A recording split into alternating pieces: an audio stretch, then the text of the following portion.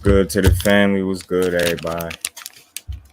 Give people a couple minutes to fall on through. I see you already, the first one here. Your ass got your ass playing hooky today. No work. Got a couple things I want to talk about.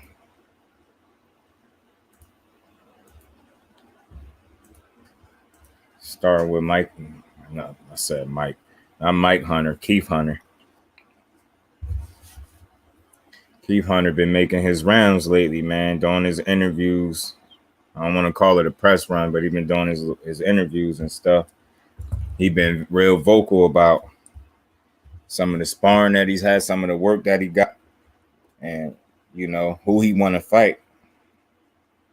I say I'm all for it, man. I hope we can see some of these fights. Shit, I got a clip in here from him where he was talking trash. Let me see. I exercise everything else in this gym, but not a motherfucking lie. So the only thing a nigga never got was an opportunity. So when I get an op, I'm trying to step on every one of them. You understand me? So if you think that's just a lie, I'm waiting to get in there with anyone. You know, anyone. I want all smoke in my division. 140, 147. I came from 47 and got down and got it popping at 35. So anything from 35 to 47, I'll take that. Honorably, I'll take that. Yeah, I heard him. That was one of the interviews. He did that with the boxing voice. Connor, it was good, bro. Salute to you. I'm gonna shoot you the text for that information too, bro. And the damn banner is actually cheap as hell. Like $8 to $11, something like that. But I don't know if y'all salute to my bro Connor. What's good with you, man? How you feeling, bro? Appreciate you for sliding through. Yeah, man, I had to talk about this. I've been seeing that young boy Keith Bounty Hunter, you know, making his rounds, doing a couple interviews. And he been real vocal. I mean, you know, my thought process on him is I found him to be a ordering ASAP. I got you, bro. I got you. And it shouldn't take too long to get it to you either. But he been making his rounds, doing his runs. Like I said, he been real vocal. I even seen an interview that he did a little earlier with Blue Blood. And he spoke about, you know, some of the sparring that he got. And, you know, he threw out some big names. And, you know, they big names in the sport of boxing. And he also mentioned who he really want to fight and who he feel like he'd embarrass. He said he's willing to fight anybody from 147 to 135 or 135 up to 147. Then he went on to say, you know, salute and shout out to the good brother Blue Blood for the interview, because he also said, he asked him about Devin Haney and Tank Davis, two of the biggest names in the sport right now. And his assessment of it is, he said he sparred with both. And I thought what was interesting, that's what made me want to talk about this. He called Tank and Devin Haney dirty fighters. Called them dirty fighters. He said Devin Haney is a little more sneaky with it. He didn't really elaborate the way he did as far in terms of Tank. I could see the difference. When he talked about Haney, it was a little quicker. You know what I mean? What he had to say, he didn't really go too deep into detail. He just said Haney is dirty too, but he's a little more sneaky with it. And when he got the Tank, he said Tank, the thing with him is when he doing good, you know, it's all good when he doing good. But he said once he starts slowing down, or he said he felt Tank declining. He said he start being dirty once he don't have it his way. He start to be dirty in there. So, I mean, you hear a lot of stories in sparring about Tank and people claiming they, you know, if you ask me, if you ask anybody other than Tank Davis, you ask anybody else other than Tank Davis, like if you ask just about Just about, not all, because some people give Tank the utmost credit. Savage Queen, salute. Appreciate you for sliding through. Money Brown TV got into it with Bill Haney about Devin wanted to fight Tank next, and Bill was talking to Kenny, Tank's second coach. Last night on their podcast, they both said they want to fight next. Hey, Queen, I appreciate you for adding that to it. I heard a little bit about that. I'm glad you kind of shed some more light on that. I did hear that. I heard a little whisper too. I just didn't know how much, to what extent that they chopped it up. But we definitely will talk about all of that, because it's all tied in. You see that thumbnail, it's all tied in. So, yeah, like I said, you hear people tell you all these different stories about Tank. And basically what I'm saying is it's always about sparring. You notice that. When you hear people say or criticize and critique Tank the most, it's usually about a sparring session. And I mean, I gotta borrow a line from the great AI, man. We talking about practice, man. Practice. They really be these dudes. I think when they have success against Tank, they I don't know, they just feel like they beat them in an actual fight or something. So they, when they tell their little gym stories, they have all the confidence in the world. You never really hear Tank did anything to him. All these people usually claim they got it off on him or they made him quit. You hear all these different stories, and I'm just here to say that's practice, just like AI said, man. And I truly think that the success they have on Tank, I mean, I got to take that with a grain of salt, because it's like you did it in the gym, but can you do it under the lights? And a perfect example of that is I remember watching a sparring video.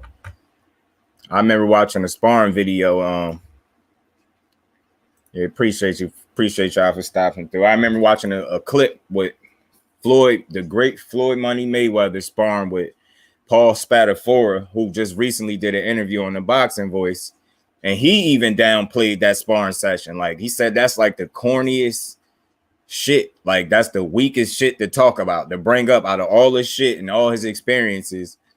People live off, that sparring session that he had against Floyd. Now, I don't know if y'all seen that sparring session, but I seen it, and what I got from it, and even, Paul Spadafora touched on it on the Boxing Voice. He said it. He said he think Floyd was just coming in the camp, not in shape, he don't think. And he said he was like, a few days or some days out away from a fight or some shit like that. And he even said, ain't nobody just coming off the street and just going, get off on them just like that and they ain't in shape. Like, that he was adamant about that. But at the same time, he didn't want to, he wasn't trying to live off a sparring session that he had against Floyd. And what my point is, that's practice. And it's certain fighters are gym warriors. Like, they perform well in the gyms. Like, they give the best sparring. Like, you hear the stories, but then they get under them lights and get their ass beat. And my question to people is, like, that take these sparring stories and run with them. And they usually, people take these sparring stories that they hear and they use that to critique and make an assessment of Tank. Now, mind you, like, these sparring sessions, we don't be there. Like, we could just go off of what one fighter say. I mean, you ask the average fighter what happened in sparring, they usually gonna say they got it off on the other fighter. Or if they don't say that, then they're gonna downplay the success that the fighter had against them. So my point is, although he felt like, Tank was dirty, he said he did a 4-round sparring session at the Mayweather gym. He said, Tank felt like he was comfortable because he was at home. And he said, so the first 2 rounds, he said, dude said he wasn't in the best shape. I've been to some. Hey, Kano, knowing you now, knowing how I know you just active, I believe you. And you probably been there to witness some of this shit. Now, what I will say is, I don't think, Keith Hunter was lying. I just think that was his honest assessment of what he felt like took place. And I would never knock him for that, because he came across as a real honest dude. He humble but confident at the same time, and he seemed like he just chomping at the bit. Like, he just want an opportunity is what it seemed like. And I'm not really mad at him at all for that. Yeah, they do. They just be wanting to have a story to tell. My bro G5, what's good with you, bro? Appreciate you for sliding through. But yeah, like I said, he seemed like a real humble dude that's confident as hell. And definitely he just won his opportunity at the end of the day. And I ain't mad at him for that, but they leave out a lot of details though. So yes, more that's what I be saying, Kano. It's like, you know how I can tell? Like I consider myself, I always say this about myself, I'm very observant. I might not catch everything, but I pay attention. Like I believe in listening twice as much as you talk.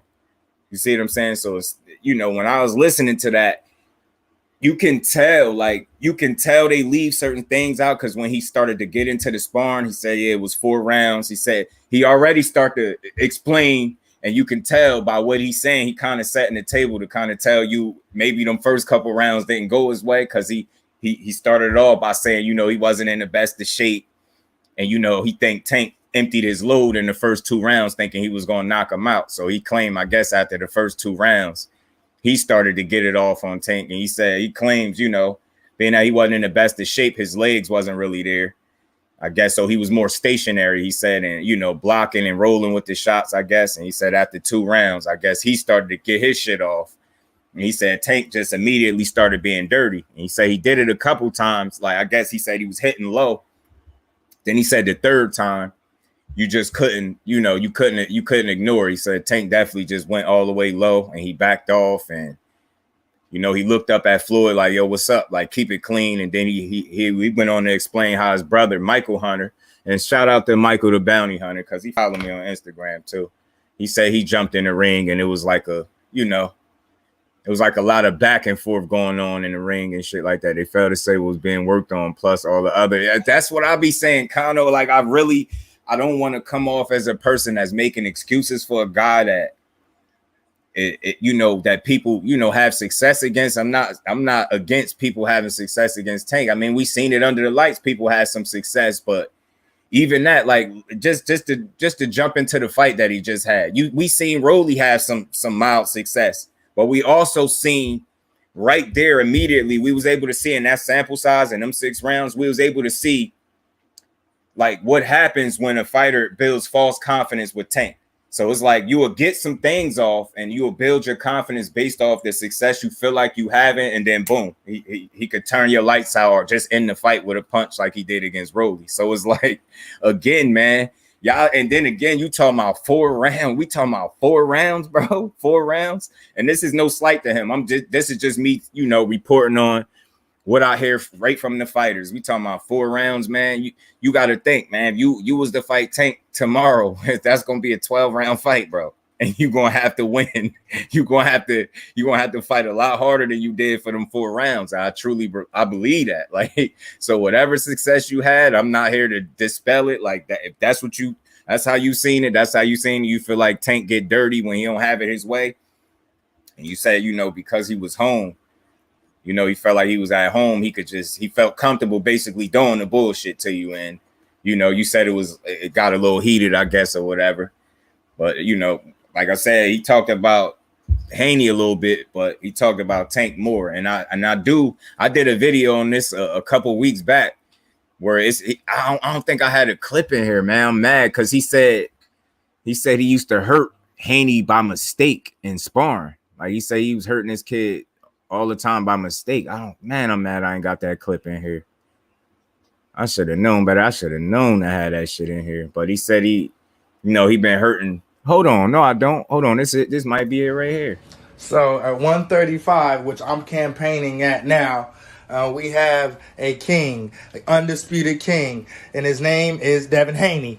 I just watched the George Kambosos and Haney fight. It was pretty boring, actually. Let me share y'all a quick story real quick. So Devin Haney and Bill Haney, which is Devin Haney's dad, ends up coming to Bones Adams gym, which is the gym I train at. For years, these motherfuckers been asking me for work to see how good Devin really is. I've been hurting this boy on accident, sparring him when him and his daddy owned his own gym out here in Las Vegas called the Hit Factory. The last time they asked to spar me, I said, just give me a shot. when y'all get that strap, just give me a shot. Bill gonna say out of his motherfucking own mouth that he'll never give this nigga a chance. Cause he know it's I exercise everything else in this gym, but not a motherfucking lie. So the only thing a nigga never got was an opportunity. So when I get an op, I'm trying to step on every one of them. You understand me? So if you think that's just a lie, I'm waiting to get in there with anyone. You know, anyone. I want all smoke in my division. 140, 147. I came from 47 and got down and got it popping at 35. So anything from 35 to 47, I'll take that. Honorably, I'll take that. Oh, yeah, I heard it. This dude keep Hunter on some shit.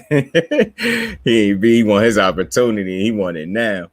Yeah, I heard him say he used to hurt Haney on accident, and he told Bill, like, you know, when y'all get them straps, just give him an opportunity. And he claims out his own mouth that Bill said that, you know, we'll never get this motherfucker a shot, and he claimed because he know what's up. So he's saying they used to basically, like, he used a name. I forget the name he mentioned of a guy that got Haney into boxing, and then how they used to use him to kind of help Haney, and he used to work with him and kind of, you know, help him get better. He explained how he got better, but he still in all feel like he had beat Haney. He feel like he had beat Tank from what I heard. And then you know, I know y'all probably heard this other little clip right here, because this clip is what sparked him to call out another fighter. He was just on a roll. Like I said, this dude said from 147 to 135, he would all smoke.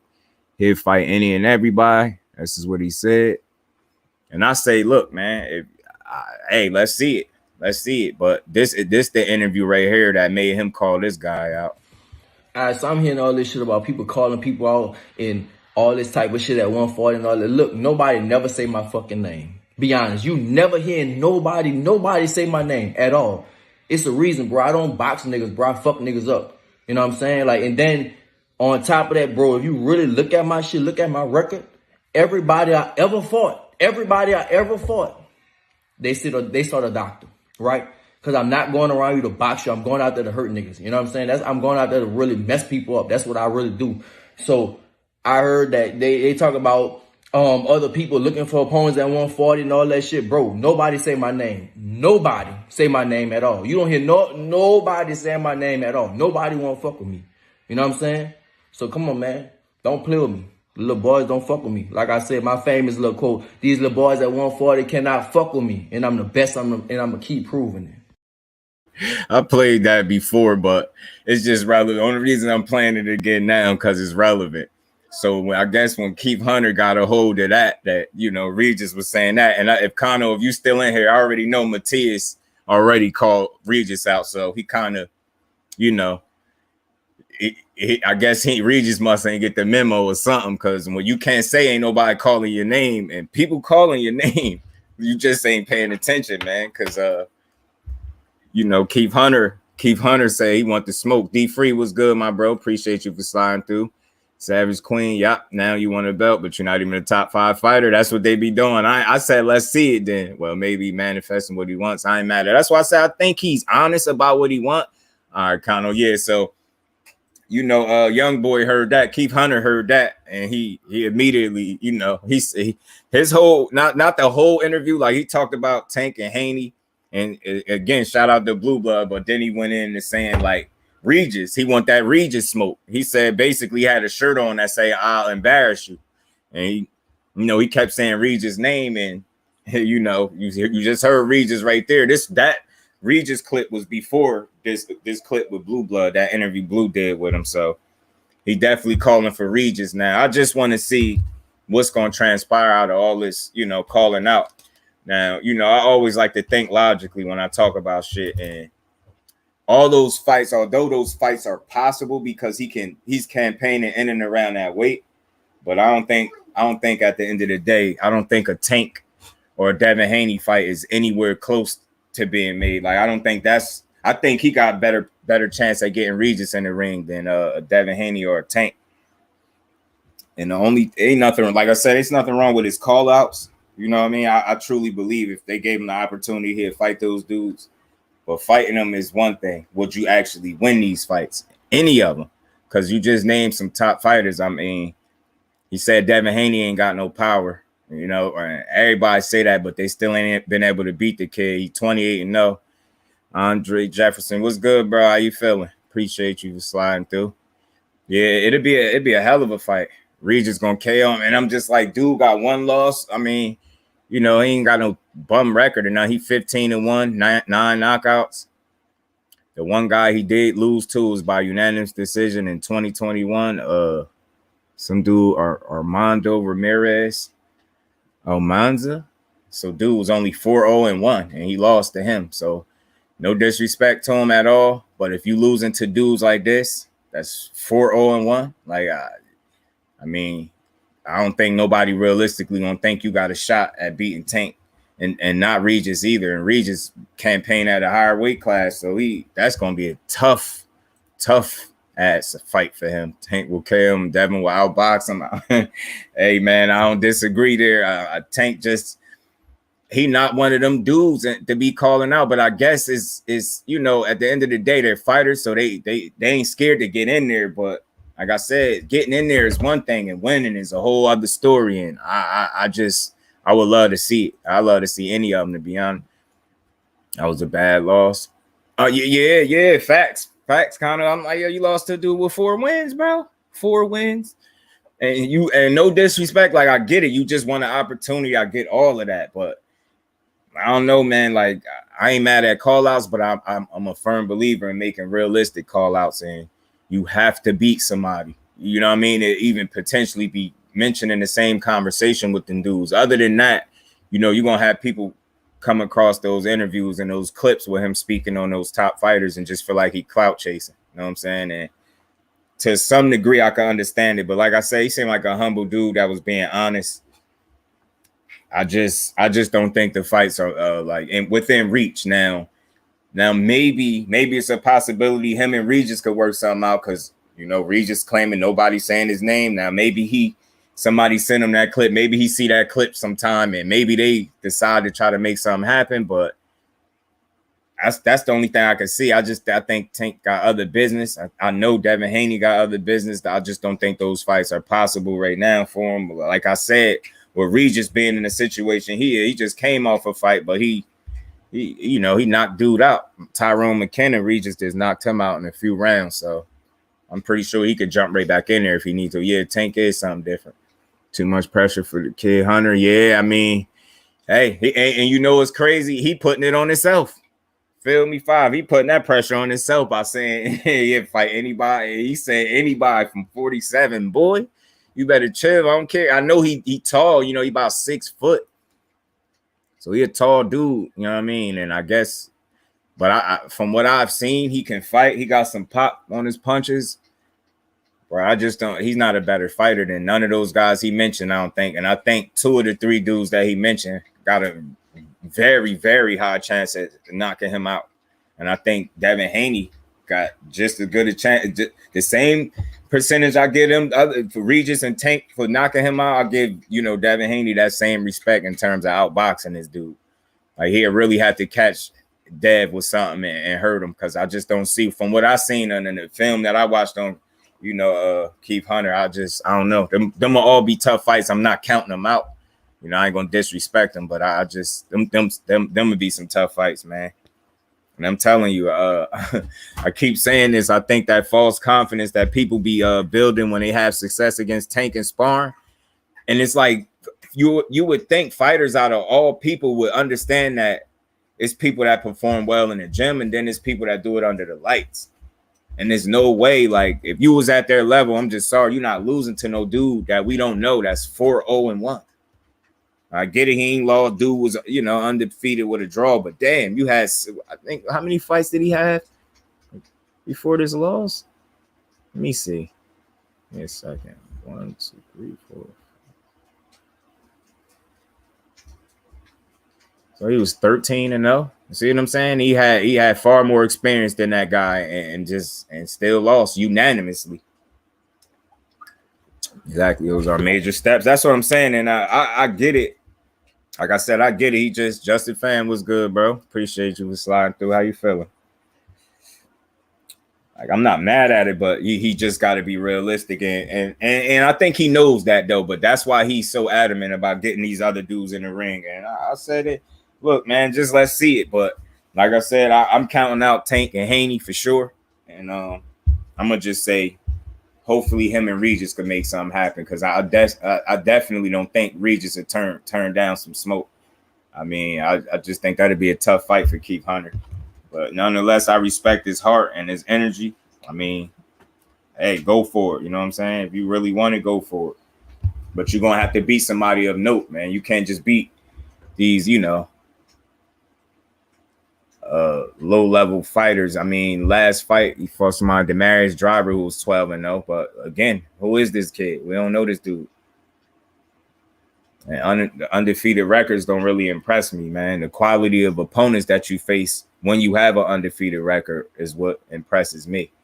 And I don't know this kid too much, but just from looking at his record, he ain't on the level. This is not a good measuring stick. You can't go from Demarius Driver to Tank Davis or Devin Haney or even a Regis Prograis. You almost setting yourself up to lose. I mean, I believe there's levels in boxing, and like the ones that actually participate in the sport, the fighters should know that.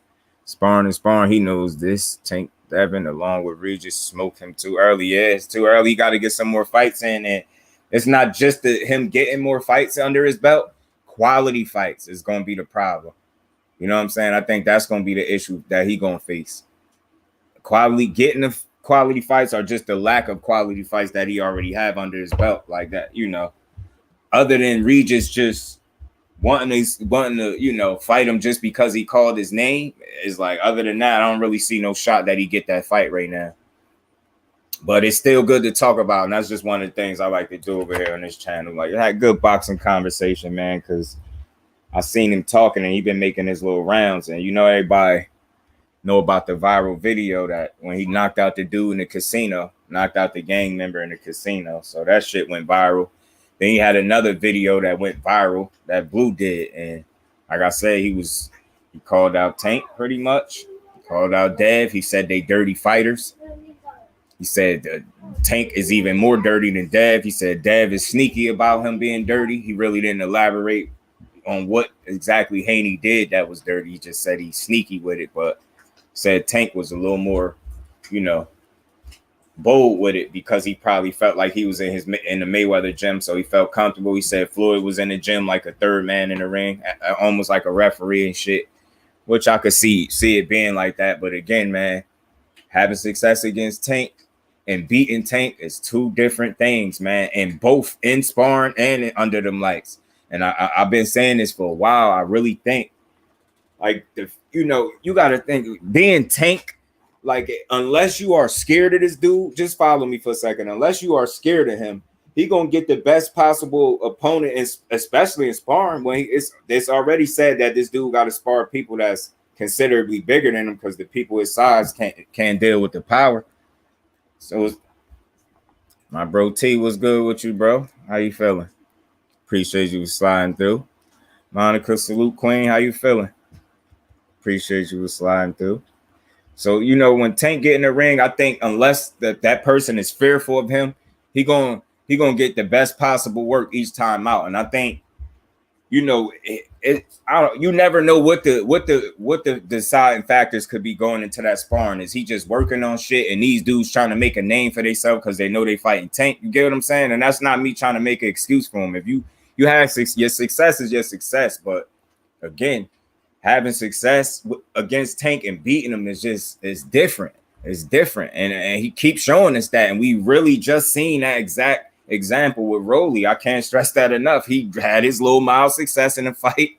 It was looking decent because he tried. I couldn't knock him for how he attempted to fight Tank. He came in there to actually try to win, which was impressive. And like I said, that's what Tank is up against each time he get in the ring. Unless you are actually scared of this dude, he's going to get your best. He's going to be getting people best. Like, they're going to be trying their absolute best because they know if they beat him, they become the man. You beat the man, you the man. Me either, T. Oh, what'd you say? You wouldn't miss it. You talking about the lie. Appreciate you, bro. Appreciate you. Yeah, so I think that's what it is with Tank, man. And I don't know, with him being like a slow starter and stuff like that, I could see people having success on him. I don't think that's crazy to, you know what I mean? I don't think but like I said, we seen it in fights. We seen Tank lose rounds before, but have you seen him lose a fight? And that's why I say it's just a big difference between his sparring and like AI said, like the great AI said, man, we talking about practice. Do that shit under the lights. I want to see you do it where it count. And I want, and the thing is, another thing with Tank is like you can have success, but can you do it consistently, and can you do it enough to really beat him? And that's just the problem that people been running into. You know what I'm saying? you could get a couple things off. You could land some punches. You know what I'm saying? You can get some shit off, win a couple rounds. But ultimately, if at the end of the night you end up knocked out, then that shit was all for nothing. Tank and Devin understand the signs. Rolly will lead into trap doors. Yeah, and that's exactly what Tank knew. And I see you being a true boxing fan, like you can see that because you ain't a hater when you watching Tank. People that's haters on, they hate Tank for whatever reason. They can't give him his credit. They don't see things that way. They just talk about the power and don't see the fact that he be setting people up with this damn power. Like, and again, that fight, the most impressive thing about, I think, the fight with Rolly is not the knockout. And I know that's crazy to say. That wasn't the most impressive part of the fight to me. To me, it was the mentality and the poise and the patience Tank showed and the IQ once he actually did get caught with a little punch. And he like, oh, enough to know like, yo, this dude's strong. I ain't letting this motherfucker hit me no more. And you gotta respect that. I've seen people like, be bullheaded and get themselves knocked out because of it. Tank could have easily been stubborn and be like, well, you got power, I got power too, and just try to slug it out. You got to give him credit for understanding that, look, I know I got power, and now that you clipped me with that punch, I know you got power, but I know I got boxing skills, and I know yours are limited, and I'm going to make you fight. And when you make a mistake, I'm going to be right there to counter you. And that's exactly what he was able to do. B-Hop style. Yeah, setting them traps. B-Hop was a technician, man. Sneaky. Some people called him dirty too, but he knew all the veteran tricks, man. B-Hop was different. But yeah, man, that was the most impressive part about that fight, though. The way he approached it, especially once he took a hit early on, and it wasn't like he fought scared. It's easy to say, oh, he had Tank on his bike. Tank was on his bike because he had a plan, and he ended up walking him into something.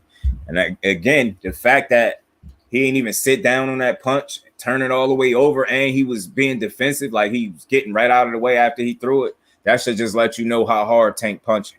And I'm telling you, again, that shit is God-given. That power he got is God-given. And the fact that he can box that well with it, and it's still people and some of his peers that just don't understand that he can box as well as he can.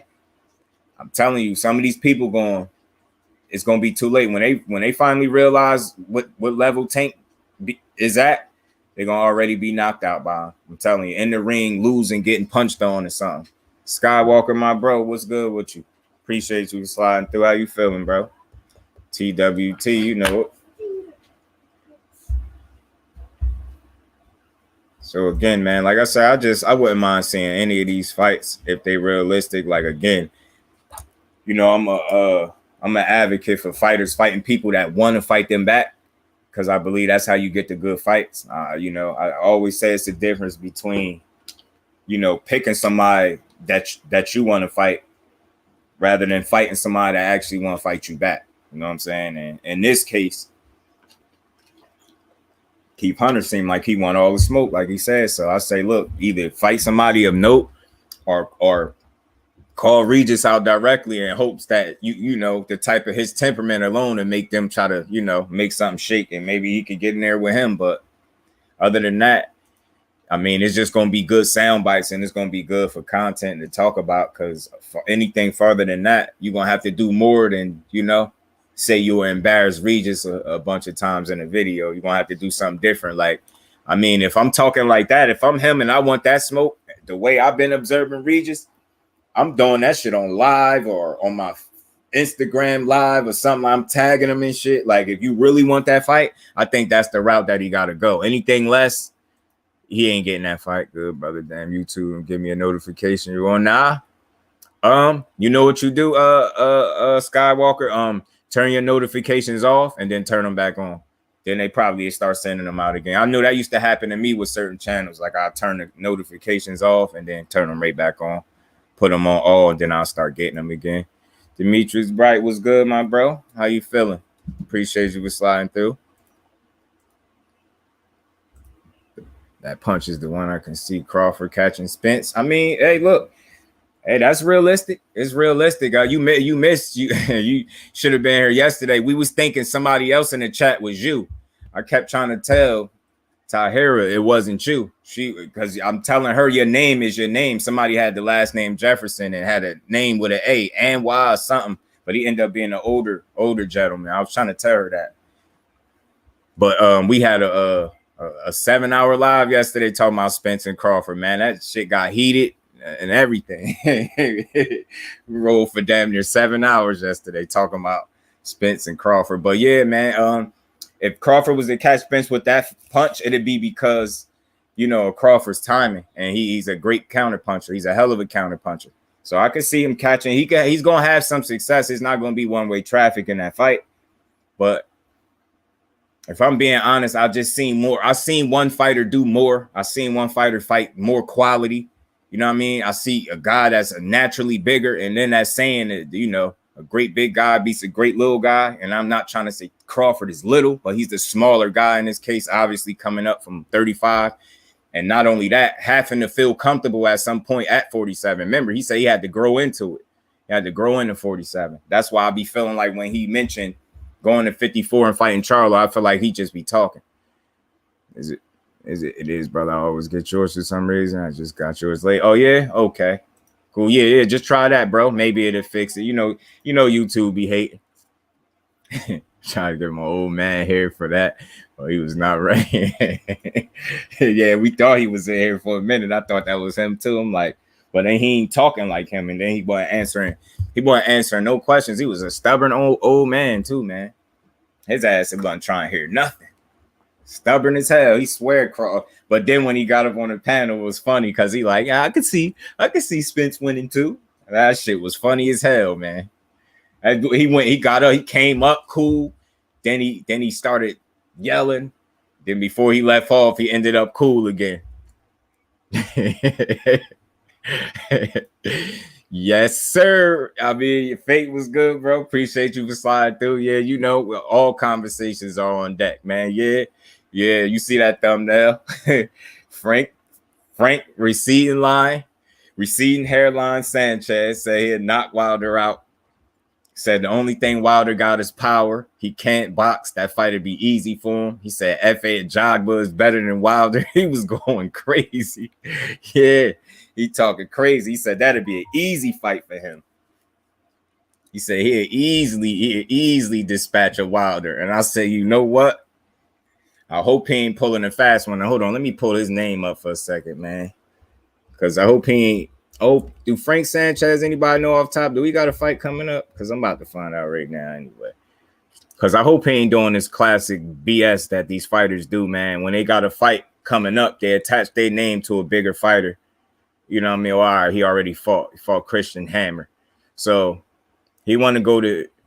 I like F.A. Jogba, but he's stiff, and I seen a loss coming. I'm not surprised that he lost already, but he's still a solid fighter. He's just very stiff, in my opinion. F.A. He's strong, but he's stiff and a little slow and predictable at times. So he's gonna go from F.A. Jogba to Christian Hammer to Deontay Wilder. Cool, I'm with that. Sleep would be on the menu. Tell that boy to pick his pillow out, his mattress, whatever he need, because he going to sleep. He going to fuck the sleep. Zoom was good, my bro. How you feeling? Appreciate you for sliding through. Trying to get something to stick. Yeah, that's what I'm thinking, bro. Attaching your name to the popular fighter. You feel like he took some losses. Now I could call him out. He ain't the same. You're okay. That right hand is still the same. And that's what I'm saying. After a Jogger fight, he looked like shit. This is what I'm saying with these fighters. Like, they never realistic. They just do anything. Oh, Wilder, I'll beat him. All right, bet. The last dude that was talking crazy, you know, outside of Tyson Fury, that's something different. But outside of that, the last dude I heard talking crazy to Wilder, talking about he'd kill him and all that, Wilder damn near killed him in the first round of they rematch. And that was Bermain Stavern. He damn near killed that man. Yeah, so facts. Frank looked like shit. He fought Christian Hammer last. If he want to go from Christian Hammer to Deontay Wilder, I'm all for it. I mean, who am I to get in the way of him getting the best sleep of his life? I'm all for people getting the best sleep of their life. You know what I'm saying? One thing for sure, two things for certain.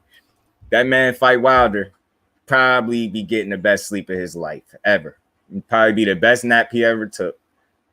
Guy who he fought, boy, he looked like shit right after he fought FA. Yeah, he fought Christian Hammer, bro. Dude that was 26-8. 26-8. That's who he fought. Skywalker, Christian Hammer. The same Christian Hammer that Tyson Fury got caught trying to cheat against, but that's another story. You know what I'm saying? Tyson Fury got caught trying to cheat with that glove that people claim this dude don't cheat, but they stopped the fight and made him rewrap his glove because the referee grabbed his shit and it was something funny with the glove. He made him rewrap his shit. Ben Israel, what's good with you, Ben? What's good with you, bro? You already know his man down today, tomorrow, and forever, man. His man down. Definitely. Will Cash, salute, bro. How you feeling, bro? Appreciate you for sliding through. Yeah. Best sleep he ever got in his life. Compliments of Wilder, man. Compliments of Wilder. I need to fight Wilder then. Oh, you need some good sleep too, bro? Yeah. Yeah, man. If you having trouble sleeping, just let me know, man. I hit Champ up for y'all behind the scenes, and we could set that up, man. We could get y'all lined up for that right hand, and you know, sleep to be on the menu. Just bring y'all pillows, man. We don't provide the pillows. Y'all bring y'all own pillows, and I'm gonna bring Champ. And you know what I'm saying? You just bring your jaw. You know what I'm saying? We gonna let Champ do what he do. Sanchez, he need to pump his brakes. And you know what? I'm good. I'm all good with realistic call-outs. Like I said, if it's realistic and how he feel is how he feel. I ain't even mad at him about his opinion of Wilder. I mean, you feel like Wilder can't fight, he can't box. But my question is to that, can you win an Olympic medal? Can you medal without being able to box? Knowing we don't even get a fair shake like that in the Olympics most times. Macadon one salute, bro. How you feeling? Appreciate you for sliding through. You know what I'm saying? Can you even? He said, T said, nah, I'm good. Yeah, shit, I'm good either. I'm good. I'm good myself. I got you, Ben. What's next for Bam Bam? Bam Bam. Yeah, I was about to say who you talking about, but I already know who you talking about. Shit. Well, I mean, it is being discussed. I mean, I did cook on that a little bit. For me, I wouldn't mind him. Shit. The sky's the limit for Bam. I did hear him mention Chocolatito name, so maybe that's who he going after next. Maybe he'll go after Chocolatito next. I mean, I think the sky's the limit for him, but I did a video because I had read an article about Shakur Stevenson saying he predicts Bam Rodriguez to beat Monster Inoue within 2 years, and I got some dude damn near threatened me in my comment section. And dude told me to stay in my lane and everything. I'm like, God damn, I don't even know how we got there, but he was on my ass. Charlie Zilton, how the fuck you spell that name? Found out the hard way. Facts. No. What's that? Drop the link. I'm going to order my background. Oh, I got you. My bad, Kano. My bad, bro. I definitely got you. I'm going to tell as soon as she give it skills, my brother. What's good with you, bro? What's good with it? How you feeling, bro?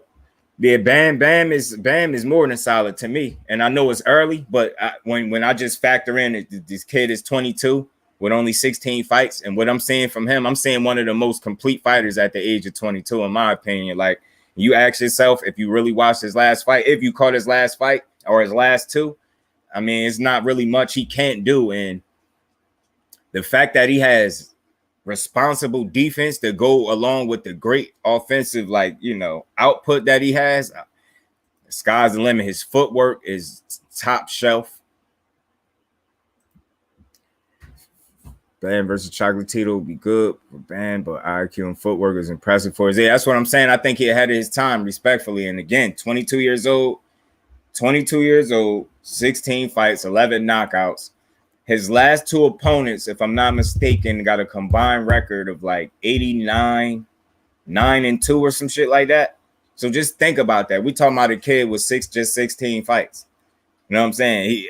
What was it? His 15th pro fight, he fought a dude with over 40 fights. In his 16th fight, he fought a dude with over 50 fights. And it wasn't just any dude. Like, you could say Rung Vasai was old and all that, but hey, you ain't seen nobody beat his ass the way Bam beat his ass. That's what I don't think. People don't know how to properly assess fights because they always looking for a reason to slight a fighter or be hating. Just pay attention to the fight. Don't watch it in your feelings. Pay attention to what you're saying and call that shit accordingly. And what I didn't like is when Shakur Stevenson made that prediction, this writer spoke about it, and he said, you know, Shakur Stevenson need to pump his brakes, and that's what's wrong. That's what's wrong with boxing now. These young fighters, they get ahead of themselves. And I'm like, listen to this fool that probably never been punched in his face in his life.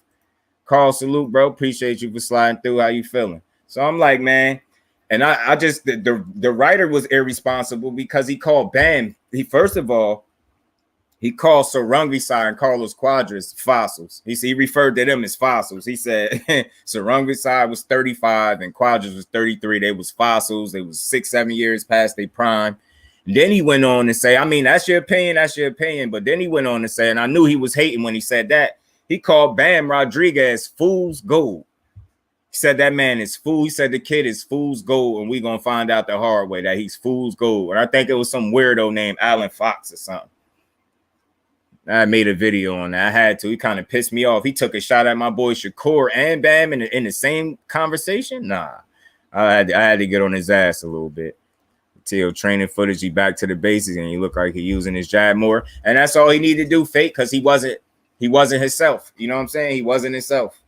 He wasn't himself for sure. You know what I'm saying? He pretty much beat himself in that fight, and everybody know that. Like, if we just being honest, although Kambosos, I feel like he brought the right game plan for that version of Tio. He had the right energy. Tio beat himself. And it was a matter of time. He brought too much of that personal shit. I got you, bro. He brought too much of that personal shit in the ring with him, and it cost him big time.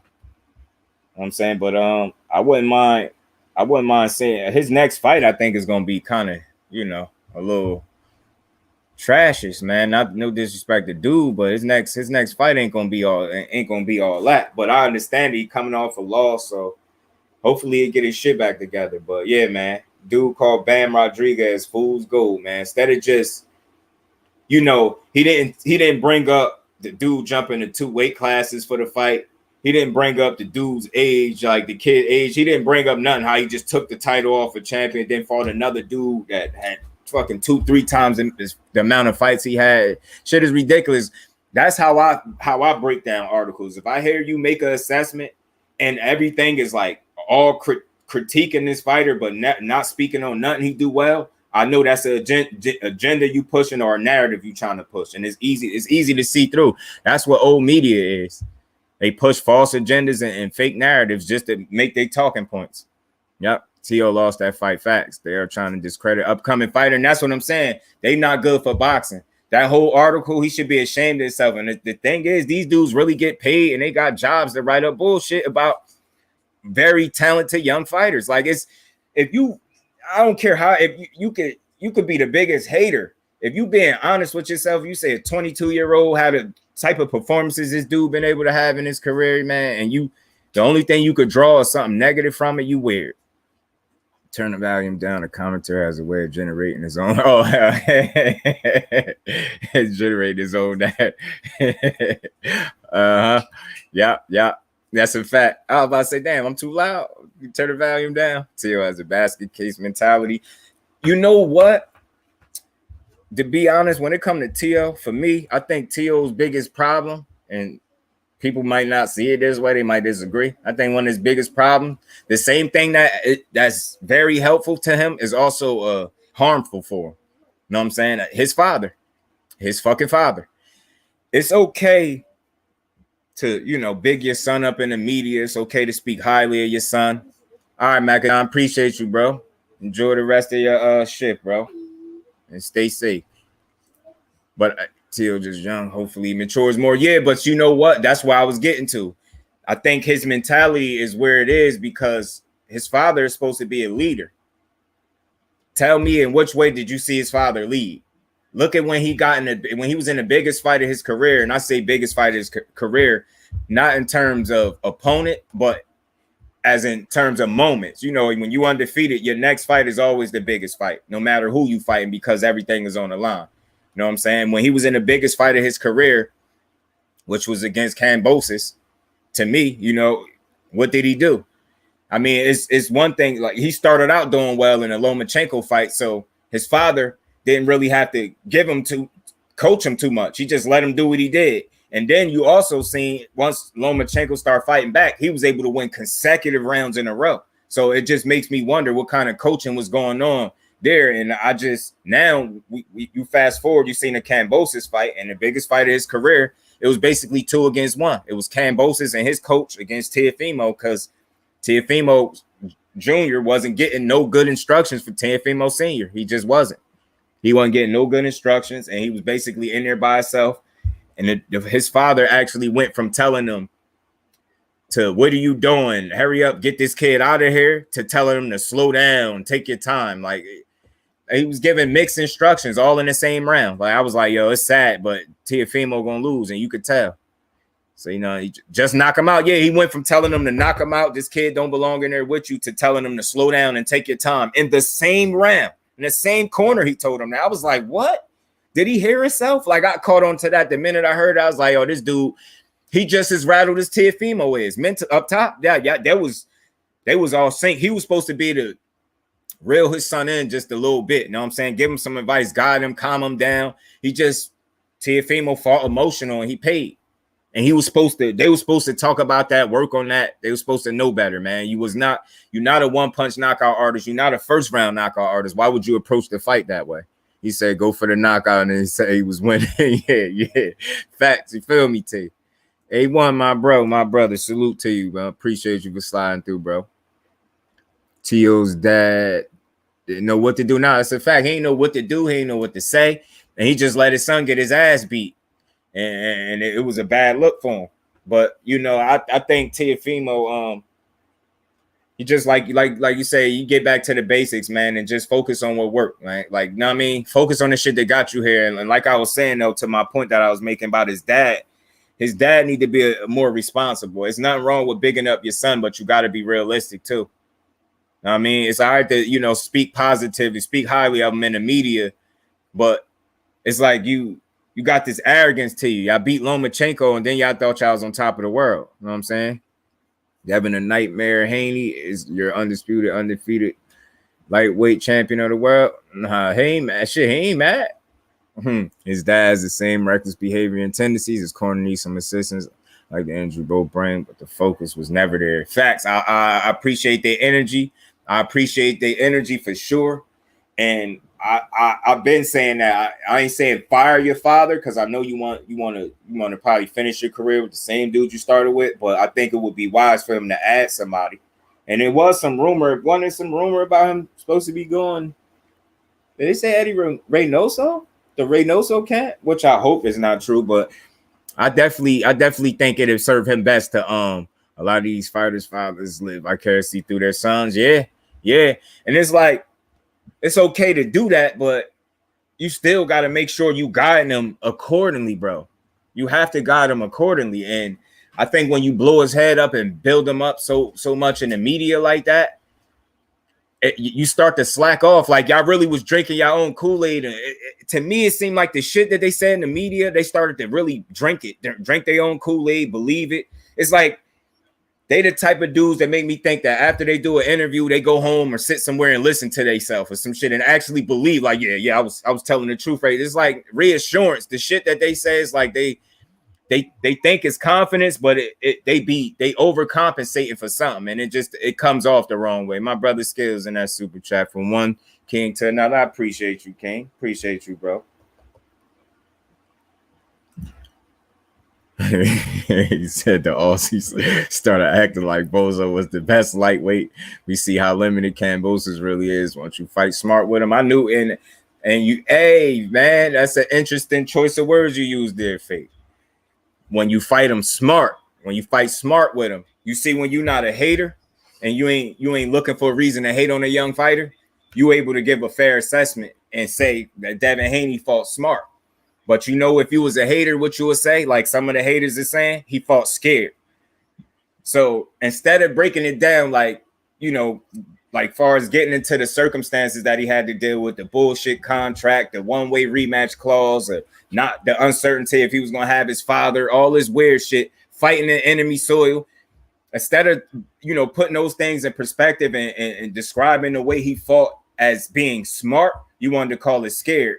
And I think what he did was smart. And even though I said, you know, just to be fair, my only critique of him, and this is only just fair, like, because, you know, the first thing they start talking about, well, what if he fought, you know, Tank or Shakur or something like that? And I'm like, yo, just in all honesty, just being fair, he ain't beating them dudes fighting how he fought Kambosos, just respectfully. And I root for Devin Haney. I support him. I rock with him and his pops.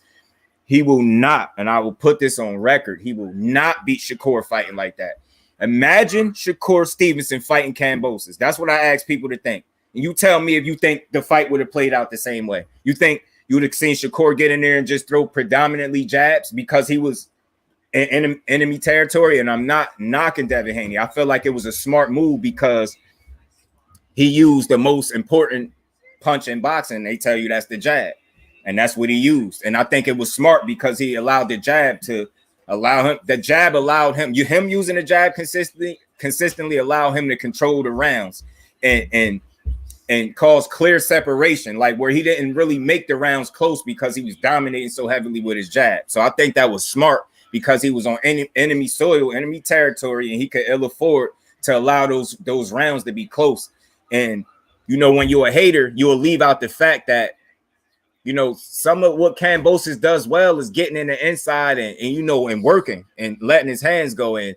Devin Haney removed the whole inside play. He didn't even allow his inside work or none of that stuff. People were saying, I had somebody arguing with me talking about when he get mid-range, the close range, it's going to be tough for Devin Haney. He going to do this. He going to counter him. He fast, he this. And I'm telling them, I think Devin Haney has the skill set and the IQ to make this an easy fight.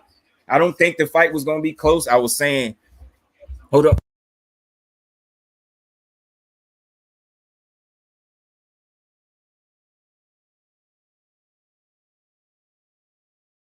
My bad, y'all. Kids, you know, he got his tablet on blast. My son in here. And he just made me lose my train of thought. Yeah, Ryan, stay hating. You know damn well Canelo never made comments or criticism on Ryan. He would never chose. Yeah, that's a fact. He would never chose Triple G to beat him. He hurt his feelings. Canelo just trying to help. Yeah, yo, Canelo funny as hell. I made a video on that too. Canelo funny as hell, man. That shit be funny. Canelo is a funny dude, bro. He said, he's just that little kid. Hold on. Y'all know I be getting these clips. So let me see if I got these clips still in here.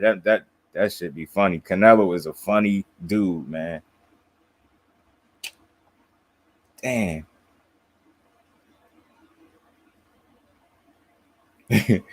Hold on. I got to try to see if I could get it. Kano, check your email, bro. Yeah, Ryan, man. It's simple. It's simple to me. Like, it didn't work out. You got to think. Look how his tune changed. When it was all good, it was just all good just a week ago. You know what I'm saying? When everything was peaceful in paradise and him and the team Reynoso was getting along, you seen him and Canelo hanging out like brothers and like step brothers and shit. He looking at Canelo like an idol. You know what I mean? He look up to him, getting advice from him. Everything he had to say about Canelo was positive and on the up and up. Then soon as shit don't work out, just like a scorned female or something, you go find a new situation and then you downplay the dude that you just was rocking with like a weirdo. Know what I'm saying? And regardless of what, I don't believe that's his honest opinion. I think he just slighting Canelo because he know how to make headlines. All facts, the Haney jab is a missile, control the distance, and that fight facts. And it's smart to do that. But again, and this is just me just trying to think ahead and analyzing fights and how I think things will play out. Like that approach would not beat Tank or Shakur Stevenson. I would bet money on that. You just that type of, you know what I mean? You will have to go in your bag more is what I'm saying. And I'm not saying, I know Devin Haney got more tools than what he showed in that fight, but I felt like he fought that way for a reason and it was smart to me. You know what I'm saying? But again, we talking about Tank, man, and all this whole notion that you just gonna stay away from him for 12 rounds? Like, he ain't no fucking Kambosos, bro. I seen Jojo Diaz be able to clip him repeatedly with punches. I seen Jojo Diaz be able to land on him repeatedly with punches, bro. And I'm like, man, if Jojo could land, if Jojo could get in there and get some shit off, I don't think I'm crazy for feeling like Tank could be to get in there and get some shit off. Like, it's levels, man. It's levels. And we all know Tank is a much better fighter than Jojo Diaz. And we damn sure all pick him to beat Jojo Diaz. I'm pretty sure of that. Damn, I had that clip in here too. I think I took it out with Devin Haney when he was getting clipped by Jojo. I think I took it out of here. Damn, I'm mad I took that out of here. Yeah, he was getting clipped by Jojo was laying hands on him. Yeah, he acting like a bad ex. Fake. Haney was raised and bred with some of the best boxing minds assembled besides the money fan from Egypt. Yeah, nah, there's no doubt. That's why he's as skilled. My bro, Yoda Wise Crush, aka Crush the Legend, was good, bro. Appreciate you for sliding through. Yeah, there's no doubt. That's why, to me, Haney is a hell of a boxer. He's a top-level, elite, skilled boxer to me, in my opinion. I think just in certain matchups, I think the lack of power, I want to explain it that way because I'm not going to call him pillow fisted. I hate when people do that because at the same time, people call him pillow fisted. I don't see people just running through him. So he obviously got something on that punch.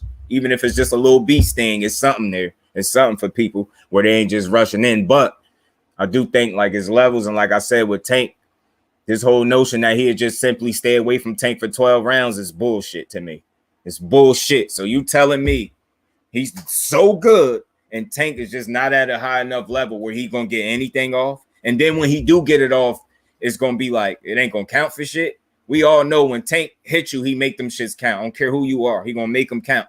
You know, I just don't see him being able, because he do some things defensively that I think Tank could be able to capitalize on. I just truly do. And I'm not saying it'll be an easy win for either one, but that should be a hell of a fight.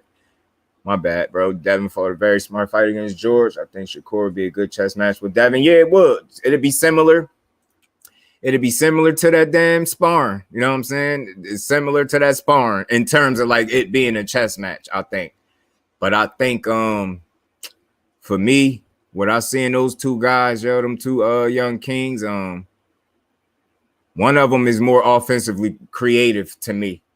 And one, they both are real good at controlling distance and range, but I still get an edge to Shakur there too, because I've seen him nullify people on a different level. Like Haney just did that with Kambosos, no doubt about it. He just really ain't let him get shit off. He dominated him. But you see, I seen Jojo get some shit off. He dominated Linares, but I seen him get, buzzed in that fight. And that's why I'm saying, like, I have actual evidence and fights to go off to make a case as to why I don't think you would be able to avoid Tank for 12 rounds. What you gonna do? Like run? And I don't want to say that, but you get what I'm saying. Tank got feet good enough to cut the ring off and keep up with him. I really think so. Even if you think Haney's a little faster on his feet, that's fine. I just think Tank got enough boxing ability to compete with anybody he step in the ring with. And at the very worst, he's going to be in a 50-50 fight. I truly believe that. I always say that. I'm going to keep saying it.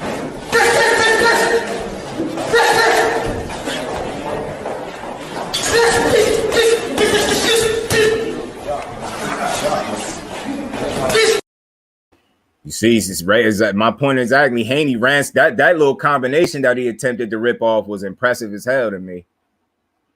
TWT, bro, you know it. Haney got to dig in his tools. See what I'm saying? Face, same thing I say. He just got to dig in his tool bag and keep his jab, but he got to add more to that. Got to look into it. Yeah, exactly. That's all I'm saying. He needs to get with better Biev and work out. yeah. Skywalker better Biev work out like a damn one-man army. Devin ain't a power puncher, but he got that punch that'll make you reset and it messes up rhythm. Facts. And see, when you are not a hater, again, Fate, you making some great points, bro. When you're not a hater, you able to see things clearly, and that I agree with that.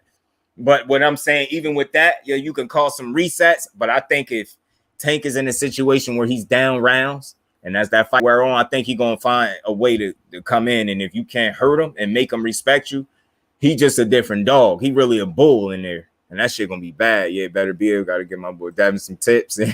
Mike Big, salute, bro. Appreciate you for sliding through. CW2, I don't know if you want to go to Money Brown TV or him and Bill going back and forth. Tank. Oh, yeah, I meant to bring that up. I mean, what you thought about that? What you think? What is Bill exactly saying? Like, what's the possibility that Bill say that fight could be next? Tank punches from his legs like Jack Dempsey. That's why Dempsey used to cut motherfuckers. BC, what's good, my bro? Appreciate you for sliding through. How you feeling? Jack Haney punches from the shoulder for speed and changes speed. Man, that's a hell of a observation, bro. See, when you ain't hate again, I always say this to my people: when y'all ain't haters, bro, y'all can see it that way. You could really see what you're supposed to see in there. Haney has unlimited potential. I think he does well against Tank. Yeah, I think he do well against anybody. I believe in his skill set enough to say that I think he'd do well against anybody that he fight. I don't think nobody would just blow Devin Haney out because I think he's that skilled in my opinion. But like I said, I think for Tank in specific, like you just a jab ain't gonna beat Tank to me. That's all I'm saying. You're just gonna have to go in that tool bag, and I know he got more tools in there. I know he do, but he gonna have to show them shits against Tank. You're gonna have to fight, and you gonna have to take some shit too. You're gonna have to go into the fire, and I'm just telling you, I just don't know. I don't know. Like, just think about if he land that punch that he landed on Rolly. Just think about that though for a second. Just think about that shit. That same type of punch. He didn't even sit down on the motherfucker all the way. That's why it was so impressive. He ain't sit down. He ain't even turn the punch over all the way. Like you know what I mean? And he was being defensive all in the same token. Like all in the same, you know what I mean, motion. Depends on Tank's stamina. That's a good point, Mike Biggs. But I'll say this. The only fights where you seen Tank kind of slow down is when he wasn't in the best shape. Like, if I don't know if y'all noticed it, but I believe his weight was like 133 for this fight or something like that. Stepped on the scale about 133 and some change or something like that. That was the best shape I think he'd been in, in any fight that he fought at 35. So, and did you see how good he looked? You see how healthy he looked? Like, it looked like he cut the weight the right way. It looked like for some fights in a row now, weight ain't been an issue. You know what I mean? Getting that weight off. Devin got to be ready for that. Yeah, that's a fact. He got to be. Dev just can't keep ducking against him. Oh, man, stay out of my head, bro. Because I was damn sure about to say that next. Because I was just listening to somebody make that point, how Dev ducks. So I think he's duck over to the right a lot. And he do that. He do. And you can't do that against Tank because he'd pick up on it. And the big thing with Devin Haney, you're going to have to be an athlete to beat him. If you get what I'm saying, like more than just a boxer, you're going to have to be athletic. Tank is athletic enough to be able to keep up with him, I believe. So some of the shit that he get away with, the same stuff that he got away with against Kambosos, I don't think he would get away with against Tank or Shakur Stevenson. You know what I mean? Respectfully, because they're just much higher level fighters. Tank got stamina now, not gonna lie. That's what I'm saying. Fate, you seen the shape that he came in, that was the best weight that he had since he been at 35. It's a classic fight, but Haney footwork wouldn't allow him to be there. I hear people keep saying that, but did you see Tank? I understand it was Rolly he was in there with. I understand that, but he even showed footwork in the Isak Pitbull Cruz fight. Tank footwork is underrated to me, and I don't want to say Haney's footwork is overrated, but I think it's overanalyzed. I think people think he's so good on his feet that nobody can just keep up with him. And I think I even heard his pops. I heard Bill mention that. He said his feet, he'd say his feet is better than Tank's. And if that's what you think, I have no problem with that. But how much better is my thing? Is it better to the point where you could put Tank at a true disadvantage? Or your feet so much better than his that he'd be at a real disadvantage? Or will your feet being better than his just allow you to be able to, get out of the way of some shit and maybe have some success in your own way? You know what I'm saying? But how long can you sustain that? You're gonna have to fight. What do you like? I don't that whole fight where he don't get hit. I don't see that. If he showed me that, god damn, he one of the best fighters in boxing. And he already is one of the most skilled fighters in boxing. But if he's able to beat Tank so convincingly that he ain't getting hit at all, man, I'm tipping my hat to that boy 2-3 times. And I'm getting on live praising him and giving him all the credit for it. I just truly would. I wouldn't have nothing to say. If he shows me that he could stay away from Tank for 12 rounds, because people pretty much know that's what you got to do. And that's not as easy as how they making it seem, because I seen him take several left hands from Jojo Diaz, who was a less skilled fighter than Tank Davis. So my thing is, if he was able, and he was walking in with no jab and landing these punches. So it's, to me, it's like this whole notion that his feet are going to be so good that he, Tank ain't going to be able to catch up to him. I just disagree there. I don't think that's the case for the people that's saying that anyway.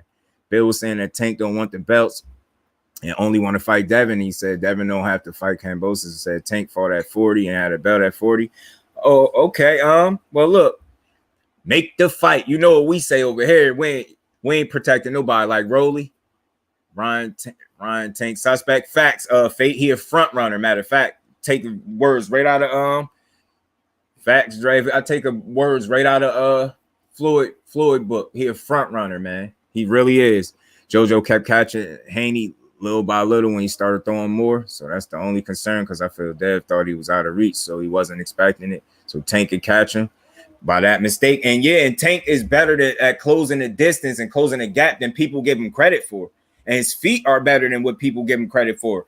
And I think if you didn't see it in a Pitbull fight, then you should have seen it in a Rolly fight. If you didn't see it in them two fights, and I think for the people that still didn't see it yet, that this man got footwork, he gonna have to be in there with somebody else that they feel like got footwork, and then maybe they'll be able to see it.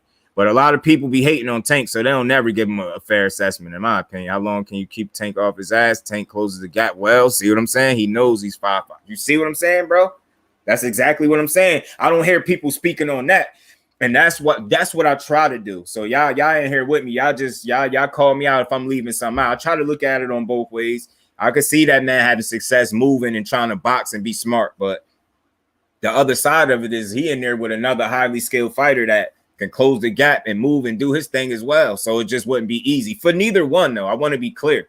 This shit ain't no easy fight for Tank because he could punch. Dev gonna make him work. I know he is. I know he gonna be smart about it. You know what I'm saying? I don't think, to be fair, I don't think he would approach the fight with Tank the way he did with JoJo. You get what I'm saying? I do think, to be fair, I think he was trying to be more exciting in that fight as well and stepping to him. It's similar to, I think, how he did with I think it was Gamboa. He also did that with, just try to like press the fight a little bit more to be a little more entertaining. Tank lands that surprise left hand on Devin. I think that will cause him some problems. Hey man, I think sleep will be on the menu, Carl. I truly think sleep will be on the menu for him. You're not taking that punch, bro. Hey, and if you hurt, man, and if we being fair, just to talk about it, and it's just a good conversation, because I got a feeling at some point we're gonna be revisiting this conversation and we're gonna be talking about it again. Oh yeah, Tank has excellent footwork. Oh, see, you see it, so you ain't one of the haters. So you know what I'm saying. But you just recognizing one of Devin Haney's biggest assets is his foot speed, and it is. He dropped barrels 3 times, closed the distance, and barrels is hard to take down. And Devin chin hasn't fully been tested, so it's worrisome. Yeah, and again, remember how tall Barrios was, Fate? That boy was like 5'10 and a half. Longer arms, way taller, and Tank really closed the gap, bro. And look how close he got to him. He dropped him with a body shot too, broke his ass down. 50-50 with all the young kings. I'm cool with that odds. I'm cool with them odds 100%. For a little 5'5" dude, that's dynamite in his hands. Yeah, that's his God gift right there. That power, having that in your back pocket and being able to box at the level I think Tank could box in just makes him special. Now, I think the thing that causes him to get the criticism, some of it is understood. Some of the criticism is understood.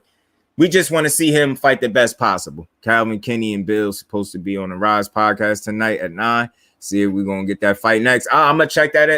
I follow them, so I'm gonna check. I'm gonna try to check that out for sure, because I want to know what's going on. 5'11", yeah. See, tall as shit, dude. He tall as hell, and Tank got in there and made short work of him.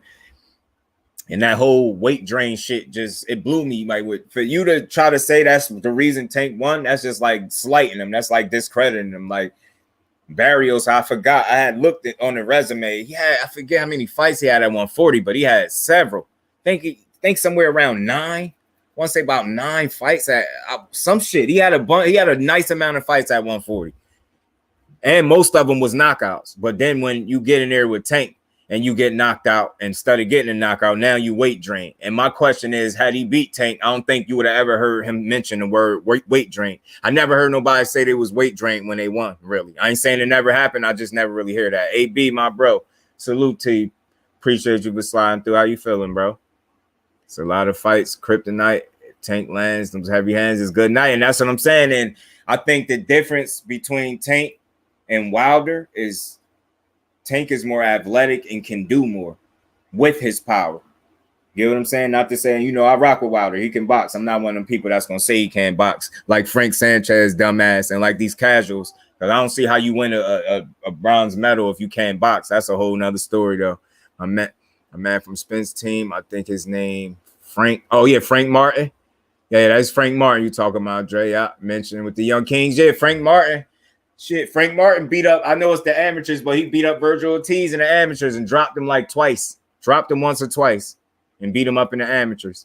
Shout out to Champ Side for dropping that goal right there, because I definitely ain't know that. If Linares rocked him, Tank will overnight. My brother Skills, he on this shit. You know it, NyQuil, bro. Melatonin with some melatonin in it. He gonna give him NyQuil with melatonin in it. I'm telling you. You think Tank can go up to higher weight classes and do good? Honestly, and I love Tank. I think very highly of Tank. I rock with him heavy. Like I said, I just want to see him in the best fights possible. Win, lose, or draw, I'm cool with it as a supporter of his. I just want to see him in there with the best. But I think 140 was a bit of a stretch. I think he can still have success there, but I think 47 might be pushing it because he's a very small dude. Like, and if you get what I'm saying, how many 5'5" or 5'5.5" welterweights do we know? You get what I'm saying? Like, even though I think that God-given power and his boxing ability that's so underrated will help him out. But I think ultimately when you get to the top tier of 147, I think that's where he had problems at, just because of the size. He'd be at such a size disadvantage. And I think at a certain level, that shit catches up. Like, it's only real. Like, could you imagine a Tank in Boots? Just think about it. I know Boots wouldn't probably beat her if Tank was to be at, but you get what I'm trying to say? Just imagine, like, that would be all bad. That would be all bad. I wouldn't want to see that. Barros had 26 fights before he fought Tank and was undefeated. Facts, but they don't bring that up. They try to leave that out. Undefeated, and he was beating ass at the same weight class that they claim he was weight drained in, and he had most of the fights was knockouts. Most of them was knockouts at that weight. It's like he started knocking people out more, I think, at 140. He wasn't even showing his power, because I think he was smaller than that. I gotta see, but the double check. He beat Ortiz. He beat Ortiz ass. Who you talking about, Wilder? Oh, that John, let me catch up. Arms too short. Yeah, I think, facts, T. That's what I'm saying. I think he'd struggle at 47. At the top tier, I think from the lower tier to the middle of the pack, he'd do well. I think once you start getting a little higher, then fights start to get rougher. I'm not saying he can't win none of them, but somebody going to be able to beat him because he's going to be at such a size disadvantage. And that skill level, I believe if you go up in weight and you start fighting certain people, that skill level change, the power change. He ain't the only one that's punching at 47. He damn sure won't be. Frank versus Shakur will be classic. Woo. Yo, I don't know. I do know. I can't say because you already know. That'd be a hell of a fight, but you already know where I'm leaning. You know what state I'm in, Dre. You already know how I feel about that. He ain't beating Shakur, and he a beast. He ain't beating him. Show me. But when they start calling for these fights, I'm all for him. Manny Pac. So, yeah, right. And is he 5'5"? Is he that small? Is he a little bit taller than that? Or is he 5'5" too? I forget how tall Pacquiao is. And Whitaker, Purnell, Sweet Pea. Did man, he went to 147, the same height as Tank. Somebody else just said that too. I guess, but I think, man, y'all don't want to know what I think about Manny, man. I don't see Devin trying to be cute with Tank like he did with Linares. Yeah, me neither. Manny got 7 losses. Yeah, he went up there, man. But if we being honest, yo, like, I think I'm gonna just say this. how many people do we know that went from that weight class that he started at to like, what was the highs? Wasn't it 54? Didn't he fight at 54 once or twice? Didn't he? Yeah, look, also fought at 54. That's what I'm saying. So what I'm saying is, why is he the only dude that could go from, what was he at, 108 or something? What was that? Penny weight, man. God, that sperm weight. This dude came from like 10 something, I think, or whatever that was down there, all the way up to 54, and don't nobody think nothing. Like, we good with that. He's such an anomaly that we good with that. That's my problem I have with him. And then T tearing him up. Yeah, he was getting, then that's the crazy part. Now, I'm not saying you can't get better, but damn, he was getting knocked out to the body and all type of shit down there. 108, so it was 108. Yeah, so I'm like, yo, he was down there getting knocked out, right? Just follow me. He was down there. Now, okay, I understand you get better, but all of a sudden, he beating dudes twice his size with relative ease, and don't nobody got no questions for that man. None. You ain't got no questions for him. Like why you say you was scared of needles when you got fucking tattoos? And the last time I checked, they give tattoos with needles. So, I mean, that shit ain't make no sense. But, and what about the losses? He hung with the big guys. And what about that? I mean, yeah, nah, but this 5'5" people don't belong. Nah, they don't, T. And that's just what it is. That's what it is. And that's what I'm urging y'all. I'm just challenging y'all to think a little bit. I know we don't have that definitive receipt that people want or need, but just think, bro. I don't be believing in these anomalies like that. Like when it come to like some small ass fighter, you just gonna defy all type of odds. You're just that special of a guy. Like what? Man, get the fuck out of here, bro. Get your ass up out of here. Head getting big and shit.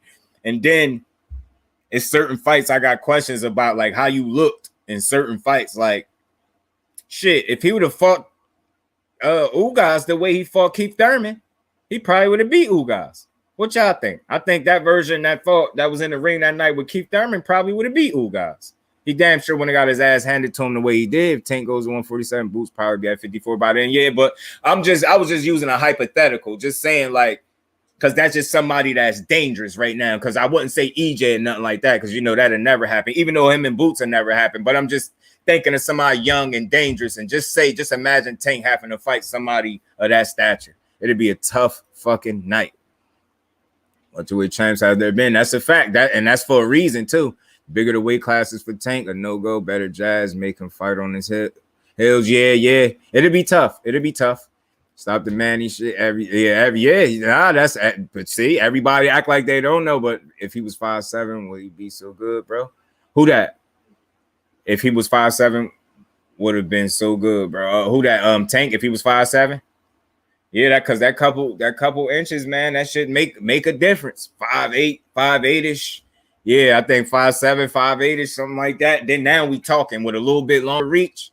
Now we talking. Now Tank fucking shit up. But that, and let's be clear, for me, why I feel like he would struggle at the higher weights is not because of his skill set and nothing like that. I think it's because of his physical dimensions and where he limited at physically. You know what I'm saying? Yeah, I'm with that, T. Definitely 5'7". That welterweight is fluid like 5'8". You know what I'm saying? Some shit like that. He ain't too tall. So yeah, I think he'd be to compete, but ultimately at welterweight, I just don't feel like that's a weight for Tank. Too big. I mean, too small for the weight. Low arms. You know what I'm saying? And then think, I mean, it's not 100% fact, but I just think that the competition level will be higher. So even though he fought some quality, I think it's still a higher level that he hasn't fought. And those dudes at 47 would be hell for him, being smaller. It'd be harder to get your shit off. And they might be able to deal with your power a little bit better than, you know what I mean? Some height advancements, man, for real, right? I don't know. I don't want to see him at 47 either. Unless, hold on. Where that shit at? Unless he able to do all the dudes like this, I don't want to see him there. Unless he can do this to all of them. Oh!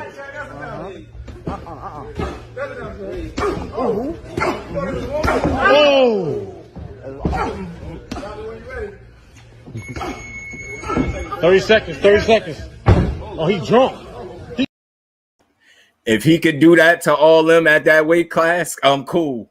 Cool. Take your ass up there, Tank. Go ahead, Javante. Take your ass up there, but you can't do them all like that.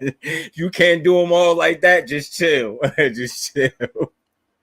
Because he do be fighting the motherfuckers in the gym. So, but that should be easier.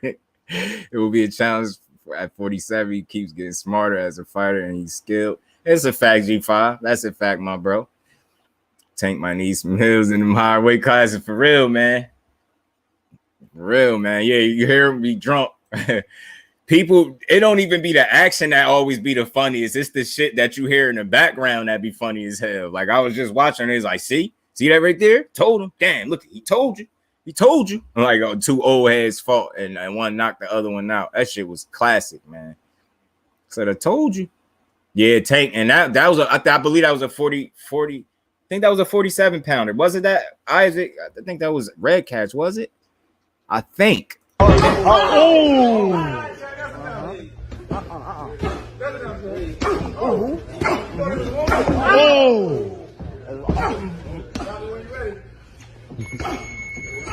30 seconds. Oh, he drunk.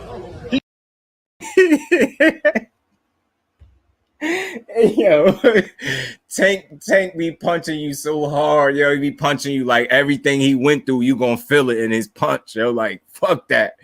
He punched. Oh, you got it. It went through. Okay, cool. You customized it and everything, Connell, because they let you. I know you got your name. You're like, your logo is dope. It'd be perfect for one of them. Your logo, the colors, all that shit. You customized it. Okay, that's him. Yeah, I figured that was him, man. He was doing that boy filthy, man. He treated him like a kid. You know what I mean? But I know it's the difference between, in the ring, and sparring and under them lights, because I was just making that point earlier. You got it, my bro. You're going to get you right. Just like, you got me right. I got to just work on getting that damn soundboard, though. I definitely need it, man. He had to use something. Ain't no way unless some miracle was given to him. That's all I'm saying. Oh, okay. You customize it. Bet I already know it's gonna be dope. That's what I liked about it. Hopefully it come out the same way you wanted it to. Salute. And while Jefferson was good with you, man. Yeah, yes, sir, man. Had to spin the block, man. Put this work in. Come talk to the family, man. How y'all all feeling in the chat, man? Yeah, I smashed that like button for your boy. I ain't even mentioned that. I'm pretty sure y'all did anyway, man. I think Tank should go to 140 in the next 2 years. It wouldn't be a bad idea. I see him having success at 40 though, for sure. Yeah, I want to see it too. Ennis would do Tank. I hate to say it. Yeah, I hate to say it too. But you see, yeah, at least y'all know I'm really true to my name, man. I'm realistic about it. Like, as much as you hate to say it, it's just shit is shit. Jerron Ennis is a killer in every sense of the word. He is a trained killer. I don't care what nobody say. Tell her he gonna fuck something up. When he get the opportunity, he gonna hurt somebody. I'm telling you. And the longer people take, the longer he take to get the opportunity, the worse it's gonna be for the person that he fight. I don't care who it is. And I don't mean that is the person that he fight automatically he just gonna beat. Like, certain people I just ain't gonna automatically favor him to beat right off the bat. But that list is very short at 147. When I say short, I mean like single digit type short. That shit is a short list of the people that I'm picking to beat him right now. Like, if that was my fighter, if Jerron Boots Ennis was my fighter, I would be comfortable putting him in there with anybody at 47. Anybody. And if Tank ever do go to 47, just target the shortest in the division. Right? You know what I'm saying? Right? That's all you gotta do. Just focus on the motherfuckers that's your size, man. And it's a couple of them dudes that'd be a little bigger that you could put hands on, because he was just doing it. That was a 47 pounder pretty much right there. But everybody ain't no fucking Ivan Red Catch either, though. And I ain't stupid enough to think or believe that, not even for a second. You know what I'm saying? But Tank is a special breed, man. And I think as long as, like, from this point on, they challenge him accordingly in terms of like competition and just putting him in there with the right kind of fighter, it's only gonna make him better. Like, you know what I'm saying? Putting him in there with Rolly again, and the reason I'm only saying again, because You know, it was some rumblings going on because I seen it being reported or talked about just a little bit, and I felt just like some of the other creators, like, we don't want to see that shit again. Man, I don't want to see it, man. Look, I was adamant about seeing it the first time. I was more than cool. More than cool to see it the first time because I felt like I wanted to see Rolly get punched in his face. I got to see it. I enjoyed that knockout. I definitely don't need to see it twice. I don't hate Rolly that much. I don't hate him at all, but I don't dislike him that much. I don't want to see him take a real nap because I think the second time around could just get worse for him. 5'7.5", he could run it with him. Yeah, right. They already got fucking Fate. You being a matchmaker, bro. They already got a common opponent in Mario Barrios. Fucking, why not throw Tank in there with Keith Thurman? But you know what? I like Tank though, man. You know why I like him? Because he a realist though. Like, at least that's how he felt. You know what I'm saying at the time. Like remember they was saying something about him fighting Keith Thurman, and he was like, man, they must think I'm Superman or something. Tank looking like, man, he probably realized like, yo, that's the nigga with the ponytail that was knocking motherfuckers out. That ain't the same guy no more, bro. You might be able to get him. I don't see why not. Damn, I ain't even think of that. Just think of that right there, though. Imagine that. Tank acclimate and get up to 47 and fight Keith Thurman. What if he stop him with a body shot? Yeah, what if the time he finally gets stopped with a body shot, I'd be from Tank? Great Uncle Keith, I feel like he don't have no more fight in him. He got more fight in him. It's just not enough to compete with the top tier, the top echelon at 147, unfortunately. And I speak of that because that's where he claims he won a campaign there. That's where he want to be. He want to be at the, you know, he want to be in the upper echelon. At least that's what he's saying. But he getting up there. He only getting older. And he missing like a gear too. Respectfully, it's just he missing. He's not able to reach where he once was physically, and as a result, it's just gonna be hard for him. Well, make sure you take my glasses off so I can see. You terrible. I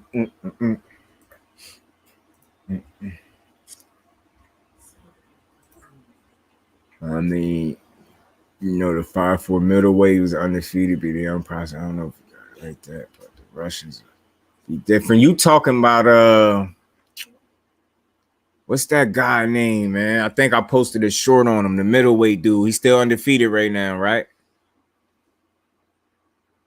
And Billy or some shit like that. Is that his name? I forgot the first name. Ghost. I need Ghost in here. I think that's Ghost, man. You talking about? I had posted a short of his with the knockout where he stepped over the dude.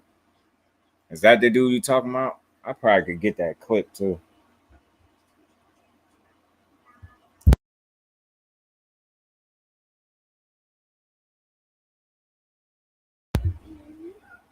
There you go, Christian. There you go. Good. Appreciate you, T. Yeah, you talking about him, Fate? That guy?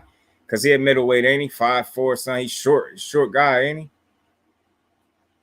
Oh, you might be talking about somebody else.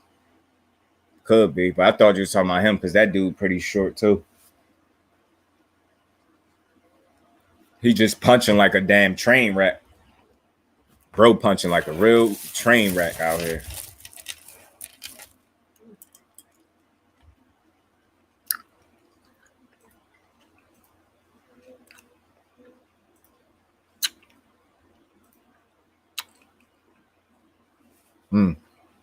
Oh, you talking about Kurtitze or something like that? The dude that was connected to the mob and all that. The one that beat who did he beat? He stopped somebody, didn't he? Kurtitze, I think you talking about. He got a weird name. Talking about that little one. Yeah, it's Kurtitze or Sam Langford. Which one? I love how Tank came out and said, "Fuck them belts." Your prize fighter, you can take that to the belt. Oh. You know what, real quick, while you on that, and I'll jump back into that. Yeah, he beat Antoine Douglas when he was undefeated. Yeah, gave him his first loss. He stopped him. Yeah. But yeah, just think about something. People always talk shit about how Tank should leave Floyd. This, and that. If you ask me, I think he learning some of the game from Floyd because he already saying he's what? a prize fighter. And he's saying, fuck what? Fuck them belts. Because with them belts come sanctioning fees. With sanctioning fees come me taking home less money. And he like, them belts don't make me the man. The paydays and the fighters I fight is going to make me the man. Just hopefully when he fight the right fighters, they're going to be the guys that got the belts. Yeah. You'll take that to the bank for sure. Yeah, he definitely. You know what I'm saying? Langford. Sam Langford.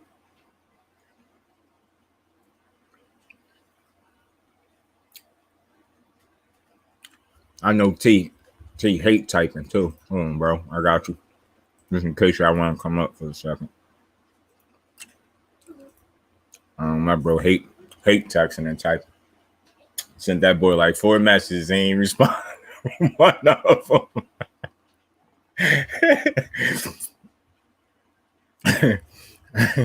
Yeah, that was Antoine Douglas though that he beat. He was short, started at lightweight. Oh damn, that's crazy. I gotta look at. He one of the older school fighters, ain't he? Deontay still top 5 heavyweight in my opinion. Hope you come back. Oh, you ain't heard, Carl? You ain't heard about Wilder saying he was coming back? Especially after they gave him that statue. He was like, how could I not after this? Like, yeah, you said he was coming back. Bet store run. All right, bro. Yeah, Sam is, yeah, old school fighter. Yeah, I got to look him up. I heard that name quite a few times before. Now, the boy I'm talking about started at middleweight. He's strong as hell. Oh, yeah, I think that's it. And 5'4" Kurtitze or something. Forgot his first name. Oh, now you ain't heard? Yeah, they gave Wilder his statue. They built a statue for him. Oh, that shit was dope. That shit was dope as hell. Yeah. He coming back. He said he coming back. Oh, I bet he was just naming Sam as another short dude that was punching on shit. Sam won the heavyweight championship. Yeah, damn. Low as hell like that. He had to be a problem if he won one like that.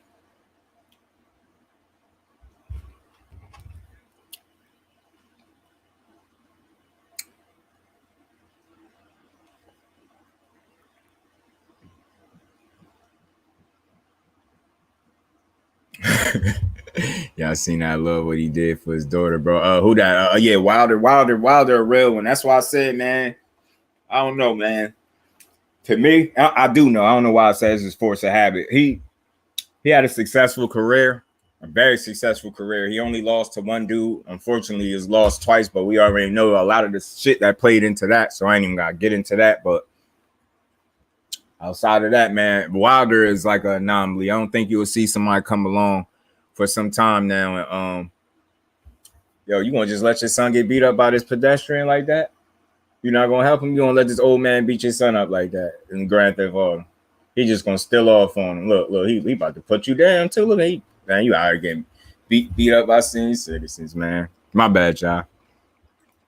I gotta look him up. Cause I've been hearing his name a few times.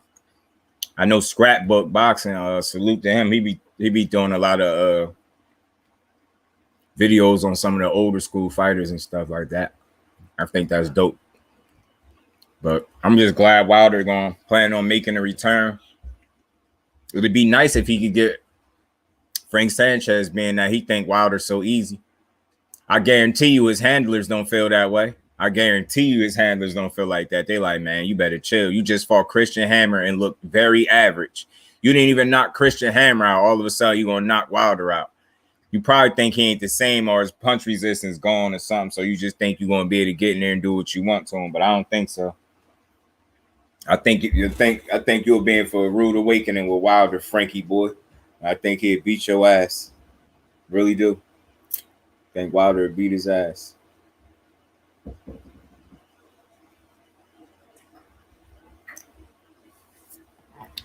So he said, wow, yeah, but that was my question real quick, man.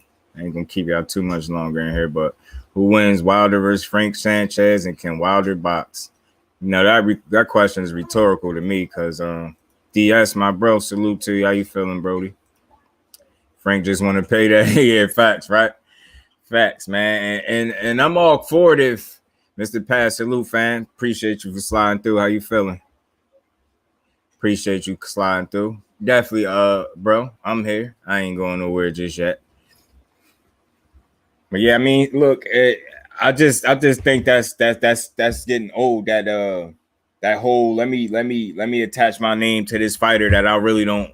Yeah. We can fry his ass. We gonna fry him because he can't disrespect Bomb Squad like that. Like that's my thing. I think people be just trying to make headlines, and I think they know what makes headlines.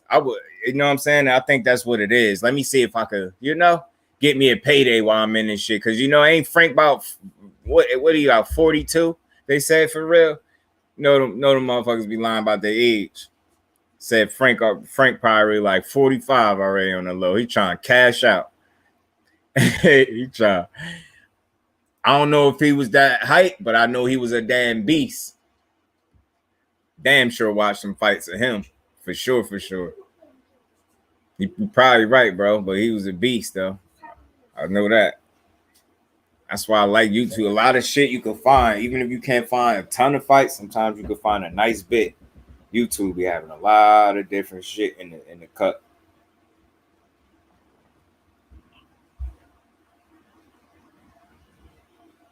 A lot of shit in the cut, but Frank old head, he trying to get a chance. That's what I'm saying. Frank like 43 on the low, trying to fight Wilder. He like, man, let me go ahead and get this check and this nap while he at it, because that's what he gonna get. He ain't beating Wilder.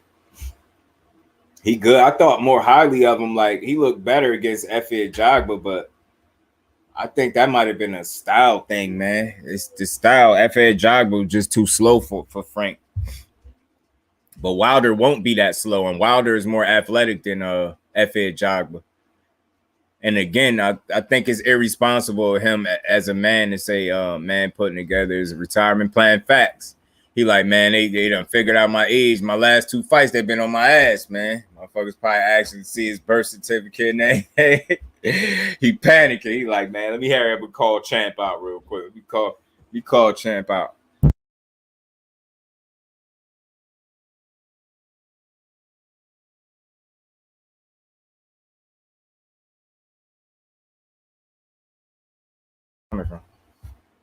Yeah, he trying to put together a retirement plan for sure, though. Because he, like I said, they on his ass. He like, let me call Champ. I'll see if I can go ahead and get this payday. That seemed like the popular thing to do now, though. Call the fighter out and just hopefully they oblige me. Because it seemed like everybody doing that shit. Calling people out. I feel like it's going to be like Ortiz versus Wilder again. Probably worse. Or worse. Yeah, because I know, Luis King Kong is a little up there, but I still think he's a better fighter, a Cuban fighter than Frank Sanchez. He showed me more, and his power. He got some devils. They got real power. Like Luis Ortiz could leave shit in the dirt, man, punching on you. Yeah, it'd definitely probably be worse, yo. Because like I said, I think Ortiz is a better fighter than him. And you know what? Look how good Ortiz did against Wilder, right? Look how good he did. I guarantee you. I'm willing to bet money, and I ain't never met Luis Ortiz in my life. I'm willing to bet money. I guarantee you he won't Luis Ortiz won't tell you Wilder can't box. I guarantee you he won't tell you that. He will not tell you that. So who you think I'm gonna listen to? The guy that was in there with him, or the motherfucker on the sideline hate?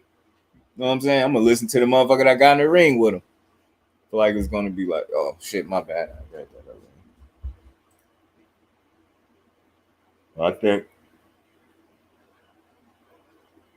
I think when people say Wilder can't box, they slighting him. I think that's a little hate, or not giving him his just due, his proper credit. In my opinion, I don't think you win a bronze medal without being able to box. No, it wasn't. I know it wasn't a silver or gold, but nonetheless, the man picked up boxing that late. And then that's something that people don't talk about enough, like how late he picked up boxing and how well he done. That's why he better go into the Hall of Fame, too. I ain't trying to hear shit. I don't want to hear nothing. I don't want to hear he lost to Fury. None of that. I got Rocky Balboa in the Hall of Fame. Y'all better put Champ in the Hall of Fame, man. Y'all gonna have some issues, man. Put Champ in the Hall of Fame if y'all want to. Watch. Yeah, Ortiz there, and I like the relationship they got. They cool with each other. I like the respect that they got for each other. My brother MP, what's good with you, bro? How you feeling, bro? Shows a lot of character, bro, and that's why people continue to people continue to support him.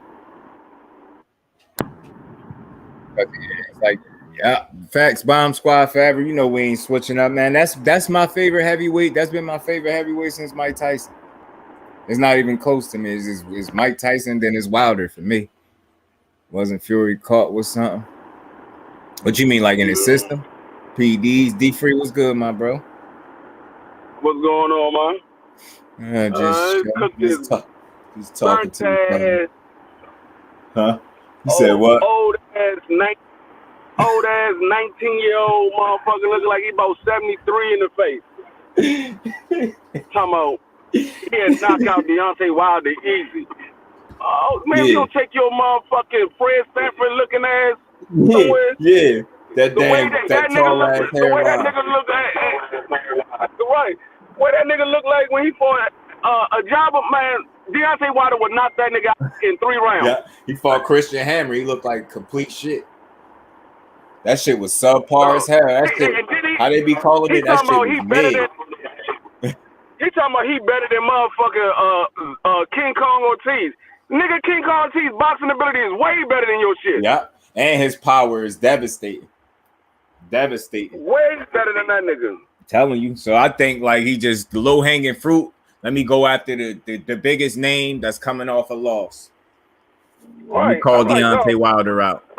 Yeah, some type of PD facts. Yeah, cocaine. He had all types of shit. Tyson Fury. That's why people don't put him on pound for pound. Real people don't put him on pound for pound list for that reason. That's why. Dude is a cheat.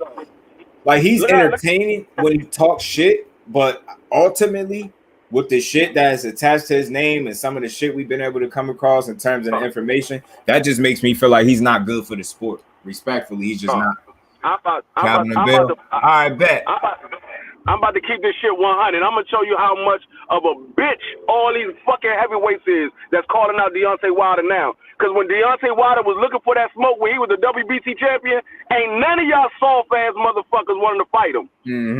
For Tyson Fury to cheat this man and damage his motherfucking head before y'all decided to get in the ring with his head. Now all of a sudden y'all want to call out Deontay Wilder. Y'all soft ass 300-pound Bigfoot ass niggas. Motherfuckers, big ass Twinkie feeling ass niggas. Ain't none of y'all wanted to get in the motherfucking ring with this nigga. And this nigga he's a cruiserweight by nature. He just happened to fight heavyweight.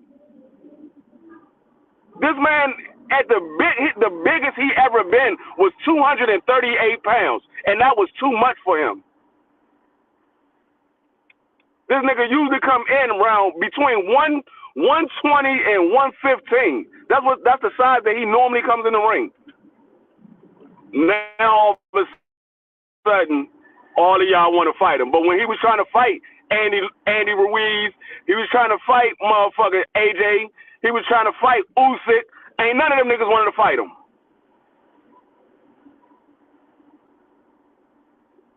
They was cold pussy. That's why, my bad. I was on mute. I didn't even realize. It was this cold pussy. I be hating when I do that because I was just trying to listen in real quick. I'm trying to eavesdrop on Bill and Calvin. That's because that's what it's going to take. And I'm telling you, I keep saying this to people. Nobody is above reaching out or speaking or reaching back to some of these platforms that spend our time talking about these fighters. I think that's a new way for fights to be made, and people don't even realize it. Because I think on YouTube, you could really get a feel for what the people are thinking in terms of what fight do they want and shit like that. I really do. I think because shit always changing anyway. Like, remember they say, oh, fights don't get made over the internet. I don't know. I ain't saying that it's for sure, but I'm just saying, like, what else do you think could come out of Bill Haney and Coach Calvin being on somebody's podcast at the same time? What else could they be possibly up there at the same time to talk about? You get what I'm saying? So maybe this is a different way or a potential opportunity for these fights to get made. Fights can be made on the internet. The motherfuckers that say fights don't be made on the internet is because you don't want to see that your favorite fighter is ducking the shit out of these motherfuckers. Yeah. That's why the fights can't be made on the internet. Mm-hmm. You don't want your favorite fighter to be exposed and realize that your favorite fighter is out here ducking. That shit just sound funny when you say that. I know that's why you laugh. They out here ducking. That shit just sound That funny. nigga scared. That nigga, man. Niggas out here ducking, tucking tails out here, man. I'm tired of all this bullshit ass talking these motherfuckers doing. Man, everything changed. Before it was motherfucking internet, yeah, shit wasn't getting done on the internet because it wasn't no fucking internet. Mm-hmm. They had like the internet always been around. That shit wasn't always around. We ain't always had Instagram. We ain't always had Facebook. Shit is evolving. So when the time evolves, your motherfucking career evolves. Your motherfucking business evolves. That's how shit grows. Yeah. Exactly. These motherfuckers always trying to. I'm telling you, that's what it is. They don't want to see their favorite fighter out here ducking. Mm-hmm. Motherfuckers out here ducking smoke. I think we should plan this another time. This nigga's scared. This nigga scared. That's how it be, yo. Nah, but we gotta do that, Joe, Friday. But we gonna set it up. Yo, I'm telling you, it's just like how y'all want to present it. Because I'm do it on your channel because you got that. You already got the punch. Nah, we could do it. I'm all for it. I'm just ready to we could put that together. It's a few things, man. We could really do, man. Because yeah, for real. I'm with all this shit. I'm ready. I'm ready to turn up a notch. You know what I mean? We definitely could turn up a notch. We can have one weekly show on everybody's platform. You know what I mean? Yeah. We can do that. We can do that. Yeah. Because I want to make sure I'm on everybody live when they go. Yeah, I'm not biased to nobody. Bias? Nah, hell no. None of these fighters. I try hard not to do that because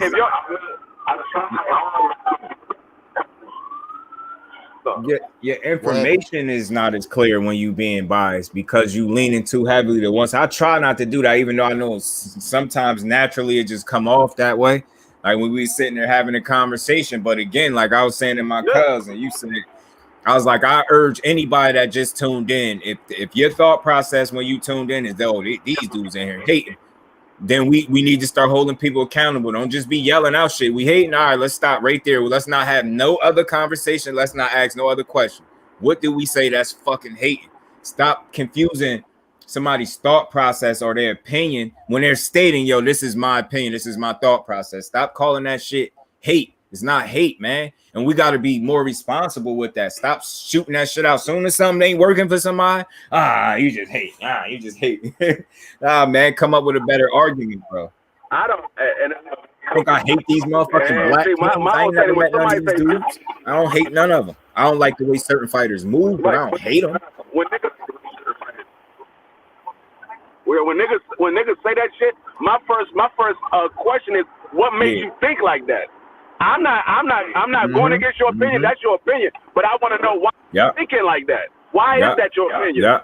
Because as if you can't explain, then a lot of times, notice they don't be expecting that pushback. They just be expecting by them saying that to just draw you into an argument. So now they could pull you to their level. Now you don't know who the fool is from the outside. So that's why I said start holding people accountable. Those fucking conversations go so much different when you just focus on what's being said and really make people stand on their shit. Them conversations get crazy for people. Yo, self accountability be fucking people up out here. Really do. Right. Because when you ask that question, why you think like that? Why is that your opinion? Now you going to where the facts come from. Yeah. Because now they got to give you the reason why they think like that because it's based off of the fact. Now, if your shit is not based off the fact, then now you're hating. Yeah. That's what I'm saying. Motherfuckers just be saying anything, bro.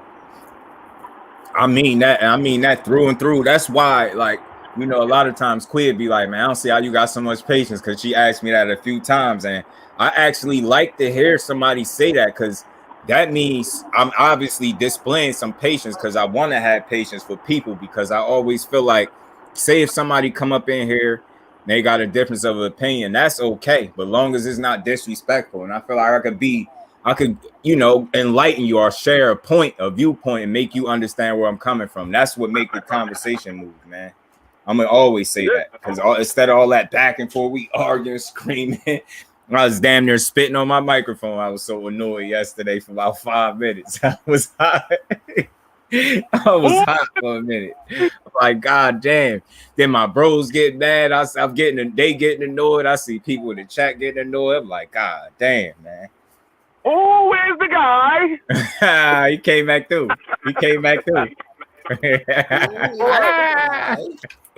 The biased fans start bringing up personal stuff once they got nothing else to say. Yeah, that's how you know they just hating out of it. We really exposed that. I felt like, and y'all don't even know. When I was putting that together, the shit that I was basing it on, I thought it would generate a real good conversation, like engaging conversation. But I ain't expect that. That went a notch or two above where I expected. But I said, man, I did expect something out of it. Like I really try to do lives that provoke some type of thought sometimes. Like, you know what I mean? You see motherfuckers being divided. I just don't get it because the way I look at it, I ain't saying we all got to be best friends, but we share the same space. I don't see how dissing somebody is helpful to anything. I don't even see how that's productive in any way, shape, or form. It's like y'all be too damn personal. Motherfuckers be, man, the threats and that shit get wild. I'm like, God damn, bro. We just trying to talk boxing. yeah. That shit got heated. If you go check it, I ain't saying go watch the whole 6-7 hours it damn near was, but you go scroll through it, you'll see where it got wild. Yeah, that shit got heated. Oh, you ain't never see me heated. See, I appreciate that. I be trying to show that other energy. I was pissed off about 5 good minutes, bro. And what I will say though, I appreciate because normally when I see somebody get heated, somebody want to like push back and try to turn it into like a back and forth. I'm glad he didn't do that. He was kind of respecting people being pissed off. And that's a little different to see. Like he got it. Like, yo, just relax some. Let's have this conversation. But I'm glad that happened the way it happened. I wouldn't change nothing. And while I said that, even though I was mad, I still wouldn't change it because you know what? My point, the reasoning for it came to the forefront. Before he got off, even though his story was cut off short, he left agreeing with motherfuckers. And I'm not saying that my objective is to have you agree, but if you start agreeing, at least my objective is to get you to understand. And once you start agreeing, I know you understand me. So you ain't got to say it in those words, but once you start agreeing with our points, mission accomplished. Mission accomplished. So the next time we engage, it probably won't be like that. You get what I'm saying? Now you get what type of people you dealing with. We reasonable people. Niggas say dope show, shit like that. And cool. Now we got another supporter. Oh, look at him. Look at you in here. And why you still in here, bro? Man was nervous because so many people came at him. He's stupid. Y'all don't want this work, bro. See, he got good attitude. Like, ain't this poor sport. He ain't like the typical person in there typing mad disrespectful wild shit to the host or the people. Like, I just be trying to keep that shit. You know he be talking that bush, so he don't See, you don't even know you be having my brother crying, bro. You be having my brother crying. And you got that accent, he be crying, man. He be like, yo, where your boy T at? Say this, when you come with your opinion, that's fine, that's your opinion. But you can't state your opinion like it's fact. Like because then that's when you open up a whole nother can of worms, because now we about to hold you to what you're saying. When you try to say that those are facts and it's really your opinion, now we're going to make you stand on that, because we know what the facts are and we're going to make you stand on it. Then you got to prove your facts. And the way I argue is different. Like I've learned, and I've been taught this by people in my family. When they used to get under my skin, I'm arguing with an attitude.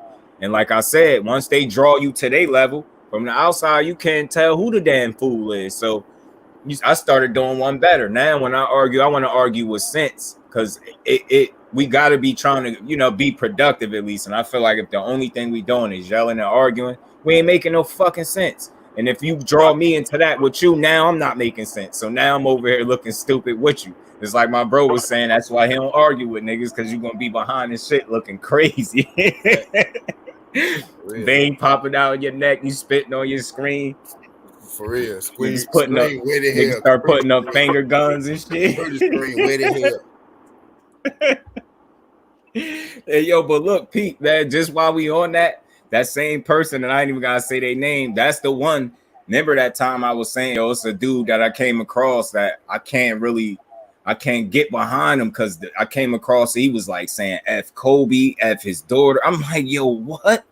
Like, I'm sorry, yo. I'm sorry. I understand that, you know, you could say what you want, but I just, as a man, I wouldn't even feel comfortable saying that out loud. Or even like repeating it is almost, I can't even repeat it the way he said it. Like, I wouldn't even do it. I couldn't believe he did that. I'm like, yo. Then I seen him making fun of somebody unfortunate situation. I was like, nah, he go below the belt. Like it's all smoke for him. Like you can, it's no middle ground with him. It's smoke or it's nothing. It's either cool or it's smoke. See, he the type of motherfucker where a nigga pull up on him in person. They ain't that because. He getting too personal. Yeah. I'll say his name though. I don't care. That was Southpaw doing that. I already knew. I knew you. That nigga F. I'm like, what? I'm like, do you know how many different people? And I think I don't want to put that on him, but did he go the rapper route and start dissing the day? Yo, I'm telling you, it was different. I was like, yo, this shit different right here, bro. And you know what's crazy?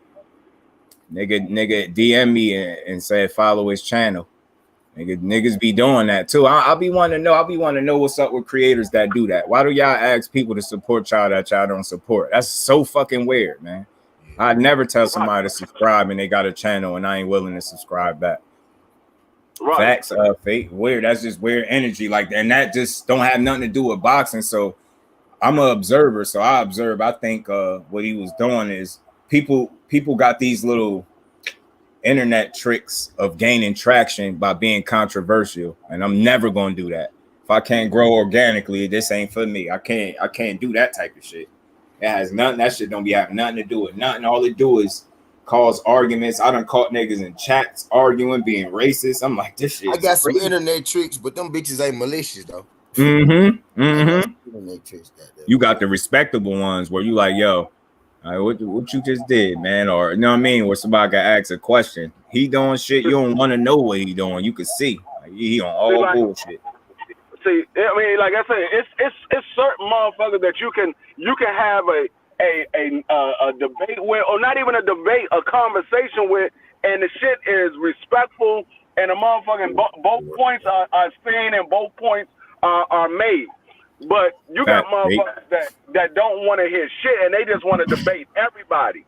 They want to debate everybody every chance they get. And that factored in that mentality. I knew that existed before I even started the channel. So that's why I carefully selected my name. Like I wanted a certain focal point when I get up here. Like I'm not that dude. Like I don't want to debate everybody. I would, if our opinions is that much different, I would much rather you sit there and tell me how you think and me see if it's logical. If it's logical, then I can respect it. I don't have to agree with it, but it don't have to be an all-out brawl and disagreement, like with sparring with words. Like I'm not trying to do all of that. That should be weird. We damn strange. We states across, motherfuckers threatening each other. Nah, for real, be pissed off though. You know, we ain't gonna see each other. It's very highly unlikely. I'm telling you. It's just that's the way it works. Unless somebody is like, you know, karma catch up to them and you able to run into them, because sometimes shit like that happen. Oh, they're gonna start getting loud. Yeah, man, that's shit. I'm all argued out. I did all the arguing early in my years. That's why I'm great. I'm good on that. Gonna turn my whole beard white fucking with people. Hell no. Hell fucking no.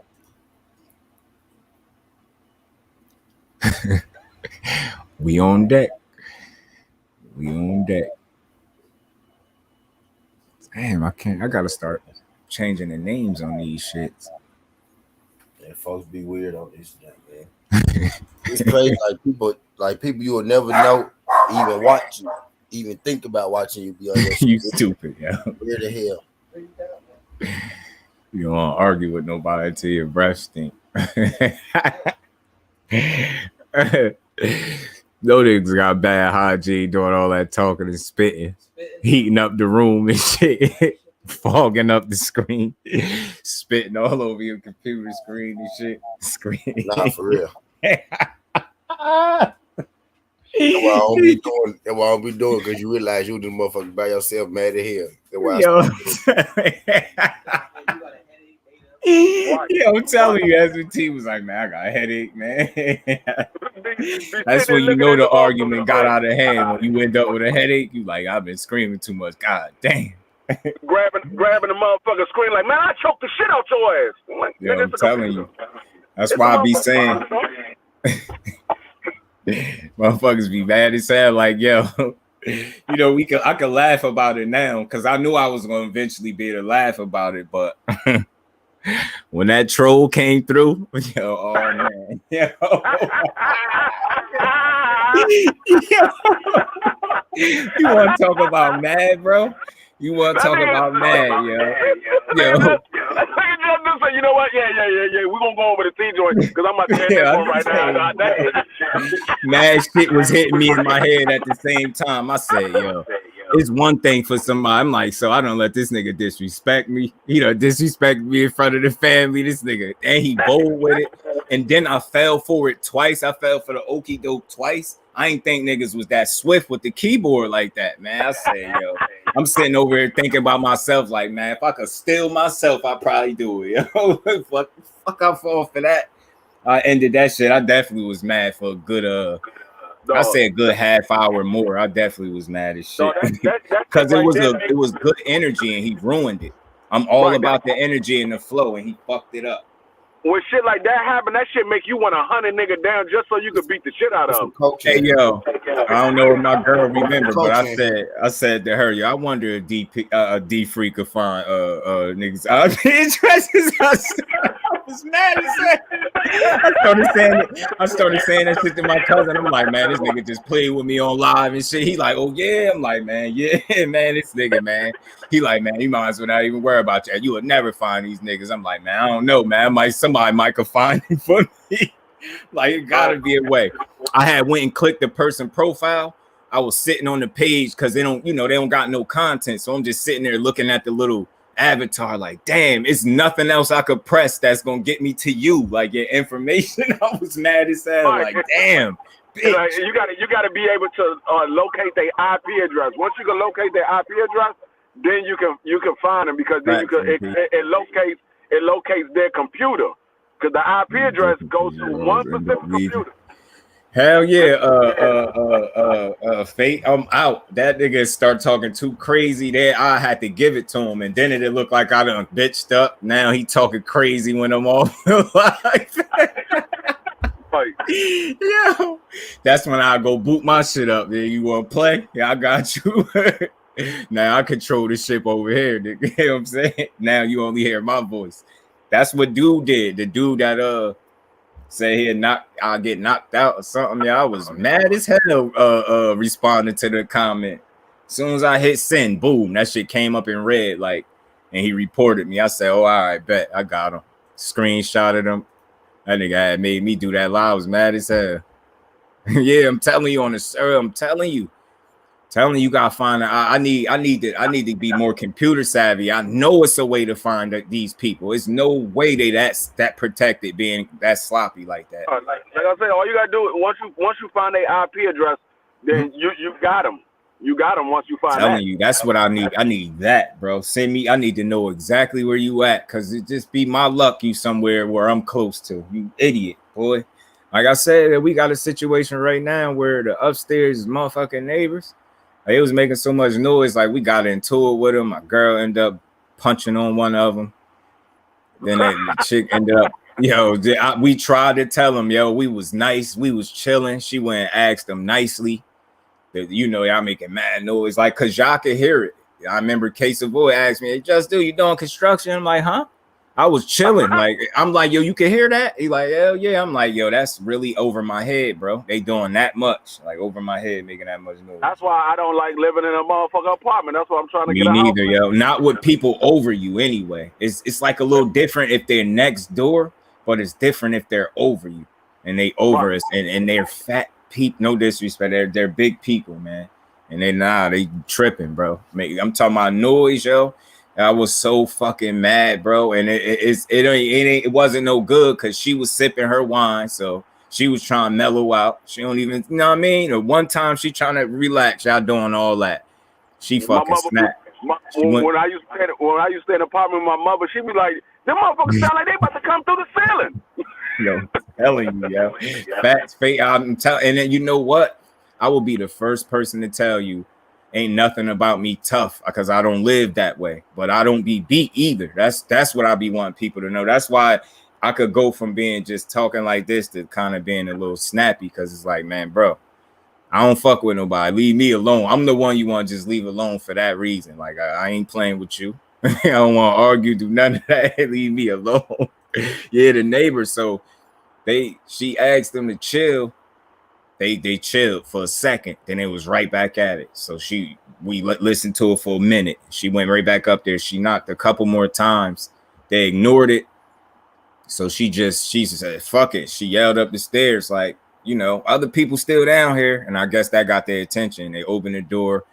It was exchanging words back and forth. And she was still being peaceful, even though she was mad. But the tipping point was when somebody said they was going to let somebody loose on her.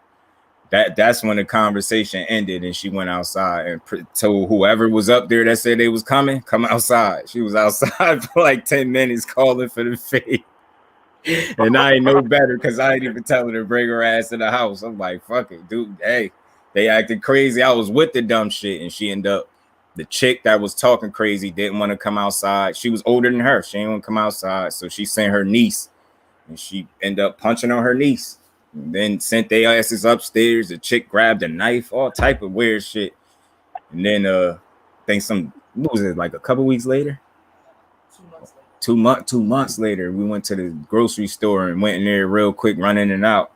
And somebody called me on the way out. Somebody called me to the car like, yo, you know somebody with a gold Camry? I'm like, sound familiar, but I'm like, nah, I ain't know what he was saying. But then he gave me a fucking license plate.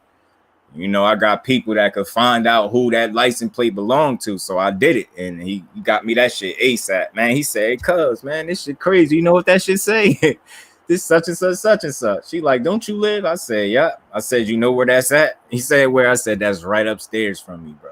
It is right upstairs. You gotta be stupid to do some shit like that. Keyed the back of her car, like, you know, hopped out, keyed some little petty shit. Keyed the back of her shit up. I'm like, yeah, fuckers is clowns. Heard up. Scared her instead of fighting her because it's two gay chicks. She beat up, I guess would be the girl in the relationship, but they both kind of husky and like, you know, a little manly type. But I guess that's the more feminine one out of the bunch. But, you know, the girlfriend was right upstairs. She could have came outside to help her. She ain't come outside. She was like, I don't know what that was. I guess she seen her girlfriend bleed and she was like, nah, I'm good. I'm good. I'm good. Some footwork and everything. I'm telling you, not for nothing. I ain't say I know she can't beat everybody, but she don't fight like just the typical girl that you will see fight. Start swinging all wild, grabbing hair. Because when she hook off, she throw like straight rights and shit like that. And then the chick was pulling her hair, and so she started throwing body shots. I'm like, yo, what? She really hit this girl with body uppercuts though. I'm like, nah, she come to actually fight, so she can handle herself. I don't be worried for her. Like, it's just long as it's fair, because I ain't going for it. We trust me. If somebody gonna lose, it ain't gonna be her. Not with me, right there. My wife. You see my wife, you be like, oh yeah, she it's all good because it caught up to him. The parking lot. This how weird these people are. The parking lot that she vandalized her car in, the grocery store parking lot. That's 2 minutes from my house. I can walk to that grocery store from my house and get there in 3 minutes. So imagine driving there, but. The girl who keyed the car, her girlfriend worked at the grocery store where she did the bullshit at. So she basically committed a crime where her girlfriend worked and got caught on camera doing it. So like at this point, we dealing with like some weird people. So I know they're females. She can't beat them all up. It ain't like we're going to chase them around. So we just did it the right way. Now they got to pay for that. You vandalize now, you got to pay like, what is it? Like $700, some shit. $800, $700, and them scratches minimal as hell. That shit don't even matter. That was just a waste of time to do that shit.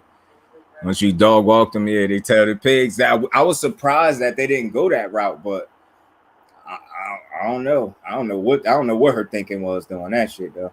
You just making yourself hot. Like that was stupid to do. Could have just fought her for all that. You wouldn't even have no cops, you know. And she got probation and all that, I think, for that stupid shit for a year. You gotta when you dealing with people that's of that low mental capacity, you can't win beating them up. Like they just keep getting beat up and doing shit. You gotta make them hurt, make it hurt. Make them come out their pocket. Motherfuckers don't want to do that. Yeah, but but that shit with motherfucking Frank Sanchez, man. I don't respect that shit. Yeah. I don't respect that shit because it's one thing to call him out. It's one thing to call him out, but you talking all this greasy shit, but you wasn't talking that shit when the nigga was motherfucker at the top of the game. Exactly. Like I said, that nigga was looking for motherfucking fights. Nobody wanted to fight him. You was boxing at that time, nigga. You ain't jump out there try to fight Deontay Wilder. Mm-hmm. That's what I'm saying. And now you telling Ortiz. You said, oh, Ortiz can't box and this and that. He a better boxer than Ortiz. He said he not Ortiz. Like, what? Yeah, you right. You not. That's the truest thing he said and everything he said. That was the truest shit he said. You not Ortiz. You goddamn right you ain't him. Because if y'all fought tomorrow, I'm picking Ortiz. He ain't never looked that bland in no fight. Never. Yeah, they want that payday. You know he like, with that hairline, he at least 56. You know he's trying to get paid. That nigga look older than Ortiz. And that's no bullshit. Facts. He looked older than Ortiz. Yeah, and his hairline make it worse. I ain't even trying to like joke on it. Like I seen that shit, I said, yeah, damn.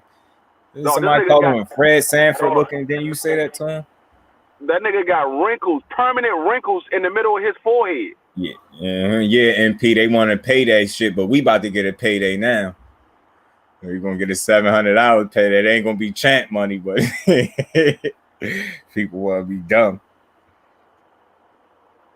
Yeah. Tyson Fury, go to hell, bro. You shouldn't be talking about fighting nobody right now. Your ass might be going down. Somebody telling, somebody gonna tell. I guarantee you, ain't no way in hell everybody just gonna accept their punishment. Ain't no way in hell somebody about to give up everything. Somebody said, I ain't sleep. I'm cleaning my room. Yeah, you know what I'm saying. My boy I'm just to sit down and get high. I gotta set my feng shui right though. Gotta get my feng shui right first.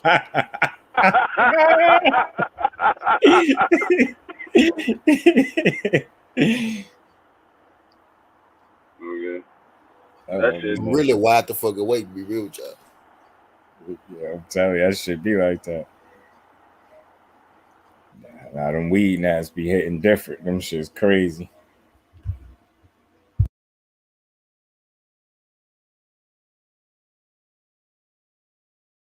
I got a front row seat to the cook. Hell yeah, I've been you talking to me? I bet that shit every day. Bet it today. Chicago Sky. Today. I bet on the Vegas Aces in the games tonight too. Every goddamn day. Might call me TT. This nigga Bubba Dub is a damn fool, man. Yo. Funniest comedians is on Instagram right now, yo. Word. That motherfucker joint when he did it, the dude did the motherfucker press conference of Rolly. He was like, Rolly, you do know the fight is over. Oh yeah, this nigga got a concussion. Mm-hmm. That nigga had me dying laughing. I was like, He was like, Rolly, what are you talking about? Rolly, you do know the fight is over.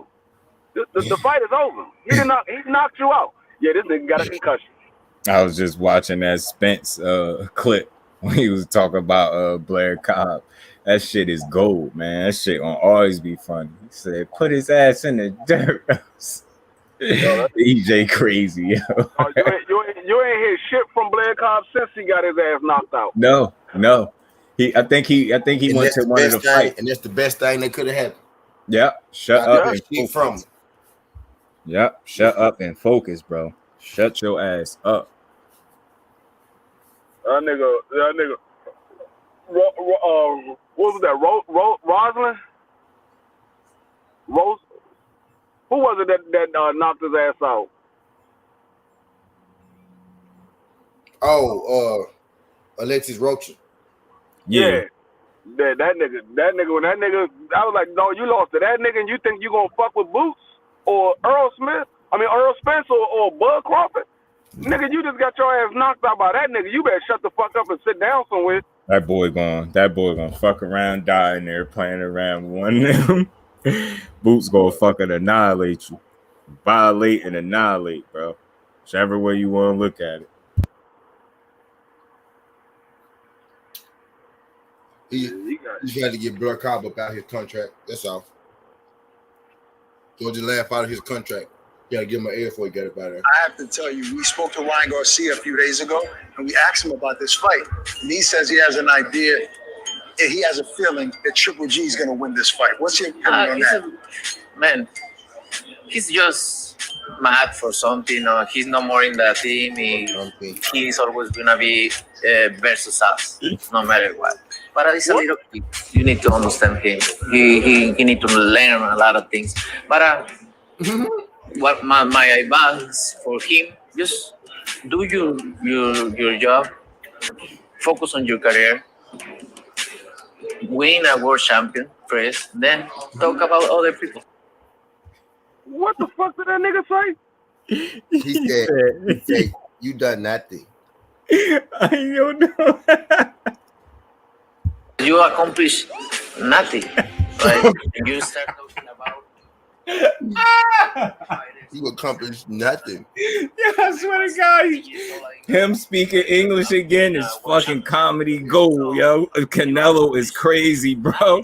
You accomplish nothing, right? You talking about Ryan Garcia? That shit clear as day. Said you accomplished nothing. You accomplish nothing, right? And you start talking about He was getting ready to say shit. fighters who has accomplished a lot. When I was 20 years old, I'm being a world champion. Yeah. So Like calling out It's Devontae easy. Davis and stuff. Do you It's think he can beat no, Devontae? you can call out everybody and say and talk and everything, but at the end of the day, you're doing nothing. At the end of the day, you're doing nothing. He know nothing.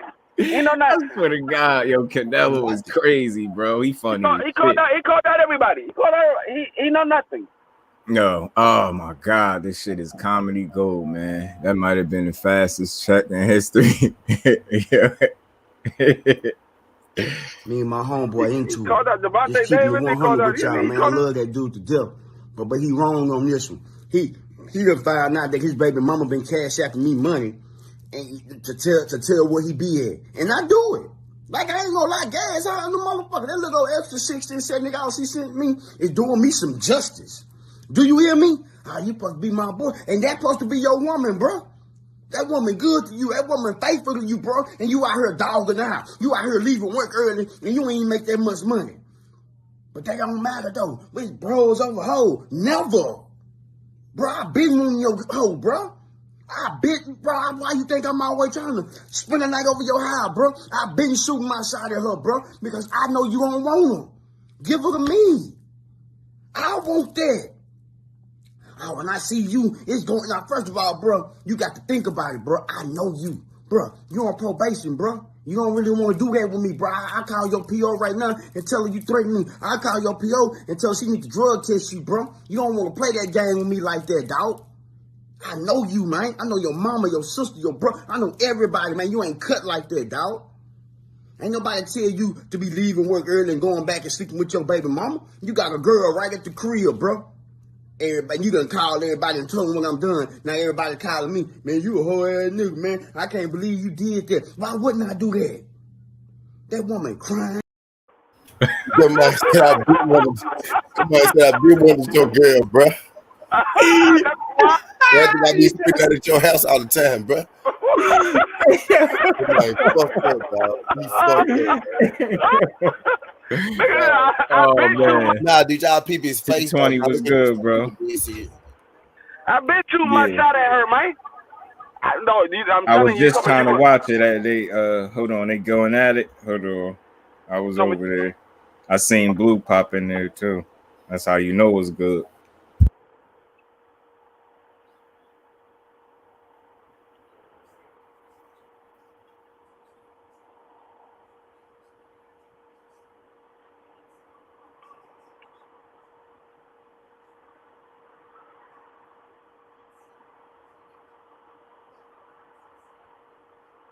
Oh, they on Rise. What the fuck is Rise? I have no idea. Never heard of it. I feel like I posted Because they say they couldn't see it all. Who? Seen that. Who? I ain't gonna put no names out there, but I seen that.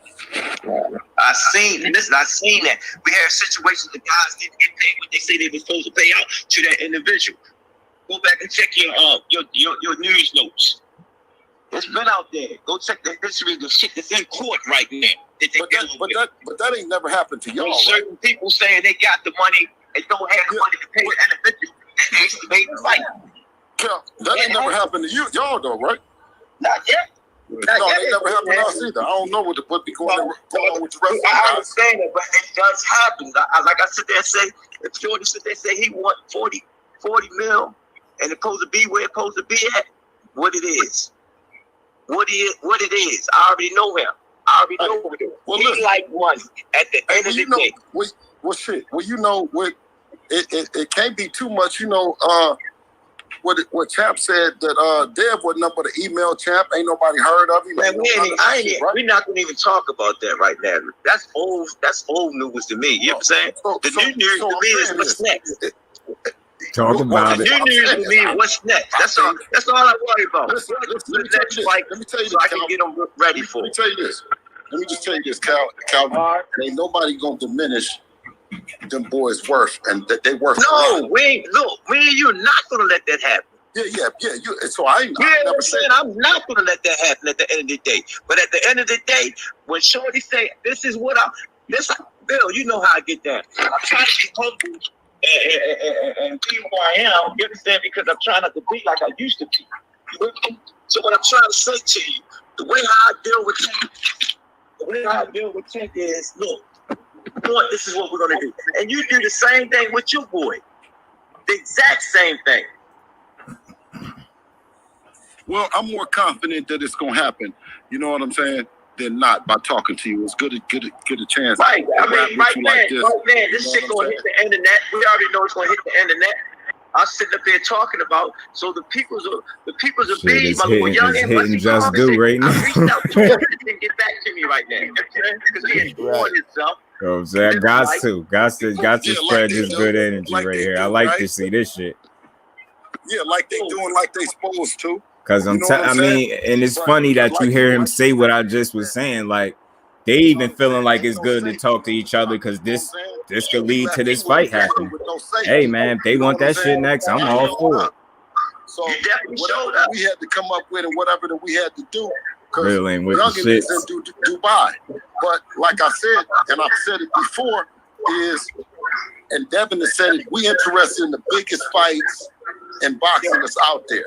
Everybody is. Everybody is. Ron team is interested in it. He said it. When I finish my fight, I want Tank. We've been trying to make that fight. So with who? With Ron. Ron Garcia. Oh, Ron. Yeah. So, but I don't know if Ryan is going.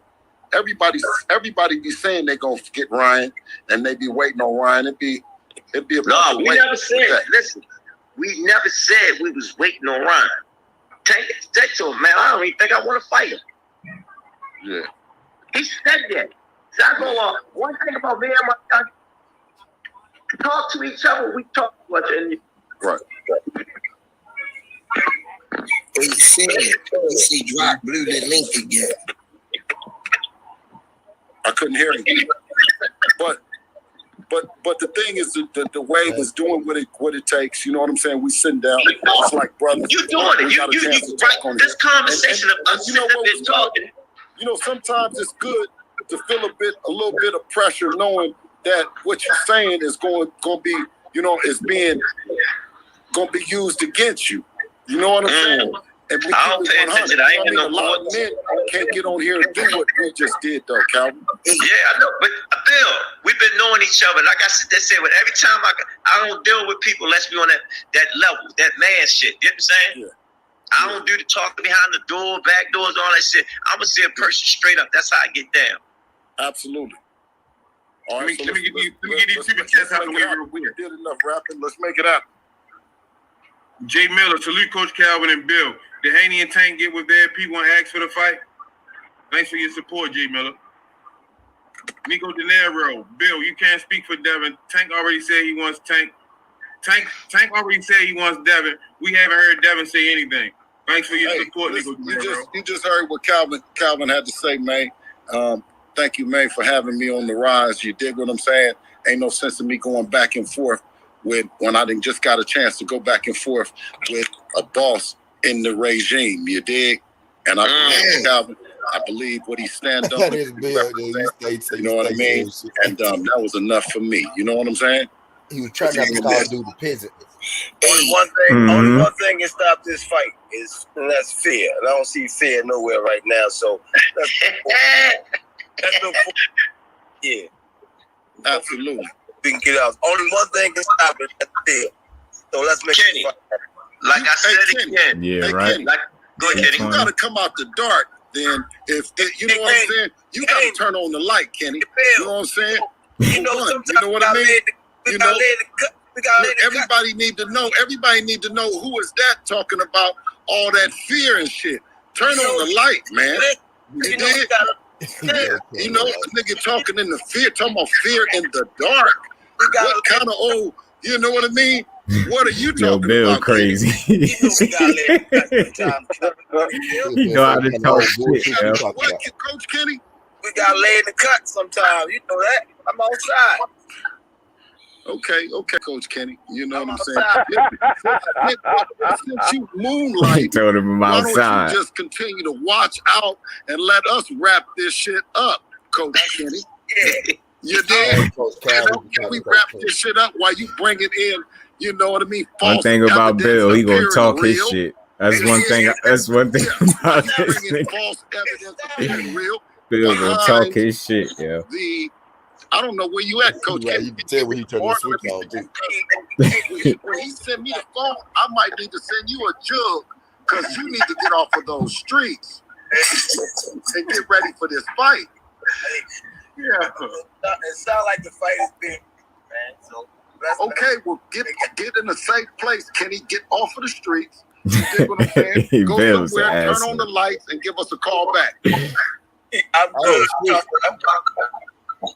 I'm good. Hey, man, thank you, man, for y'all letting me come on. Yeah. Hey, man, listen, can I be a continued guest over here? Am I welcome, man? Did we do all right? Did I do good? I know you'll be a continued guest. You know your family. Hey, Bill, like I said again, there you go. Got to get together. Them two got to get together. And it'll happen.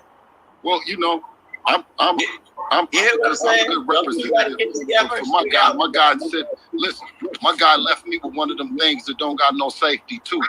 When he get back in town, you know what I'm saying? He gonna know that I done shot up everything. You dig what I'm saying? Move his own yard. Look, he always talking shit. Yeah. No, Bill. I don't think Bill know what he be talking about sometimes. Yo, I'm telling you. I swear to God. I need think Bill know what he be talking about. Appreciate you guys, all right? All right. Thanks, man. Bill Okay.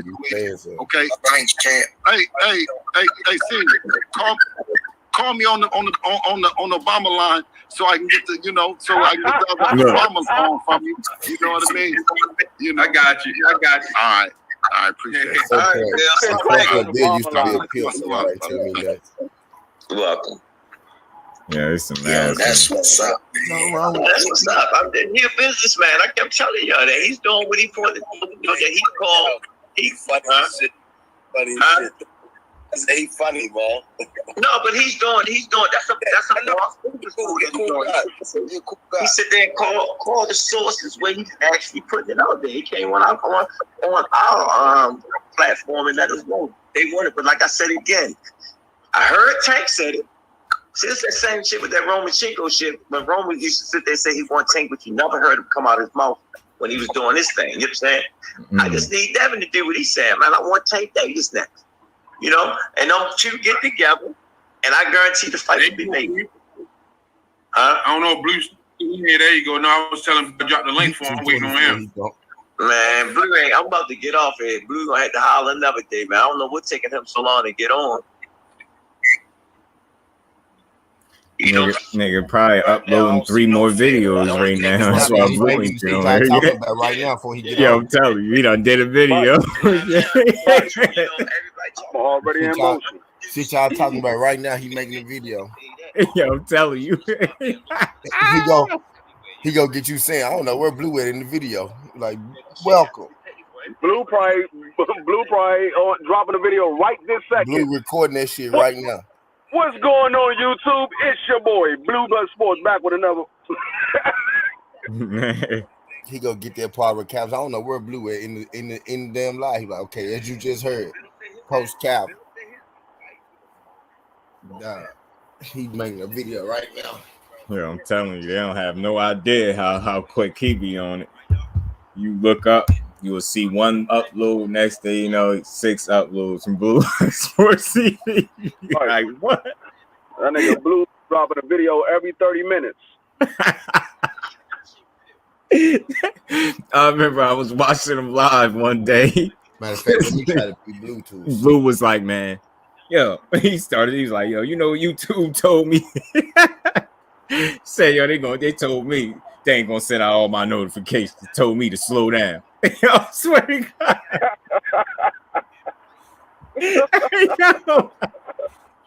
Yo, I was crying. I said, yo, what, bro? They told you to slow down. How they gonna tell you how to, like, you know what I'm saying? You work it. Like, how they gonna tell you not to work?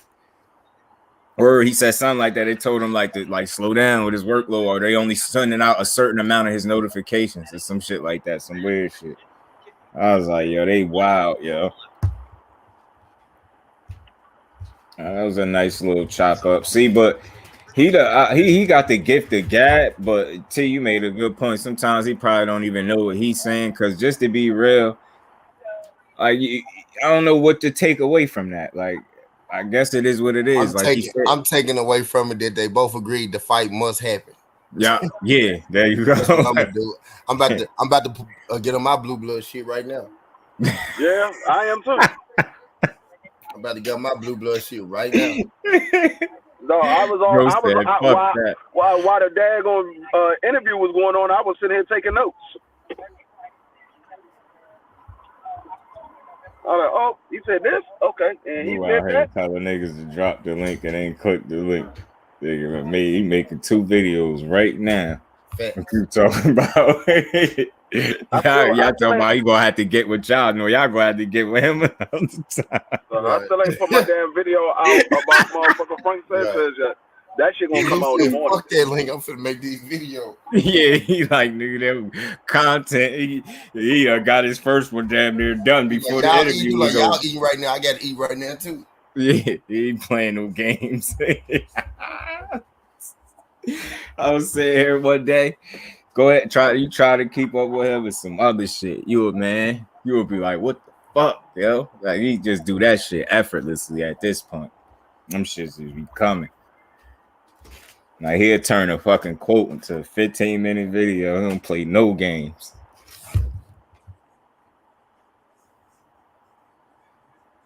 Why are they asking people about Rolly? Who gives a fuck what his next fight is? As long as it ain't Tank, because I'll pull my hair out if they do that. As long as it ain't on TV. No, Tank ain't fighting Rolly no more. Yeah, I only said that because, you know. You ain't got to watch it. Yeah, I heard a couple people whispering about it, but like I said, it's just whispering. Look, he said he live. He already mad as fuck. I'm telling you, that bro be on a different type of time. I thought you was talking about blue blood. I say, damn. At this point, it's pointless to even bring up Rolly name. Yeah. Bringing up Rolly name is like bringing up Ryan Garcia name. It's pointless. Unless them niggas fighting, it ain't no need to bring up their name. The Rise channel popping some days. They show sparring and be more Coach Cal. Yeah. I like different little platforms. I like seeing people do shit like this. Is this Ryan Garcia Fortuna fight going through? Because I heard something about Ryan pulled out again. Oh hell nah, bro! Ain't no way in hell. Ain't no way, bro. I might have misheard. But I could have sworn I heard somebody say Ryan pulled out again. Ain't no way, bro. He can't. At this point, bro. No, ain't no way. He just no. Yo, if he did fire his ass up, this nigga scared might have to take place. If he pulled out again, he might as well go ahead and retire. Man, want to fight everybody for no reason. Yeah, I don't get. Yo, what is his? There's no fucking way that he got a girl. It's not possible, bro. And if you do, she hates you. I'm telling you. I don't have to be. I don't even gotta know who she is. I just know because of the way these men act. Like, and I know people personally. You know, them argumentative, like just mad all the time. Yeah, their girl probably cursing my girl, probably cheating. They can't do nothing about it, so they want to fight everybody. And I think it's corny for people that got, like, if you've been training and, you know, for boxing for years, I don't know what his situation is, but to call people out that don't box is like, I seen that go real bad for somebody one day. And this dude, he was from this area, he's from Brunswick, dude named Jorge Diaz, Spanish kid. And he came back out to the hood and shit. And he used to always like challenge people to fight. Say, I bet you I could hit you this many times before you hit me once. You would have thought like he was nice as shit or something, like, you know what I mean? The way he used to talk. So he ended up doing that to one of the wrong people, like the dude that's like a sore loser. You know what I mean? He wanted to slap box. He messed around, hit my man in the face too hard or some shit. Man, this dude grabbed a Henny bottle and started beating this nigga in the head with it, yo. The shit would not break. He was just beating him in the head with a fucking Henny bottle, cracking him in his head. I'm like, yo, I told her, I was laughing. I'm like, I knew that shit was going to catch up to him. You keep challenging people to fights that's on the street, smoking, drink, like they just not in shape. Like, I know what that thought process is. You think you got the upper hand, but you playing with street niggas. Like, they oblige you because it's pride. They ain't going to be like, nah, I won't fight you because you box. They don't care. But that shit went horribly bad. He started smashing him with a Henny bottle, bro. You know how thick them bitches is. 40-year-old amateur. He married and I think he got a child. Yeah, he said 40-year-old amateur. Yeah. She probably hate him. They probably about to divorce any minute now. I don't want to sound like I'm bashing, but I just say with that energy, I don't know. You ain't happy when you do that type of shit. Right. You can't just wake up and want to fight everybody. And I've been hearing him say that for a while. And not only to be honest, I think it's some people that are actually. You talking about Bud Crawford? You talking about Bud Crawford? Oh no, he's talking about old boy that be losing his damn mind. He on his live right now. Fate say he already on his live, mad as hell. He want to call people out, boxing kids and shit. Yeah, that shit weird. Showing the little sparring that he do. I don't know. I bet you nobody could fight. Nobody on YouTube could fight. Nobody on YouTube could fight. I challenge all y'all right now to a boxing match. Right now. Like, not now, right now. Like, you want to fight right now. This thing could be funny, bro. I ain't gonna lie. He be tripping. Oh man, you think a nigga sitting up like arguing like with the camera on is crazy? Imagine when the person that's extra mad, his camera is on, but the person that he mad at got their shit off, so he don't even know who he arguing with. He going 100 miles an hour. That's what you won't catch me doing, but that's why I'm not arguing with nobody. But for one, I don't even know what you look like, especially if I don't know what you look like. He was like, "Show your face, pussy. show your face, pussy. I'm like, yo, this shit is gold. This shit entertaining like a motherfucker, bro. Oh man, yo, dude be hot. That shit be funny as hell, man. Nah, shit. Hate Canelo. You don't like Canelo. I'm always going in on Canelo. He said he already mad. Snapping his shit. He be checking everyone record. I say he bipolar. He be having the reason. Yeah. Probably some medicine going on or something.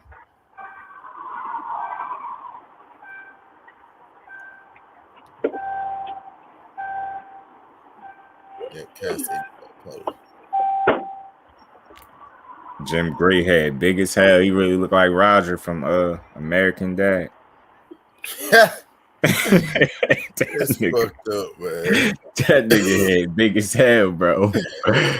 But he said he looked like Roger. Wow. Yeah, I'm telling you, his head be big as hell. He you know who he hate interviewing? He hate interviewing AB because AB a firecracker to him. He's so unpredictable. He don't know what AB about to say to him. He could just end this interview right now. Yeah, yeah, man. Yeah, Eugene, you be tripping. You be saying come to Chicago like we don't watch the news, bro. Nobody going there to die trying to find you. Like, go ahead, bro.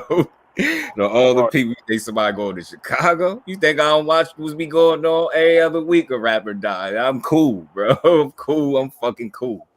Jay was good with you, bro. Yeah, I noticed that earlier. That's why I was surprised when he had jumped in my inbox like that, like subscribe to his channel, some shit like that. Oh man.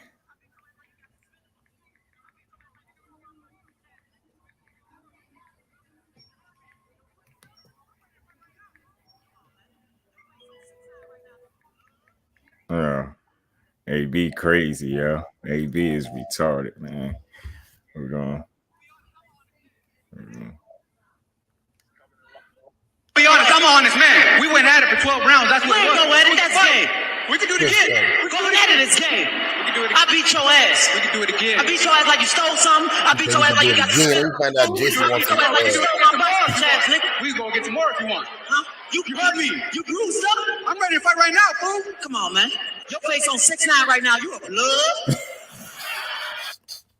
Look at Jim Gray sitting there looking like Roger, like he about to turn into dust. Okay. AB said Wingo edit this gate. Just said I'm ready to do it again. Yo, for real, he gonna kick it up. They found out just sus ass. Dude, Canelo could be bad me in, yo. I'm telling you. Oh nah, he I think he came through the chat once before, but he was peaceful here. You know, I'm small, so it's like I ain't got the traction for you to really pick with me. And he don't do it with everybody, but he do it with everybody at the same time. Like he unpredictable too. He like you don't know what he be on. I didn't see him go at that shit. Just be funny, yo. Like this dude really be. I thought I'd be mad. That nigga be mad. Jay was good with you, man. Mm-hmm. Yeah, that shit look crazy, right? Something in there. You never know what they're doing. They always doing some weird shit. Exactly. That's how you know boxing. I'm telling you, boxing live on YouTube. This man Ben said he was getting off. He ain't get off yet. Still up there. I'm telling you, it's something. I'm telling you, it's something about YouTube and talking to people at multiple people at one time. I'm telling you, you be saying one thing, next thing you know, you on there permanently. You up there another hour or two. Right. I posted a 15-minute video this morning. That motherfucker turned to 6 hours. Quick. Right. Oh yeah. We was on that joint for a minute. Yeah, we was on that joint for a minute. You wouldn't think he would like remove people with that energy. You know, certain people don't believe in blocking nobody, like nothing, nobody, like absolutely nobody. They just serve them up like in the comments, unless they mods. Like blue blood usually don't block nobody until you start talking nonsense, and then he be like, "Goodbye." Yeah, one day he was so annoyed, like annoyed, but just like he just looked like he just mentally had it with like the dumb questions. Yo, that shit had me. I was fucking crying. I'm like, yo, if only this nigga knew how hard I was laughing at him right now, because just to see him get fried, he's just like, oh man, he sat back. I said he fucking had enough. He ready to end the line. It was one joint, Blue Blood. I think it was last week. Blue Blood, as soon as he came on, he started firing off. He was like, these motherfuckers got me hot. Well, he ain't say, he ain't cuss. He was like, they got me hot. Yeah. No more anyway.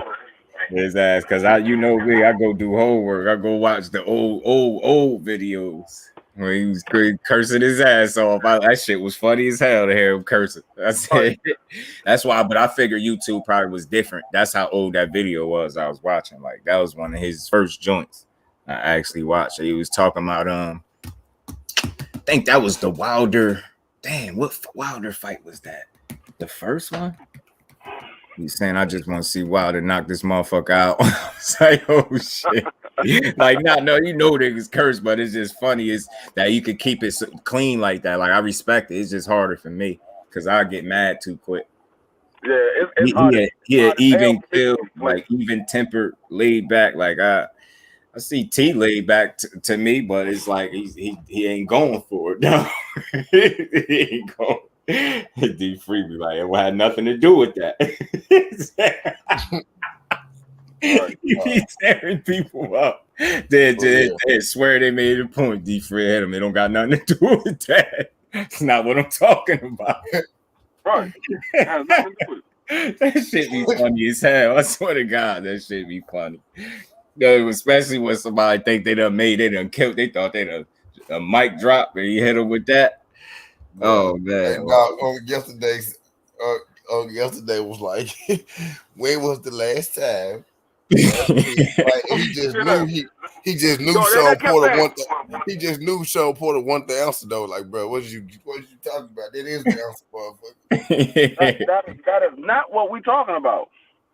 I'm telling you, you will hit a nigga with that quick as hell. That shit be funny as hell when D3 start getting mad. Yo, y'all niggas mad when y'all get mad. That shit be funny, G5. That shit. Five's gonna get funny. When I get annoyed, this motherfucker. when I get annoyed with the stupid shit. Like you say you a fan of these people, but you act like you don't know nothing about their career. T20, you heard me. How you a fan and I know more about his career than you do, but you a fan of this guy? That's what I be hating. Yeah, I tried not to do it, yo, but he kept going. Something hit me. I'm like, for a minute, even my girl was like trying to tell me to chill. That's how I know I was mad for a second when she say that, it hit a nerve. I was like, oh, for a second, it felt different. It felt like I wasn't doing this. It felt like I was like, yo, you gotta shut up. Like, I don't care what else is going on. Shutting up is something you gotta do. You fuck that. You don't even got a choice. And I'm not muting. You gotta shut up. That nigga just kept talking. I was like, all right, shut up, nigga. You've been talking for a minute now. Shut the fuck up. Yeah. He said he told Southpaw, I mean, that was their art. He told you, get your dumb ass out of here. Yo, man. He was like, man, Bob Ehrman, them, they didn't know what to do with him when he won those two fights. They didn't know what to do with him. They didn't know what to do. He said, oh, now he got sources. Some niggas are tearing him up in the comments. That shit was funny. They didn't know. So they bought him out of his contract, but they didn't know what to do with him. Mm-hmm. Why would they buy him out of? They didn't buy him out of his contract. Nigga, where you been at? Yeah. My cuz got up here. He do that. He forget. He get right up here and keep calling me by my name. I'm like, nigga, how you know my name out there like that? Nah, I don't care. But he get up there and do that shit every time. He keep saying it. Like, bro. What? Cursing a dude? Nah, he had to get it. I kept trying to tell him to stop yelling at let's talk, because then it's kind of offensive a little bit, because it's like, we talk to each other every day. You can't be yelling at nobody. Like, we all getting mad, and then it's gonna feel like you ganging up. I'm trying to help you avoid that. I think a step or ahead, because then you gonna feel like, they going crazy on you. And I'm like, nah, it ain't even that. You just gotta chill, bro. You just kept saying. Just kept going on with the same fucking. Who is the guy? I'm like, dog, shut the fuck up. Nobody was funnier than G5. Yeah, G5. Well, you mute this motherfucker. yeah, he couldn't. G5 couldn't take it no more. He had a fucking enough. Yo. He said, "Just, will you mute this motherfucker?" Right. Then they gonna sit there and the EJ panel. I turned my camera on real quick. I'm like, who the fuck you talking to? Yeah, I don't you hide behind did. no motherfucker avatar, nigga. Yeah.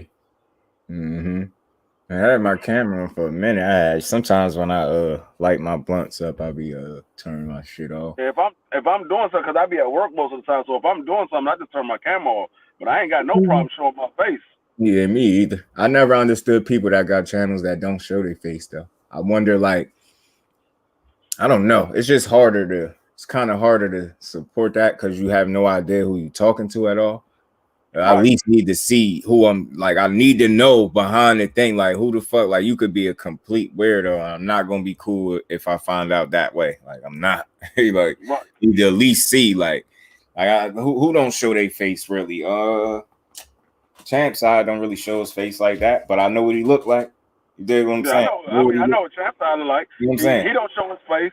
He don't show his face on his live stream, but everybody know who he is. But he ain't hiding at the same time. Get what I'm saying? Because exactly, people know who he is. So it's like, and I fuck with his platform. He be working, but he'll be dropping mad shit. I just respect people that grind. Like I don't know. And it just so happened these niggas all fuck with each other. You know what I'm saying? But the funny thing about it, when I first subscribed to Champ side, I didn't know he was as young as he was.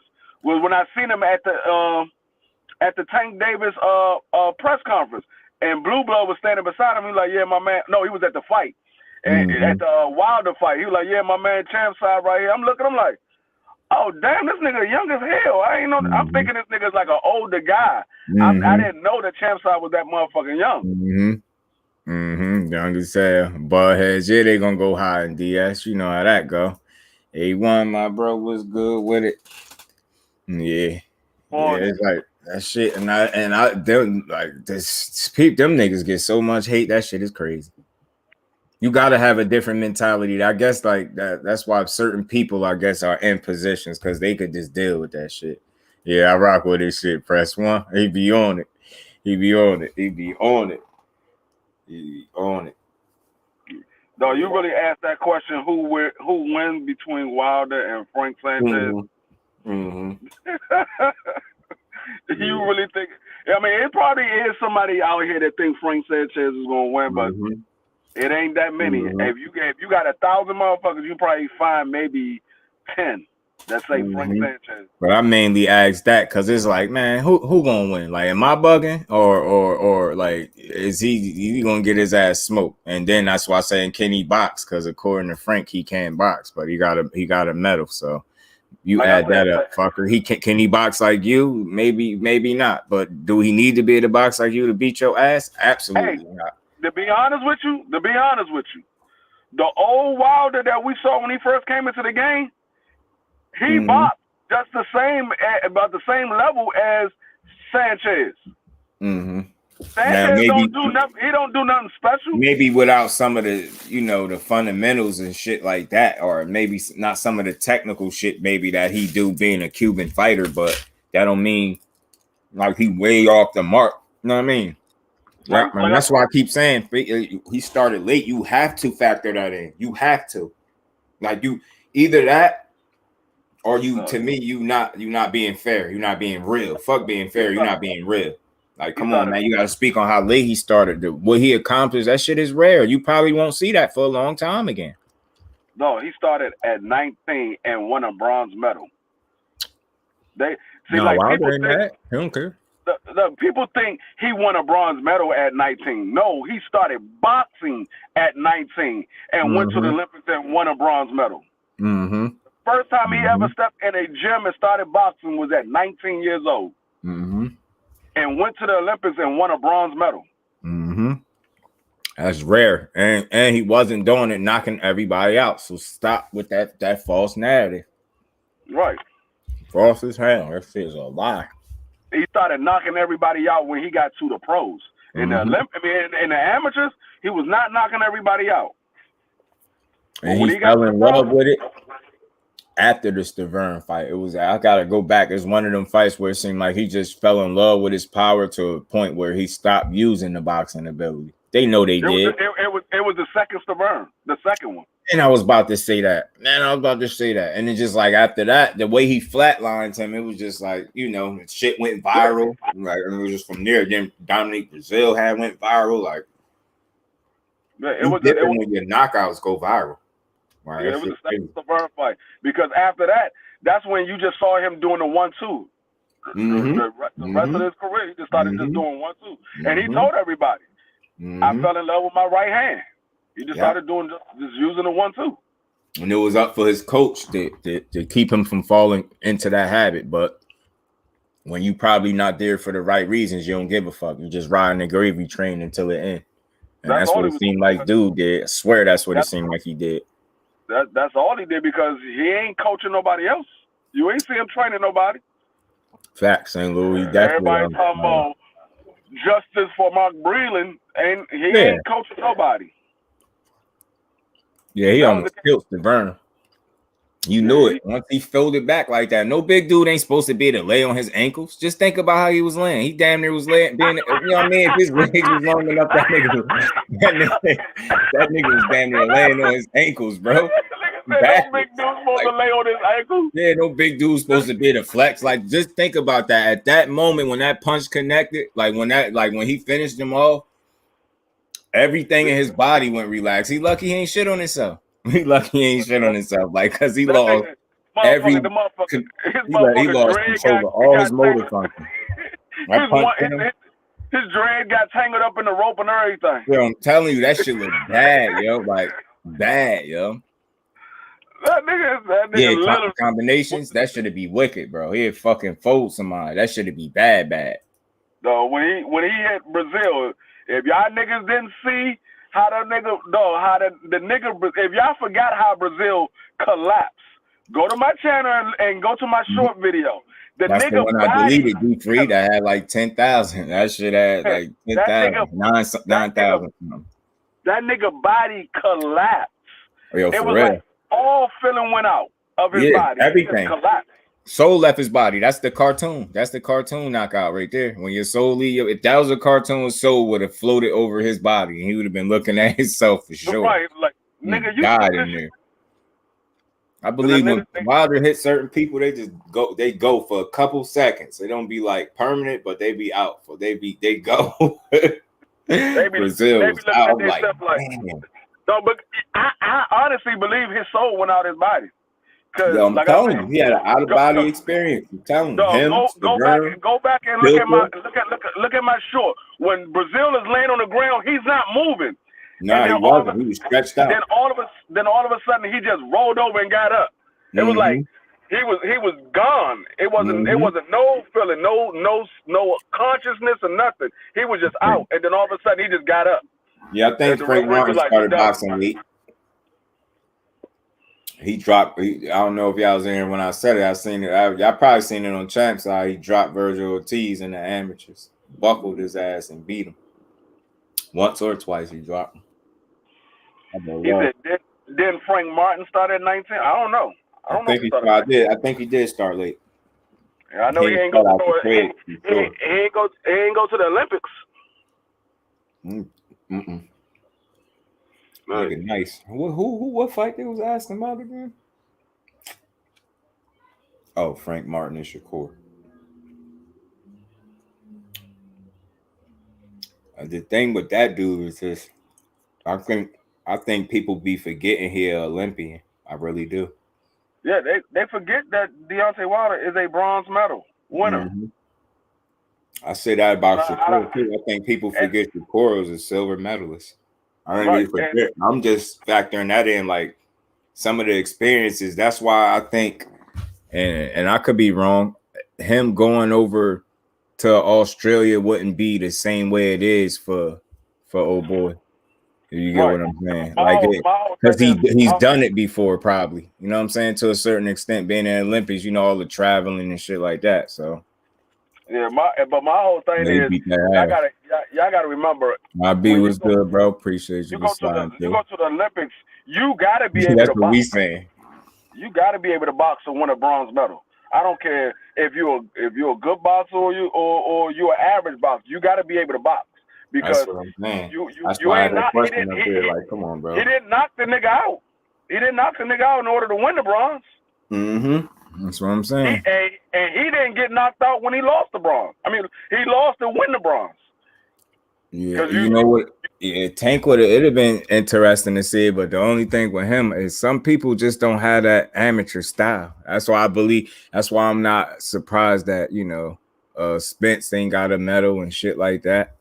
I'm not surprised because his style is just made for the pros. Tank look like a style he got made for the pros. Yeah, Spence don't have a medal, but he went to the Olympics. He just didn't medal. Mm-hmm. That's why I'm saying I ain't surprised, and I don't think it made him no less than no fighter. I think that's the experience he could take with him in any pro fight. You get what I'm saying? And his style is just made for the pros. And that's what people fail to realize too. They fail to mention, motherfucking Bud Crawford didn't make it to the Olympics. He got beat out. Mm-hmm. He got beat out. He didn't make it to the Olympics. Yeah, Frank Sanchez don't chill. Champ gonna chill him for him. Put his ass out. He gonna punch that hairline to the back of his scalp. I'm telling you, Champ gonna punch that damn hairline to the back of that man's scalp. I'm telling you, man. Leave Wilder alone. We think you could fuck with Champ, man. We really rock with him. People, I don't know why people find that to be such a negative thing, though. When you rock with Wilder heavy, like when you just support him, I think with him is he stand for a little more than boxing to me. He just do. No, DS Amir Khan was good until they found out that his chin was suspect. Once he found out his chin was suspect, that was all it wrote for Amir Khan. Amir Khan had a lot of success in his career, believe it or not. Even with the losses, like that dude. I definitely don't think he pressed for money. He made a decent amount of money. He was big. Like even after he lose, like they still love that dude. I'm gonna tell you when it went downhill for Amir Khan. When he lost to Lamont Peterson, that's when it went downhill. Once he lost to Lamont Peterson, he ain't never been the same since. He was doing good until he lost to Lamont Peterson. I was thinking when Breedis folded his ass. But like I said, they still loved him after that. They don't care.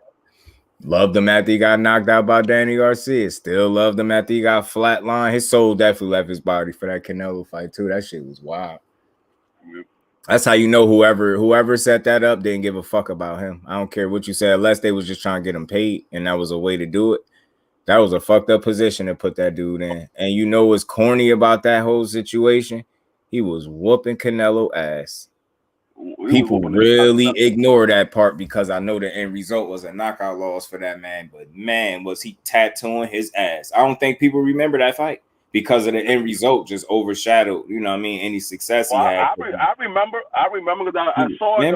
He was winning every single round, bro. He was fucking him up. But I was like, he was looking like Caleb Plant in the first 6 rounds.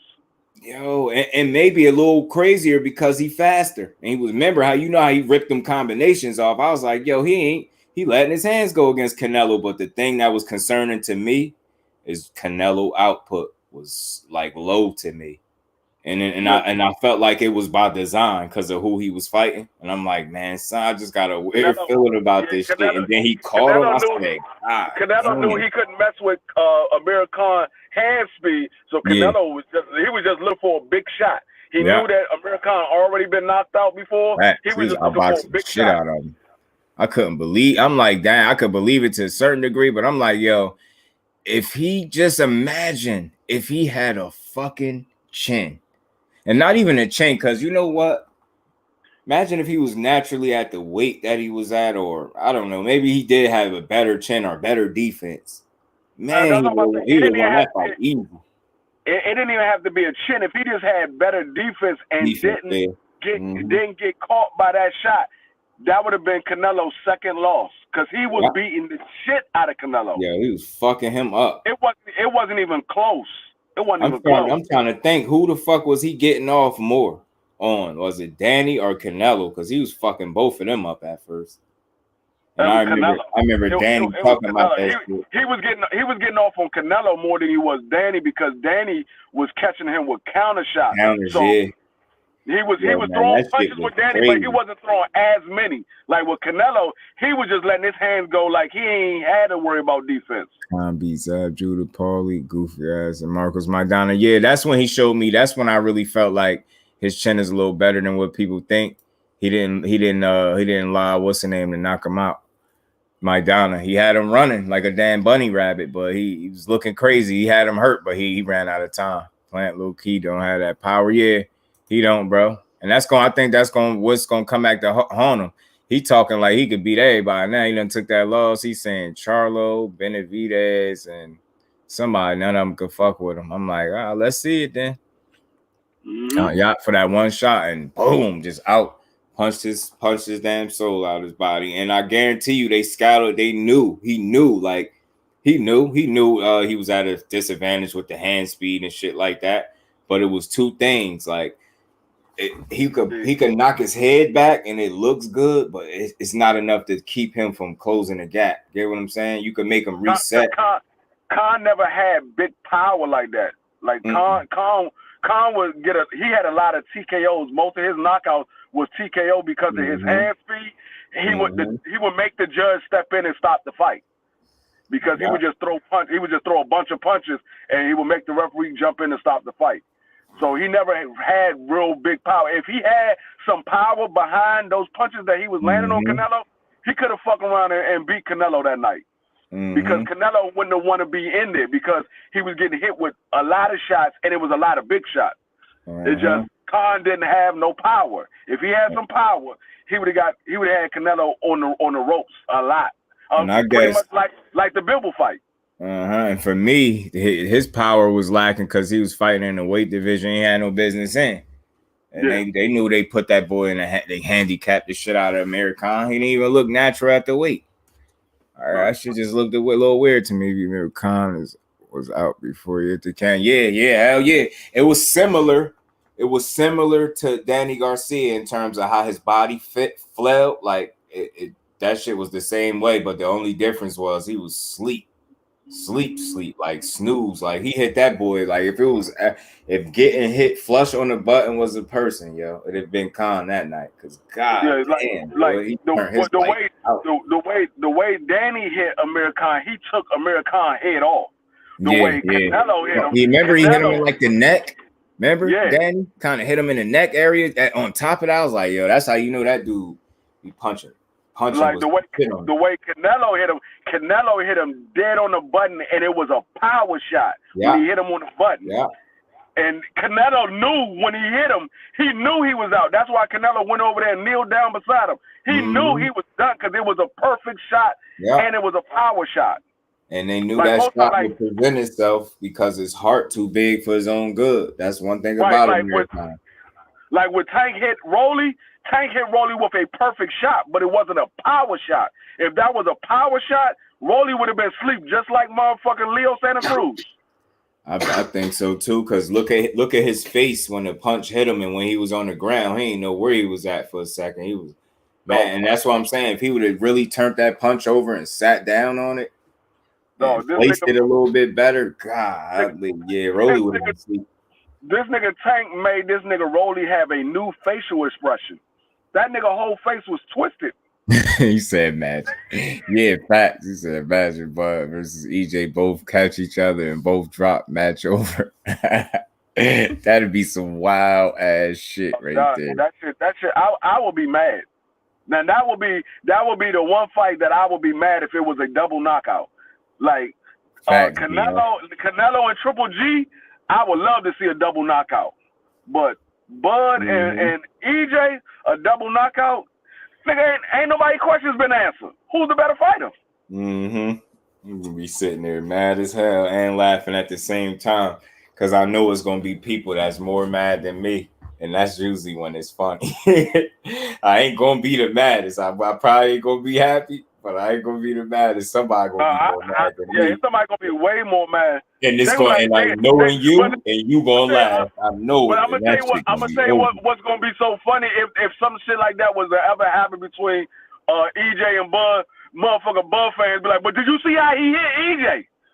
Nigga, they both got knocked out. What the fuck?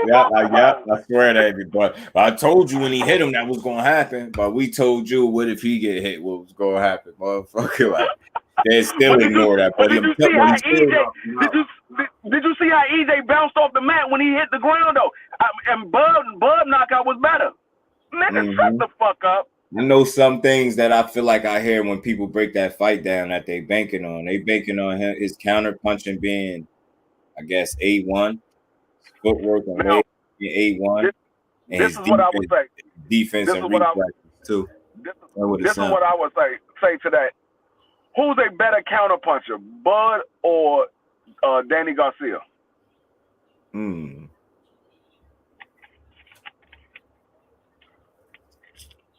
I mean, that's what they both counter punching motherfuckers too. But Danny, man, that was just somewhere where he lived. That was his thing. His timing was crazy too. And the reason I say that because everybody talking about Bud gonna counter EJ. Bud is a counter puncher. EJ just got finished beating the shit out of a counter puncher. That power that's all from Bud. he do. Yeah. That's all Danny Garcia do is counter punch. And EJ beat the shit out of him. Bad too.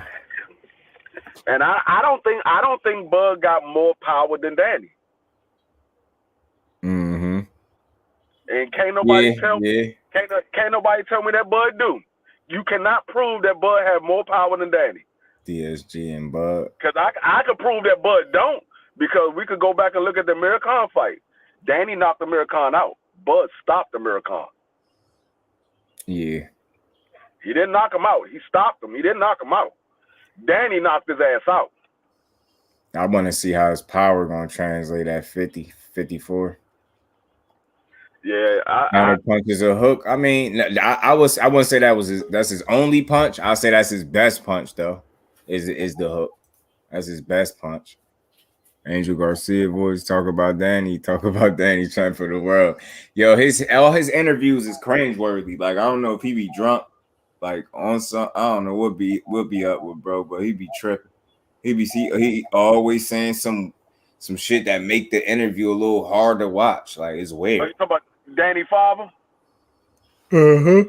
He always do that shit. It's something about the motherfucking Garcias. They motherfuckers be thinking like they the motherfucking best things to slice bread. Tim Bradley, underrated, overrated. Tim Bradley was overrated. He was overrated. I'll say maybe slightly, if anything, because his defense was shitty. Y'all gotta remember, his defense was shitty. Tim Bradley's whole claim to fame was him beating Manny Pacquiao when technically he really didn't. That's his whole claim to fame, was beating Manny Pacquiao. Before then, nobody was really big on Tim Bradley. And surviving Provodnikov. Because that boy got fights beat off his career with that. That's another, I think that's fair to say. Had he not fought that dude would have retired a little bit later than what he did. I think so. And the same thing with Mikey Garcia. So go Jacobs done. From the last couple fights that I seen from him, since the Gabriel Rosado fight, I think it was. Yeah, he looked done to me. I don't know if he got too much money, getting too much ass. I don't know what's going on with him. That John Ryder fight did it for me. I was like, dog, you let John Ryder beat your ass? Yeah. And he did it because he got disinterested and let up off the gas, it looked like, and just allowed him to do what he wanted. A lot of people was like, Danny got robbed. I was like, no, Danny did not get robbed in that fight. And you got to look at the second half of that fight. Ryder was beating the shit out of Danny that second half of that fight. Yeah, I think he stopped fighting. He looked disinterested, like he stopped trying or something. Like he got bored right midway through the fight. Like, boy, you still in the fight? It's like he was lazy, man, and not interested because he approached the fight that way. Unless what was you fatigued then, bro? Because if you get fatigued like that, then you definitely done up. So I don't even think it was that. I just think he was thinking, I established the lead now. No, I got him. No, You don't throw enough punches. Since when did you become that dude? Like, so you telling me now all of a sudden you about to be one of them? Yeah, I always felt like Lamont beat Danny too. I'm telling y'all, it's still a clip. It might still be on the internet where if I heard it correctly, I always thought I heard what he said. It's a clip of Danny Garcia shaking Lamont Peterson's hand right after that fight. And he was like, I know I lost, but I worked my ass off. It's like you gotta hear it. You gotta hear it. It's like I remember people capturing that audio and everything, and it was.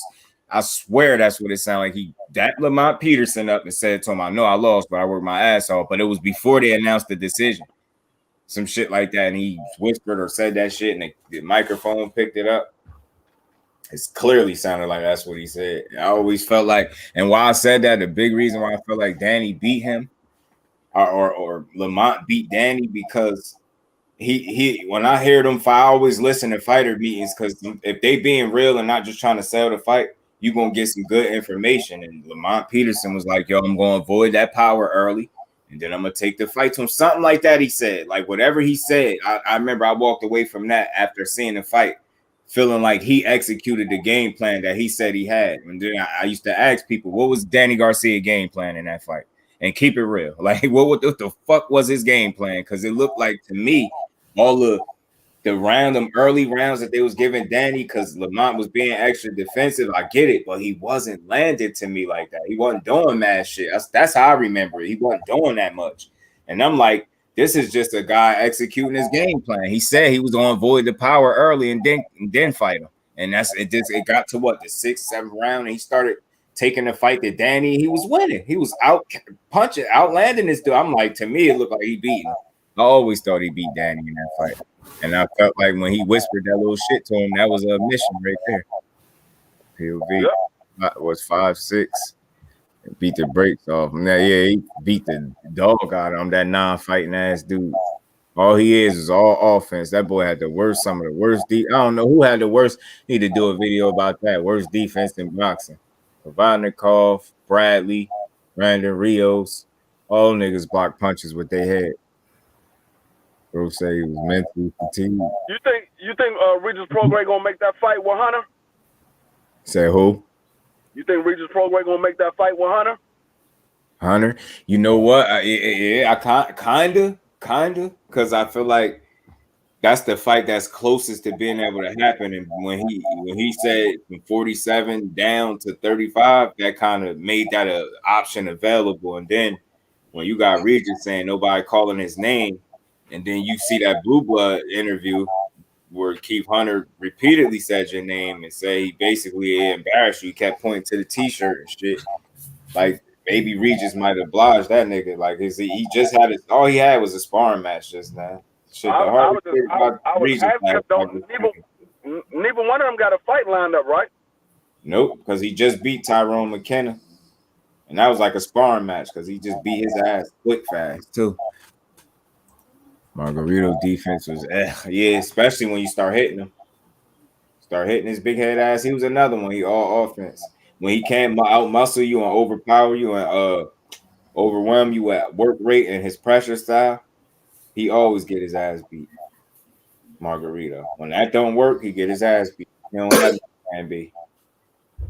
He really don't. Like, if he can't just come to you and wear you down and, like, overpower you with his power or his accumulation or some shit, he get his ass beat. See how Shane did him. Mm-hmm. We don't give a fuck about what Rick Glaser said. Rick Glaser a clown. Rick Glaser a real clown, man. Yeah. So that's a lie because Spence got a lot of Mexican fan base. We really need to start getting on his line. How could you access him? Yeah. How could you reach out to him, yo? Because he got to chill, man. They can't just keep saying whatever. In the black community, and people be feeding into it. That's what he tried. So he erased Bader then. Yeah, because Spence got a lot of Mexican fan base, so I don't know what the fuck he talking about. Because if you was at that motherfucker fight like me and T was, it was a lot of Mexicans in that motherfucker. I just think that's like, and why even, I guess it's the way you approach something like that. If you want to try to speak on it, it's like, I guess don't be angry about it, but you just got to make sure you making sense. Like, I just see the reason I even be feeling like speaking on shit like that, because it's so irresponsible when you got any type of people like tune into you like that, and that's the type of shit you spitting out. Knock it off, man. Damn, bro, knock it off. The fuck with the hating, and they be specific with it. Like, where do they be at? Like, man, I hate some of these people, yo. This like dude, that writer that called Bam Rodriguez fool's gold, bro. Damn, bro. Called a dude at 33 and 35 fossils. That's an exaggeration. That's a poor assessment. Fossils? Damn, so Terrence Crawford about to be 35. Is he a fossil? I know it's different fighters, but still, the age is the age. Like, a fossil at 35? I ain't saying you young as hell, but damn. That's just showing, that's just a attempt to discredit the fighter that you speaking of. Like, that's all that we call Bam Rodriguez fool's gold. Not saying, yo, this is a 22-year-old, jumped up a couple weight classes, beat a champion, didn't have a full training camp, didn't jump, you know, in there with another top dog, the hardest puncher, they say, in that division, and beat the shit out of him. The only thing you can say is he beat a fossil. It's crazy. So my whole thing is, Bam just he just one of those guys that just got skills. He could punch. Mm-hmm. And if you can't see that, you just a hater. The hater, he's well schooled, yo. Like, that footwork is amazing, yo. And I was looking. And he got power. That shit he did, the quadris, like when he took that step over and like dropped him, like, and he's got that punch off. The way he positioned his feet, I was looking to see if he was gonna be able to do that against Sarungi side. He damn sure did. I was like, so that shit is real. Like, that ain't no one time like his feet really like that. And I'm telling you, I think that's what make him so good too. And if people were watching, what real good punches was he getting hit with? None. That was impressive. I don't care. Oh, he slowed down. He got older. Yo, I don't care, bro. Still, what he did when the dude threw punches, the way he was blocking, I was watching. He had them pink ass gloves, some powdered pink gloves, like somebody mentioned.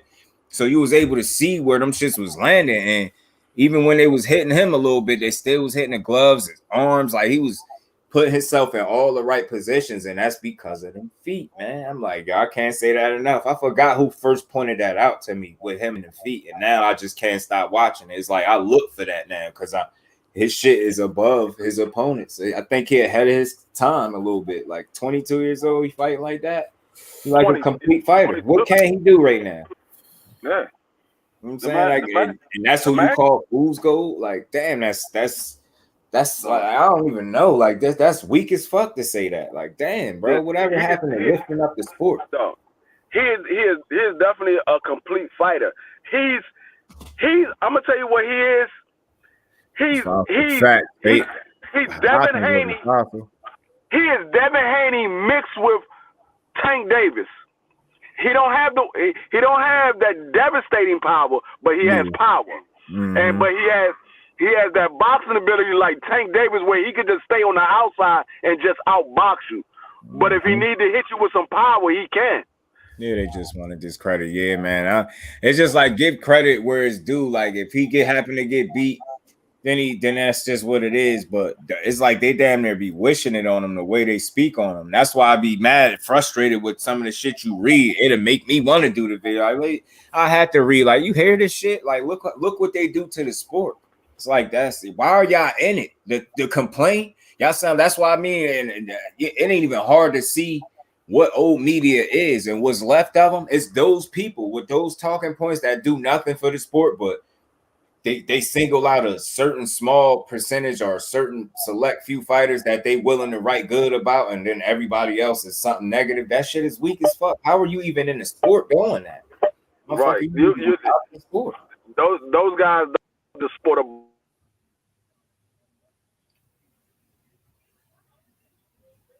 You went out, Beef. You went Okay, out. I thought I was tripping. Yeah, you went out. And that's all I be saying. Like, we're in the beginning stages now, but I really be feeling like Like that's just something that people can respect when you being responsible with the shit that you talk about.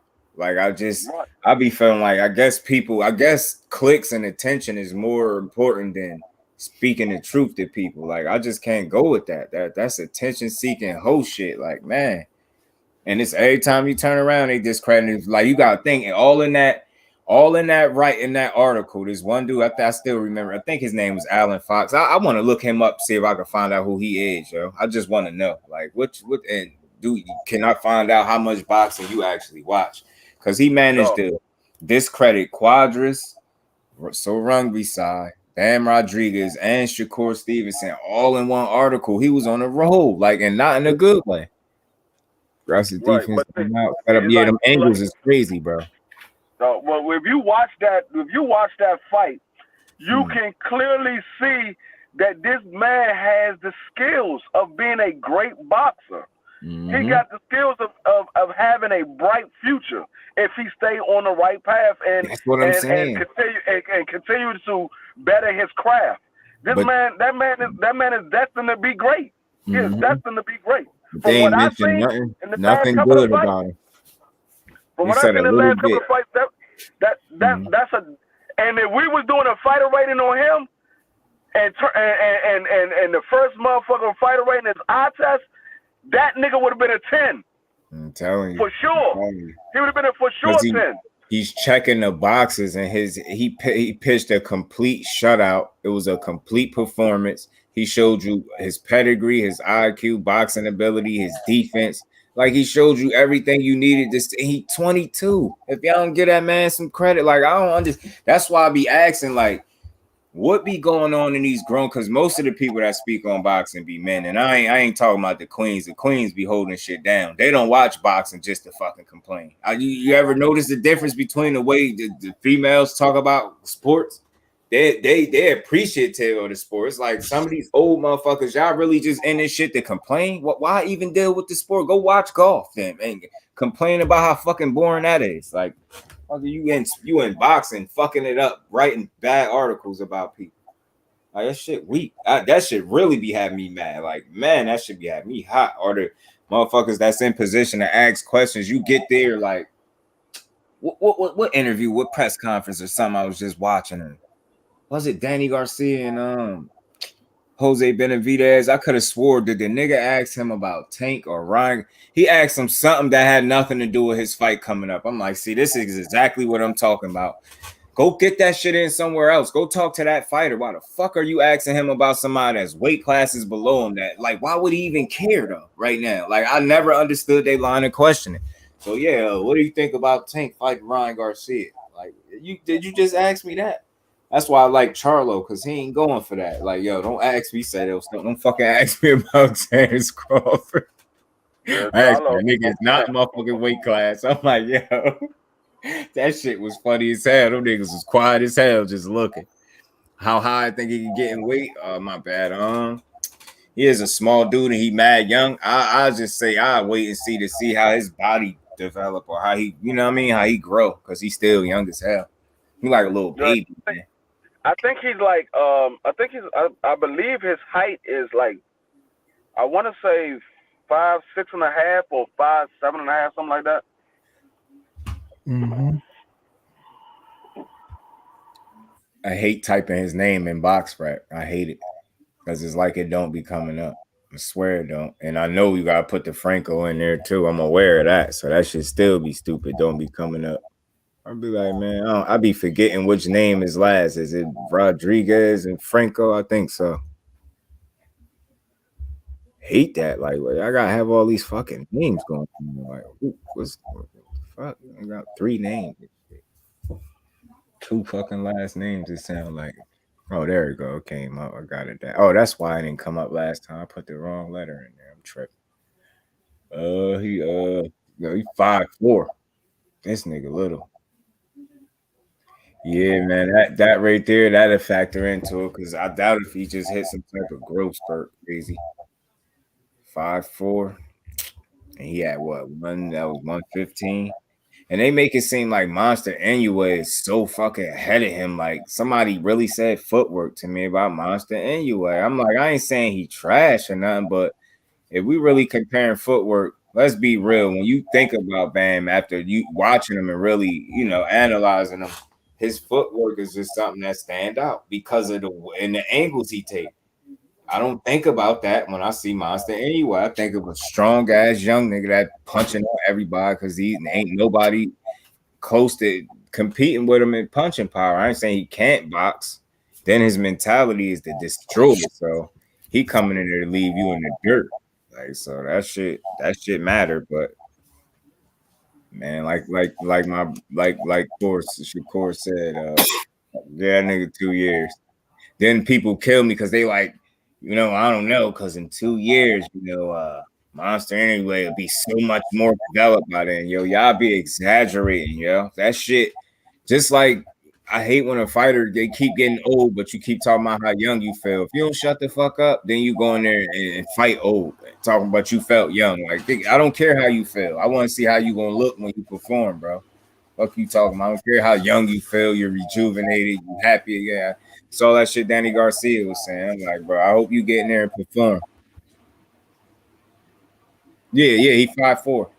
And this shit right here, where I'm looking, is 5'4" with a 67-inch reach. Only African American fighter I've never heard old media tear down is Sugar Ray Leonard. Yeah, because I think he won people over. I don't know how he did it, but he did it. He did it. I think it's Sugar Ray kind of slipped through the cracks. Like they love him for some reason. I don't know. Maybe I don't know. Or he found a way to get the people to fuck with him though. Yeah, I don't really hear no bashing of Sugar Ray, but that's what I'm saying, and that's why you got to question what is people in the sport for, like to tear people down all the time. Like, why do you even want to be around something where that's all you is negative? That's where I be drawing the hate.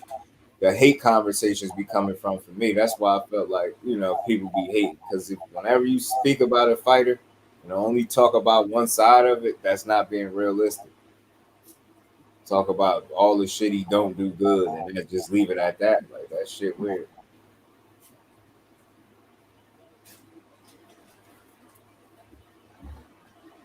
Because you represent the USA Olympics and back then they loved that.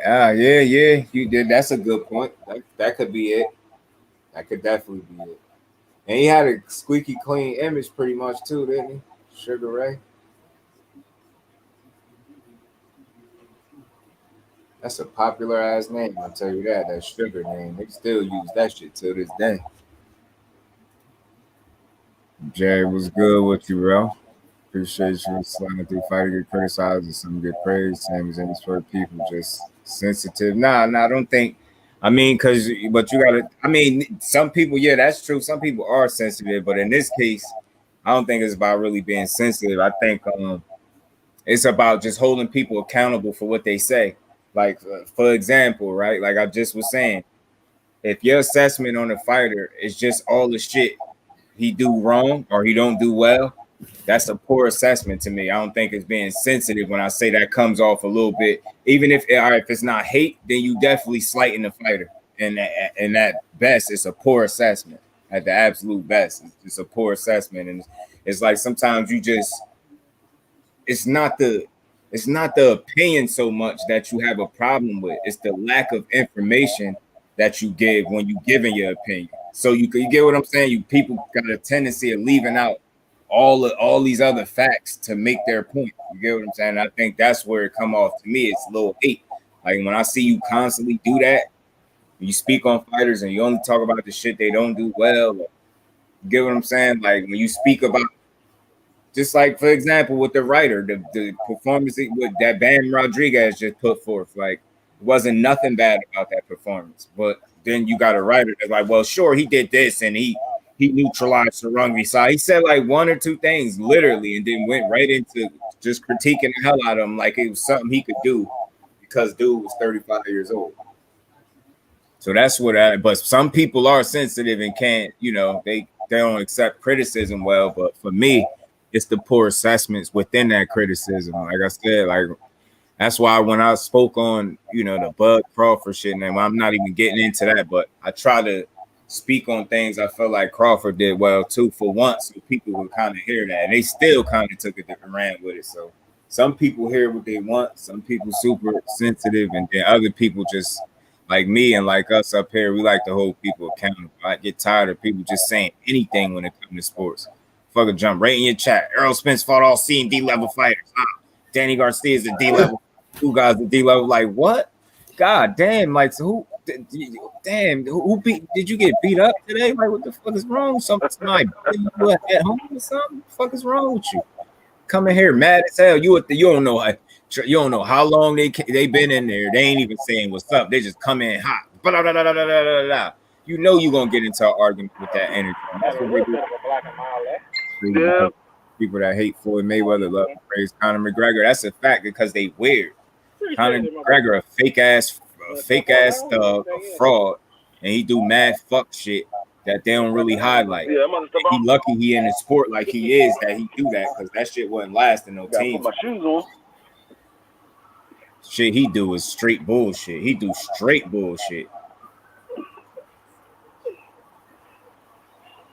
Straight up bullshit. That's why I don't praise nobody. They hate Floyd. They created that monster, the media. How many times you think he gonna let y'all slight him before he say fuck all y'all? I'm paid. That's what it looked like he did. The Duran and Ray beef was everything back then. Yeah, they was going at it. Him losing that fight to him. That's why I always thought Floyd would beat him. That fight right there, just to me, and I know maybe probably what wasn't as I don't know what people want to call it, but I always thought Floyd would have beat him.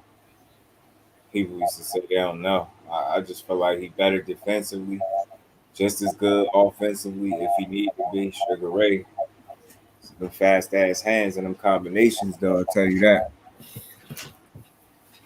Take calls, Jay Tasker. What you mean? Do I take calls? You mean like got the link? You mean like you want to come on?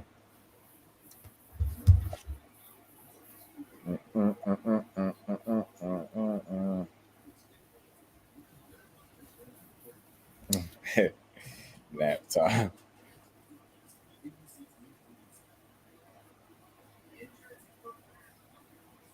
Yeah, I don't know. Back then, it was different. They was different. Yeah, they was.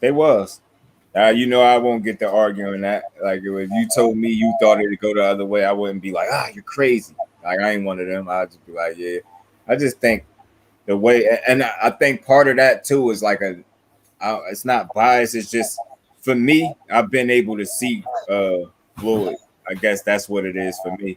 I've seen more of him in live action than seeing Ray Leonard. I think that's what it is for me. That's like.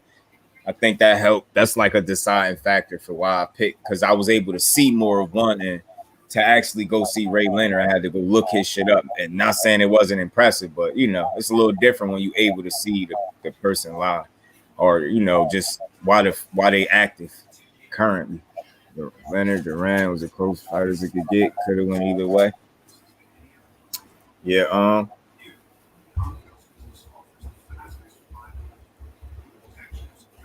They damn sure was tested each other. I just don't, but I don't know. I guess people would say so, but I don't see a Roberto Duran beating a Floyd Mayweather to me. Maybe I'm wrong as shit. He beat Sugar Ray unanimous decision back in 1980. I wasn't even born then. See what I'm saying? I wasn't able to see this shit. 144, 146, 44, 145, 147. Yeah, them scores look close as hell.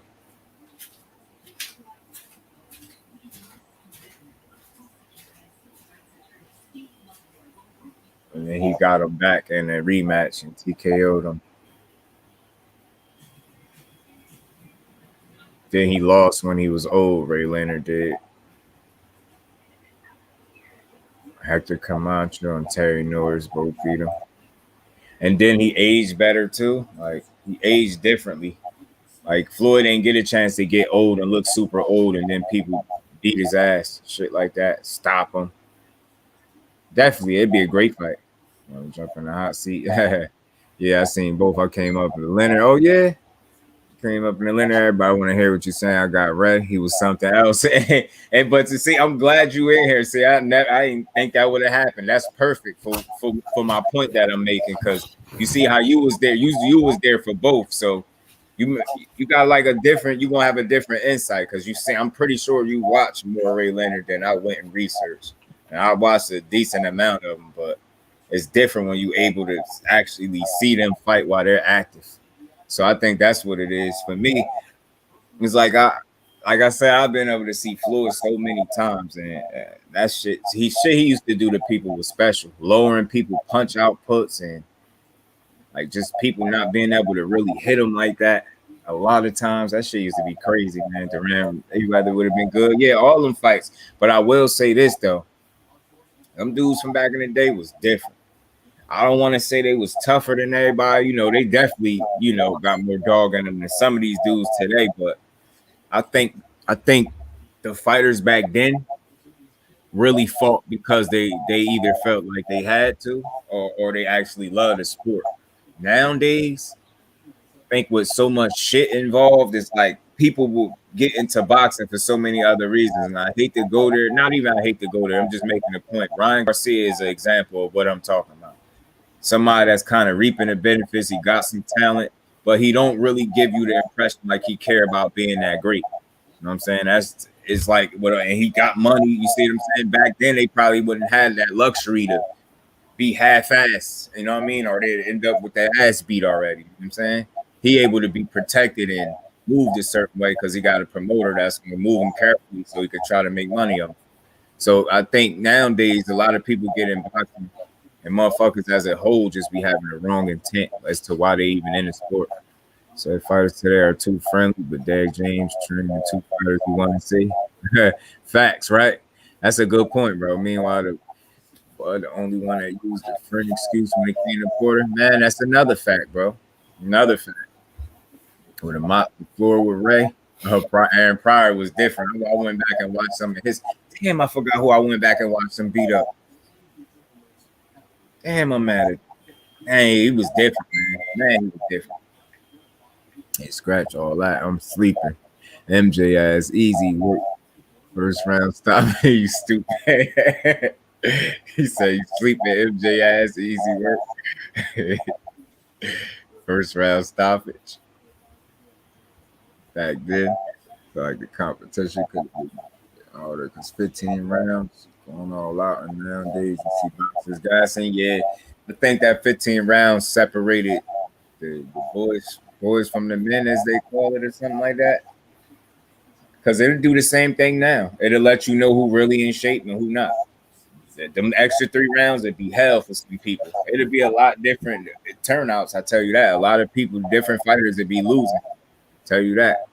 Because you ever seen somebody fight a 10-rounder and it looked like that the fight ended just in time? Whereas like even if it was a 12-rounder, they'd probably be in real risky losing type shit.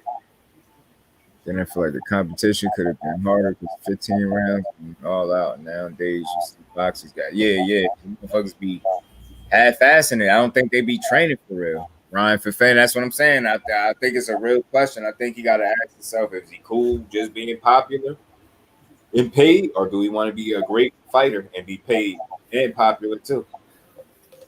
He's actually in a position where he could have it all. And that's crazy because I don't know if I think his problem, like, I would like to know who his mentors are, because he don't seem like he's an immature dude to me. He's a very young-minded person, and that type of energy annoyed me. I know he's young, but look how Dev acting. Look how they about the same age. Like, they totally different. And I ain't even talking about as fighters. I'm just talking about like how they carry it, their mentality. Ryan Garcia, he talked 2 or 3 times as much as he fight. And yet alone, Dad take challenges and still get critiqued. You mean a fighter like Mean Machine? Mean Machine. Yeah, those 15 rounders different. Yeah, man. Separated the men from the boys, let you know who really was in shape or who really wanted it. Canelo would be losing. That shit would be, we would have finished him. GG would have won more convinced facts. Yep. Beaver would have fucking out stopped him. Cause them punches like they was bothering him. They looked heavier than I thought they was gonna be. And whenever I see a fighter in a compromising situation, I don't know, bro. I don't know. I don't think nobody unless you. I don't think nobody. Nobody. I didn't do it. I ain't time you up. But yeah, man. When you see a fighter in a compromising situation and they like getting, he went to the ground. That just was like it just didn't look good. Like the optics of it, just seeing him go down to a knee. You know what I'm saying? Canelo, like when he was fighting Bebo, I was just like, he's just like a defeated dude. Like he almost accepting this shit. Yeah, ain't nobody. Ain't nobody unless somebody did it by mistake. Cause I know I've been known, people been known to do that. But you good, bro. You ain't say nothing wrong, so I don't see why nobody would do like that. I'm hungry.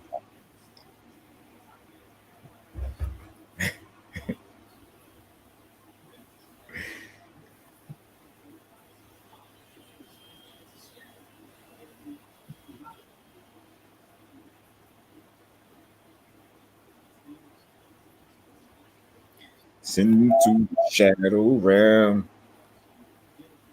Got this post with these MMA knockouts. Them shits is brutal, man. People's getting their ass smoked. Back then, fighters took more chances. If they lost, fans would still ride with them today. If you lose, fans come right off. And you see some reflecting on styles for a perfect example. Yeah, that's why I know I'm in them beginning stages, but hopefully I can get enough people to really understand that, you could support the fighter even after a loss, man. It's not how many losses all the time, it's how you lose. I mean, and if you go down trying to be great or fighting top competition and you lose, I feel like you should be supported regardless of the loss. Like, you know what I mean? Even if you get knocked out regardless of what, if you lose in any way, shape, or form, chasing greatness or trying to be great or fighting quality competition, I think that's the exact type of fighter that deserve the support and respect of the fans. And the last thing we should do is jump off and go jump on to the next one. That's why I don't like to call myself a fan. I call myself a supporter for that reason. Because it's like it's not a fighter that somebody could name that I did that with. And I always use Broner as an example because he got like the most losses that I could think of right off the top of my head, but I still rock with him. Like you would never hear me telling you I hate Broner. You're just not gonna hear it. There would be no Adrian Broner slander from me. I even lost several times, and I just rock with him. Oh, that shit. It's cool. I got a couple of them, but I still got these names for y'all. But I think the only thing that slow that down is me getting the right kind of clips for y'all to watch. Because it's one thing to hear me talk about it, but I try to get like little small clips from their fights and shit and put them together. I'm gonna start telling these motherfuckers to send me some shit. Wow, you got one you want to see, bro? If so, then I either if I ain't got it written down, I'll write it down and do one. I'll do one up. That's the whole point of that too. I do that shit on request of the people. I don't care if it's one person that wanted to see it, I'm gonna do it.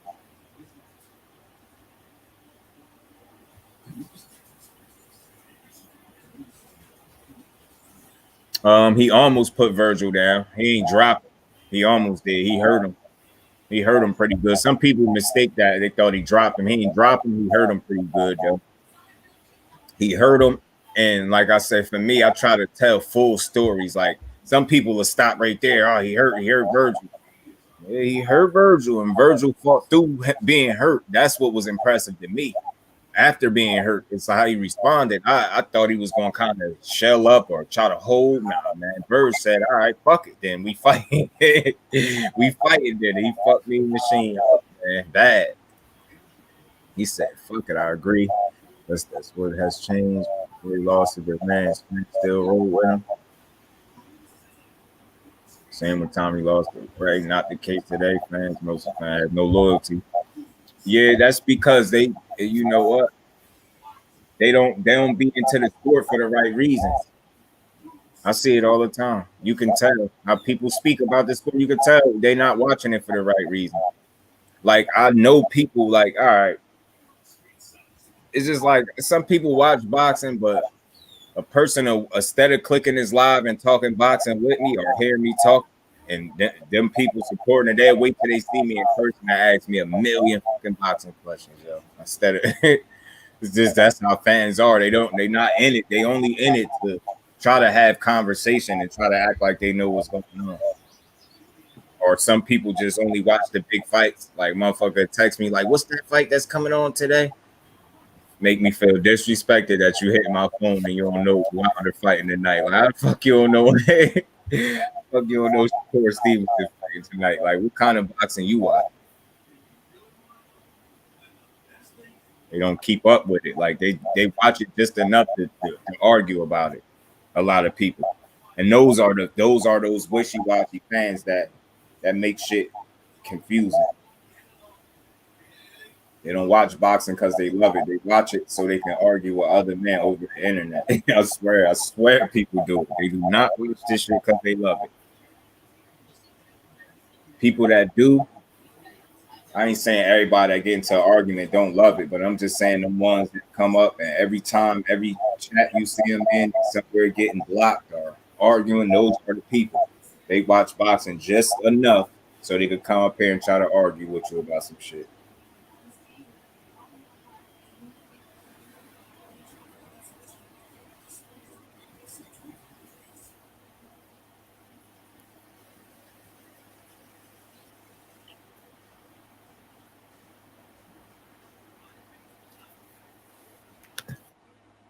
That's why I try to make sure when I do this shit, people know why I do it. I actually got a passion for boxing. That's why I ain't so much boxing myself in. I watch other sports, but not the way I watch boxing, because you can't play boxing. So I find that to be more interesting. I could deal with somebody losing a one-on-one more than keep seeing my team lose every fucking year. That shit is draining. Rather watch boxing.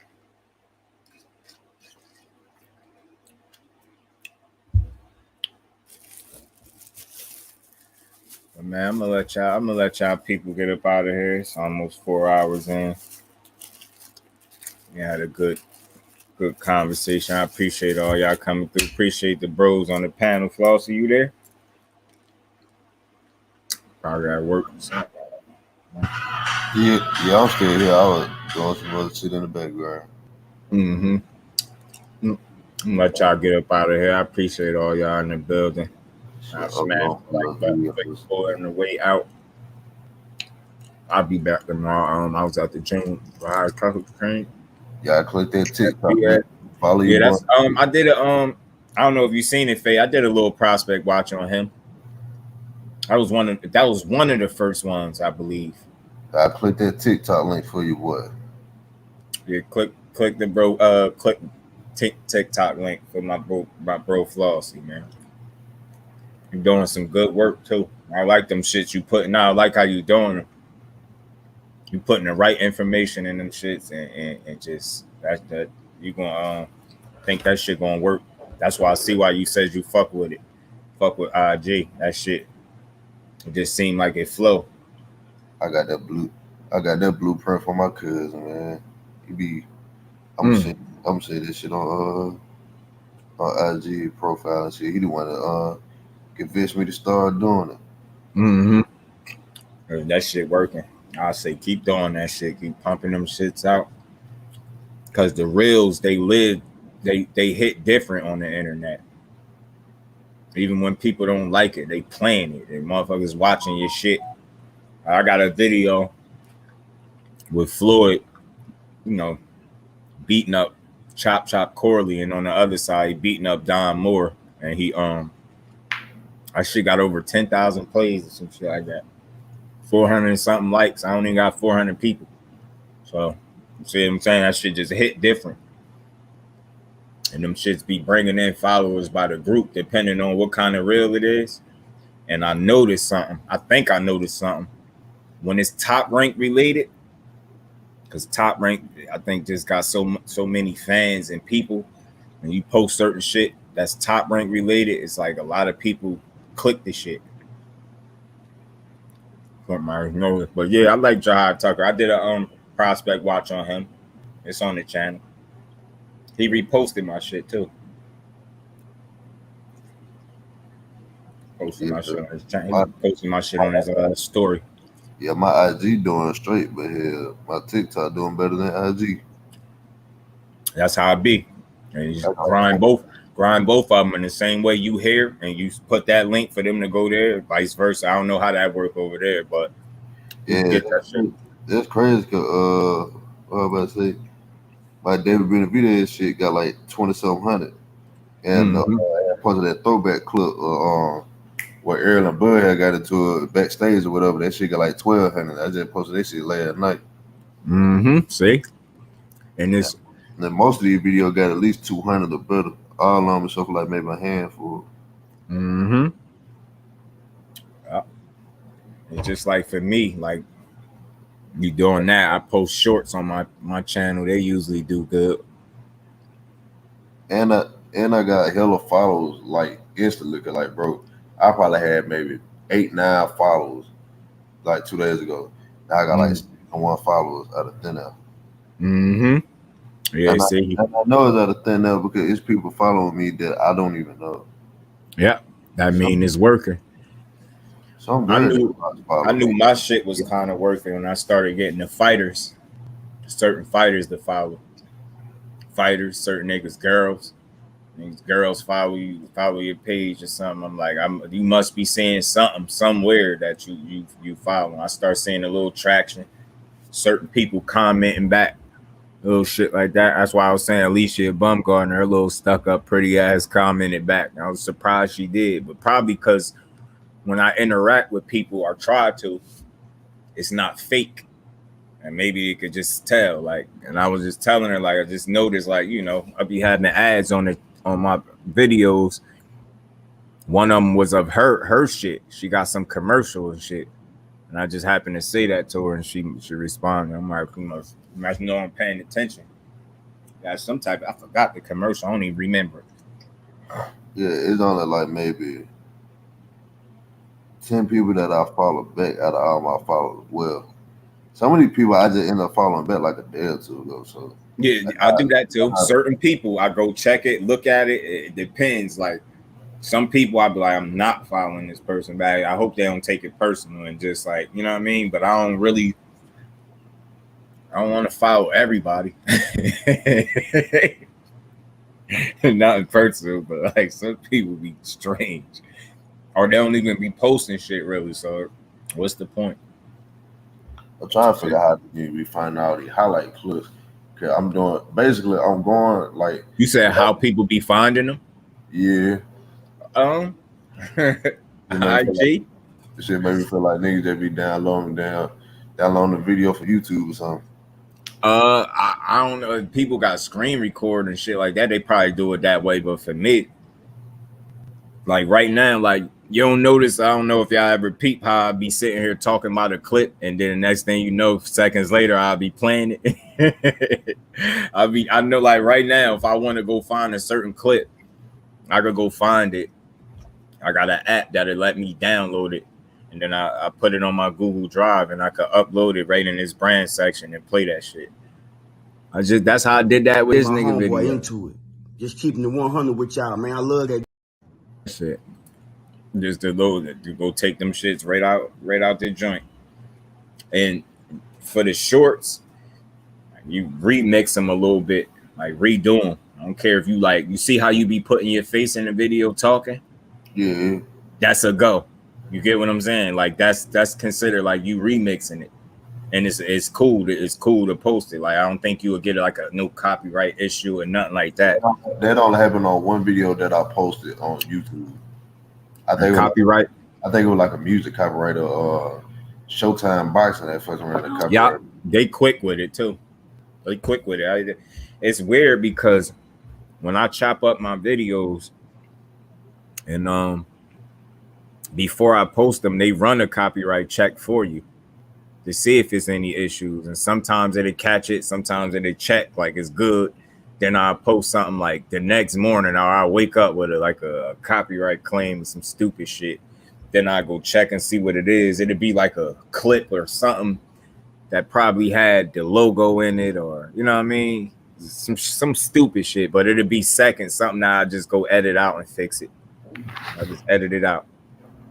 Good. Like right now, it really ain't been like no major boxing news that been worth me damn talking about. So I just been doing that until I find something that I actually want to talk about. Yeah. I mean, see, it's the same for me. I try to stay in tune with these fighters because they always interviewing, or they give you content because they, you know, you could. For me, like my shit started because you know you got this motherfucker Frank Sanchez talking shit. And I seen that, and that's like new. Like the article I just read, that shit just happened. Like I think it was yesterday, but T Ben spoke on that. I've been seeing him speak on it, but you seen once I seen the article for myself. That's how I do it. If I ain't speak on it and it's something that's worth it, I still do it because you know he cooked differently than I do, like we all do. So I was there when he was doing this shit, but mine's ended up being longer. He just, you know what I mean, got you the news. I end up just adding this to a live because it was something to talk about, along with Keith Hunter saying he want to fight Regis. And, you know, he'd fight Tank and Haney, and you know he said he used to hurt Haney on accident type shit. So he been, you know what I'm saying. So it's all that to me is content, it's conversation. That's what I like to do anyway. Like anybody could break a news type shit, like, you know, once you get it, but it's like what you gonna talk about after you break the news. That's what I look forward to, like conversation type deal. Oh, Crush said link. I got you. Broke. So that shit, like that's what I do. Sometimes I don't find nothing good enough that I want to talk about either. So I won't just, because I don't try to just do this shit just to do it. Like, you know what I mean? Like, if I can't feel like something is good enough worth talking about, I stay away from it too. But at the same time, I try to keep my options open and not really disregard boxing news. Get what I'm saying? Like, this shit all worth talking about to an extent. Like some people say they don't talk about like Jake Paul or some shit like that, but some people will. And then like who about to fight Adrian Peterson and Le'Veon Bell? That shit about to be dumb. One of them niggas about to get their ass beat.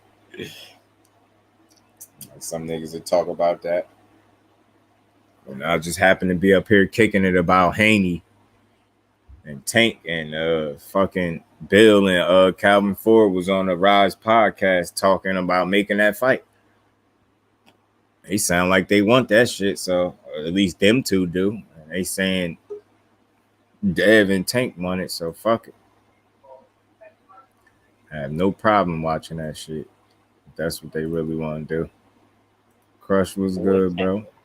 What's happening? Y'all? What's going on? I'm chilling, man. You know me, I'm at work. I was listening to those guys over there at Knockout. They over there heated right now. It got heated? Oh man, yeah. He's over there getting it in. He about to close out now. But yeah, all over up on the panel, you know, they was talking about the situation with Dev and Tank, you know. Yeah, man, it's crazy. Well, it was good content, man. It was good content. You know, it is what it is, man. It's definitely something to talk about. You know, me, I don't really like to talk about anything unless it's, you know, actually about to happen. I know how you are. I don't like to do that, but I mean, sometimes. I mean, we have to go through a slight little drive. But I get it. I get why you like that though, because you don't want to feel like you're just wasting your time talking about something that won't happen. Yeah. For me, if I think it's somewhat of a possibility, I'll speak on it, but I won't try to grind it into the ground. Like it's funny because when I went on yesterday, I damn sure ain't planning to be on for 7 hours. and the live wasn't even supposed to be us going so hard about who the fuck would win. It was more so me trying to give both of them credit so people could kill that narrative that because you think he gonna lose one fight that you hate him. That's where I was going with that, and then trying to like really highlight how we be divided over this shit and it's unnecessary. And you got to think people do all this shit talking, but you're allowing a video that another man is making for his content purposes. Like, you don't know what thought process he had making this shit, but you got a problem with it. So then you go and take, you know what I mean? You load your shit up or boot your live up. Now your whole live is about what this person is talking about. And that's why I was trying to say this the biggest fight in boxing, because I said I don't think I can name another fight that's causing a divide between the boxing community and the YouTube community at the same time. It got people threatening each other, motherfuckers making whole hate videos. Like, why are we doing this? That's counterproductive. How is that productive for boxing or for what we trying to do? We trying to grow. If somebody is making some shit that you don't agree with, just come up there and, you know, state your shit. Be like, I heard this somewhere on the channel. You don't got to say nobody's name. You ain't got to clip niggas' faces and put people videos in your thumbnail, like all this weird shit. I'm like, why are we doing this? It's no fucking, like, there's so much division and it ain't even necessary, because if you think we gotta have more in common than what we think, because we obviously sit up here and talk about this sport every day. So if we really do care about it, I think you should spend more time trying to push this shit forward rather than arguing with each other on some conquer and divide, splitting up into little, like, this shit is weird. It's like certain people mad. I've never seen so much hate like that. I ain't know this YouTube space was like that. I'm like, I don't understand it. A-side, shit, maybe Dev because he got the belts. I guess. I wouldn't even know. Or would it be Tank? I don't know, because Dad get a bag too, so don't he? So shit. I don't know what they gonna base it on. Huh? I'm gonna tell you what I think is going on, right? And just like in other scenarios where when it comes to conversation about certain fighters. Big is the main example would be Bud and Errol Spence. And this is more so about the fans, no matter what level of fan you are. But I think it's a fear factor, man. A lot of these people, they won't really come out and say it, but they really be fearing that the guy that they picking can possibly lose. The guy that they picking to beat. And I just be sitting, I be paying attention. This is deja vu, and now we here with this situation. So it's like the Bud and Errol situation is trickling over to Tank and Dev. I mean, it's good to an extent because it's promotion, but is this fight going to happen anytime soon? I doubt it does. Do it need to happen right now? No, it doesn't. You know, but if I'm going to look at in fairness of the fighters, now we're favoring Tank, later we're favoring Dev. You know, that's just how I feel.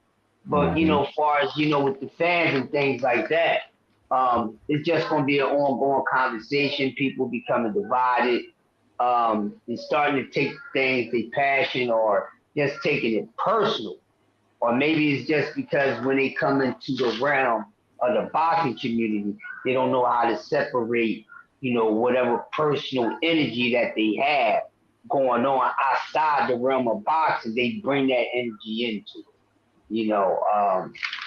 I don't know, but this situation with these two guys, I really don't think they should fight right now. I know they two best of the best, but I still also look at that as us knocking each other off. And that's what it is in the sport of boxing. So I always feel as though that we should be mindful, and I don't really be in the rush for that because it's the same setup as it is in real time, and it constantly use us to get rid of one another because everybody else's chances of defeating us ain't too good. And we have seen it, and we're going to continue to see it And also, we always in the best interest, for our fighters, especially when they got to lace up these gloves and everything. So we want them to, maximize the biggest dollar that they can. But the best way they can do that is between one another. What maximize it, to its max is when you get everything else out the way that don't need to be there. And of course the anticipation and duration will actually increase the price of the fight. And that's what people are not understanding. So I just feel as though, okay, talk about it, something to talk about. If you feel as though you don't want to talk about other fighters and things like that, that's cool. That's what you really want to talk about. But, it ain't going to happen. Knockout had the interesting playback with Money and Bill. That was very entertaining and informative, and very informative at the same time. Shout out to Money. Y'all know how Money is. He's full of energy, man. But he was on his shit. You see what I'm saying? So it is what it is. So they need to just go ahead, whatever next with Dev, whatever is really next, or whatever the case may be, go ahead and do it. As far as Tank, we'll see what happens. Hopefully it's not a fucking Rolly rematch. I'd rather see Tank in there with somebody better. We know the younger guys is calling him out, the Michelle Herreras and guys like that. Okay. Keith Hunter. Keith Hunter's all over the place. I was about to go into it about Mr. Keith Hunter. Yes, Keith Hunter has gotten on my nerves so much in a very short period of time. Somebody fight this man. I really want to see what he is made of. I don't want to fucking wait around. I'm not trying to wait around. Put him in there with some fucking body. I don't give a fuck. Put him in there with a top 5. Because this man is talking shit. He's been coming at Devin fucking Tank. Y'all know how I feel about this type of shit. No, you don't deserve a Devin Tank right at this fucking moment. Put him in there with a fucking top 5. Let's see where he's at. I'm not fucking sold, okay? People not sold on Frank Martin all the way and some of these other guys. Put him there with an El Rayo or fucking Frank or fucking Ryan. Put him in there with somebody, because I want to see what this motherfucker is made of, because he's been irking my nerves about how fucking tough he is and how fucking Thanos power he is. Oh, yeah, I can take his power very well. Oh, I'll just beat this guy up, man. It was just without even fucking trying. This, that, and other. Oh, his daddy came out and said, I would never give this nigga no shot. Now, this motherfucker has sold me to the point that I really want to see this motherfucker fight right now. Talking about Keith Hunter fate. Yes, and I will be honest with y'all. I'm not on the side of favoring this motherfucker to win. Nor am I favoring this motherfucker to get his ass whipped. But my thing is, he done got on my nerves so fucking much. He didn't overrule fucking Rolly, fucking Ryan, fucking Ice Sherbet. He fucking overruled everybody. I want to see this nigga fight some fucking body. I need to see this fucking top 5 fucking ASAP. If any of these people is fucking listening and watching, anybody in the fucking chat, anybody on the fucking panel, anybody in the fucking family, if you like fucking Keith Hunter, get somebody in the ring with this motherfucker. I want to see what this motherfucker is made of. I'm tired of his fucking mouth, goddamn. I got to see what the fuck this motherfucker is made of right now. Not now, but fucking right now, goddamn it. This motherfucker can come running in his mouth more than Keyshawn and everybody. I need to see what this nigga is made of right now. You know what, matter of fact, throw him in the fucking lion's den. He want that smoke Tank, fuck him up. Shit, I don't give a fuck. I want to see what this nigga made of. I really want to see what he made of, dog. This motherfucker, I'm on your ass, bounty hunter. I'm on your ass. I'm gonna be looking through shit. I'm gonna start pouring up fucking tape. I want to find out, have you been doing this shit that you said you've been doing to Dev all these years? Ghost, somebody, one of my motherfuckers got somebody find something, goddamn it. I need some fucking goddamn intel on fucking Bounty Hunter. I don't want to hear his fucking mouth. I want to see some shit. Throw this motherfucker in the lion's den right now. Leapfrog him over everybody else. He talking big shit, goddamn. He talking big shit. God damn. This motherfucker, he just beat everybody. High Tucker, everybody. This nigga is tripping. 20-minute ring. He called Tank and Haney dirty. He said Haney more sneaky with it. Said Tank a little more outright and bold with it. Said he went 4 rounds with Tank. His legs wasn't as good, so he was more stationary. So he said he stood in there the first 2 rounds, kind of blocking and doing his little shit. And I could just tell the way he explained that part, how he was less detailed with the first 2 rounds and more detailed with the last 2. So that right there with me just observing and listening, to me, it just sound like them first 2 rounds, you ain't have it your way. Maybe the second 2 rounds, you had it more your way, you had more success. But then even within that, he said when Tank start losing, he get dirty. So he said he low blowed him like 3 times or something. He said at the last time he backed up and looked at Floyd like, come on, man, like keep it clean type shit. And he claimed his brother got in the ring and it got a little heated, I guess, and they went back and forth a little bit. But when I was in here speaking on that earlier in the live and Connor was in here, even he was saying like, they be leaving out a lot of the details. Like he was letting it be known. I'm like, I know what he's saying. He's letting it be known. Like, look, these motherfuckers always. And what I said is like, just if you think about it, just the typical boxer. Ask him, did he get his ass beaten sparring? What is he gonna say? 9 times out of 10, no.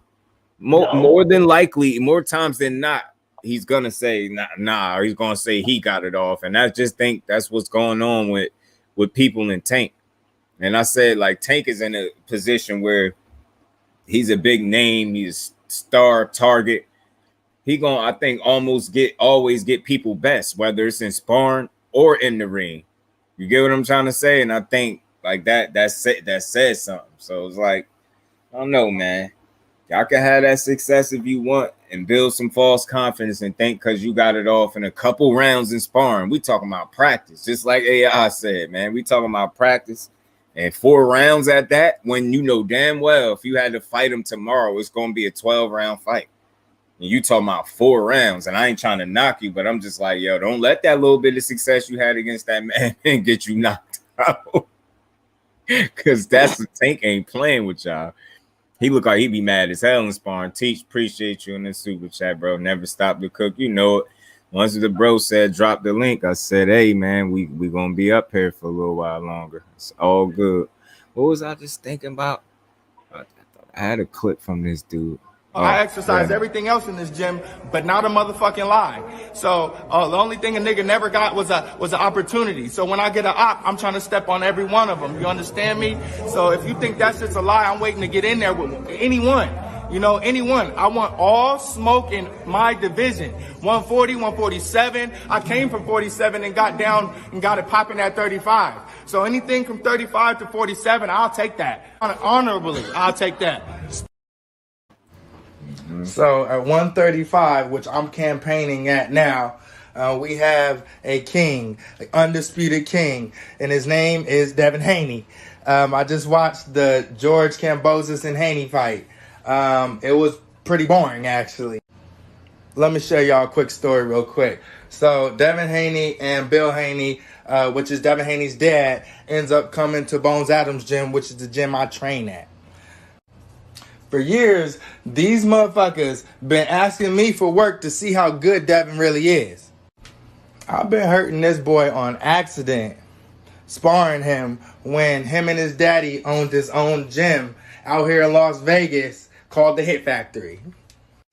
The last time that they asked to spar me, I said, just give me a shot when y'all get that strap. Just give me a shot. Bill gonna say out of his motherfucking own mouth that he'll never get this nigga a chance. Cause he know it's. Ain't talking that shit. Say man hyped over 4 rounds of sparring.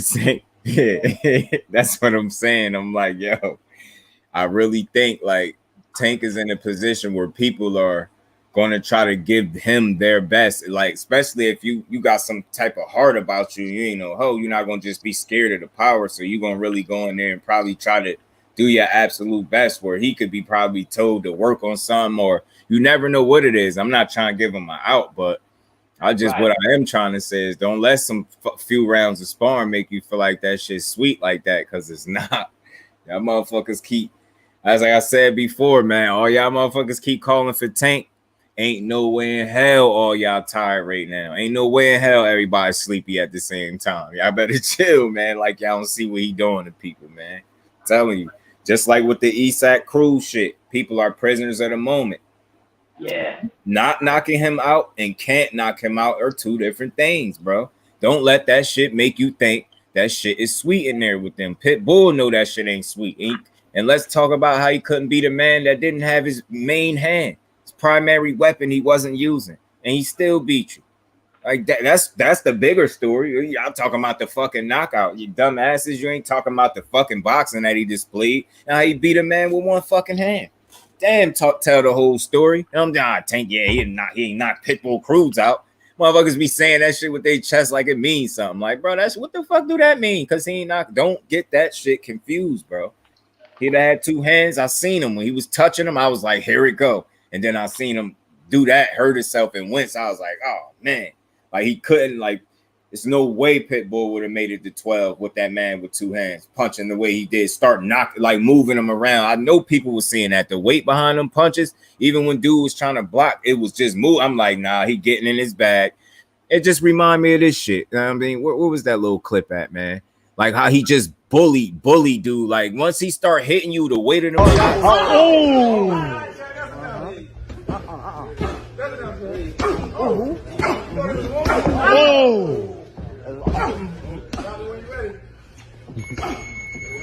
30 seconds. Oh, he drunk. Notice how, like, when he hit a motherfucker, how they just be all over the place. Like, once he blocking and he's still able to do that. Once he's doing you like that, man, you ain't got fucking long before your hand not be in the right spot and he throw place one of them bitches in there. And then it's the beginning of the end for you. And that's what I see with Tank, man. Yeah, this guy, I remember, Hunter went in there for a fight. Tank went in there to practice that, but that's what I'm telling you. I really feel like that's the possibility. And I'm not knocking Keith Hunter. I don't dislike him, but because I do think within the shit talking that it is what it is. But I think he really just want an opportunity. I do think that. I think that's what it is. I do think if he get an opportunity to fight any of them names he mentioned, I think he will. I think he'll do it. But that's all it really is. But I think the most possible fight out of the names he mentioned would be Regis, because the Regis situation is a little bit different than Tank, a lot different than Tank or Haney. Haney got some other business, and I'm pretty sure Tank got some other business. It would do neither of them any good to fight him right now.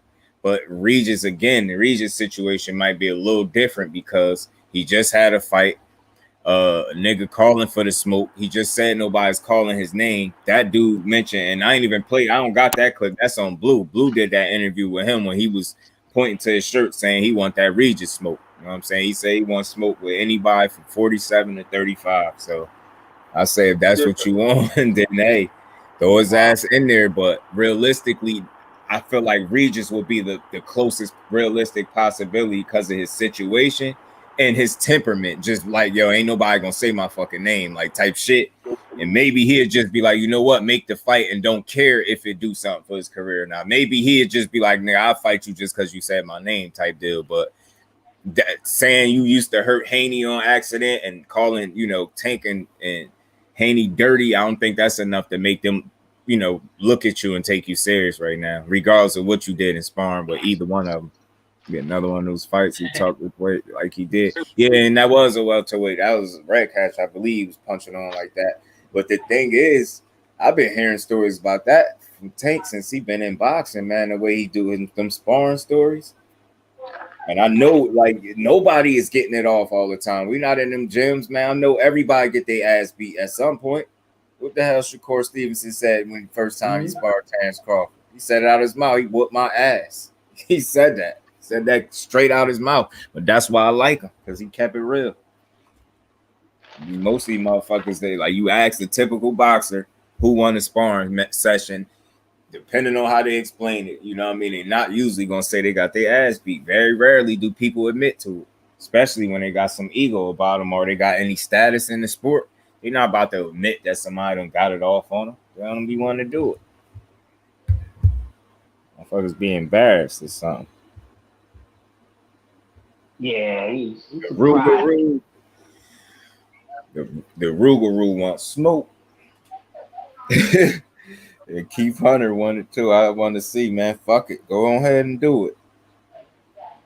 What was that in there? Throw Frank Sanchez. He said he better than Ortiz. Wilder can't box. All he got is power.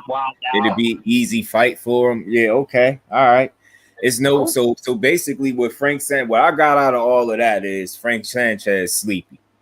That's what I get. I'm just from now on. When people call out Tank and Wilder and I just don't take them serious, even if I take y'all serious, man, I'm gonna just start saying motherfuckers is sleepy. So that's exactly what's going on. And what Skills was saying, he said Tank gonna deliver some NyQuil to a motherfucker. I say, yeah, NyQuil with melatonin in it. Motherfucker. Hunter, I haven't seen him fight. Is he good? He's 6 feet, yo. He's 6 foot.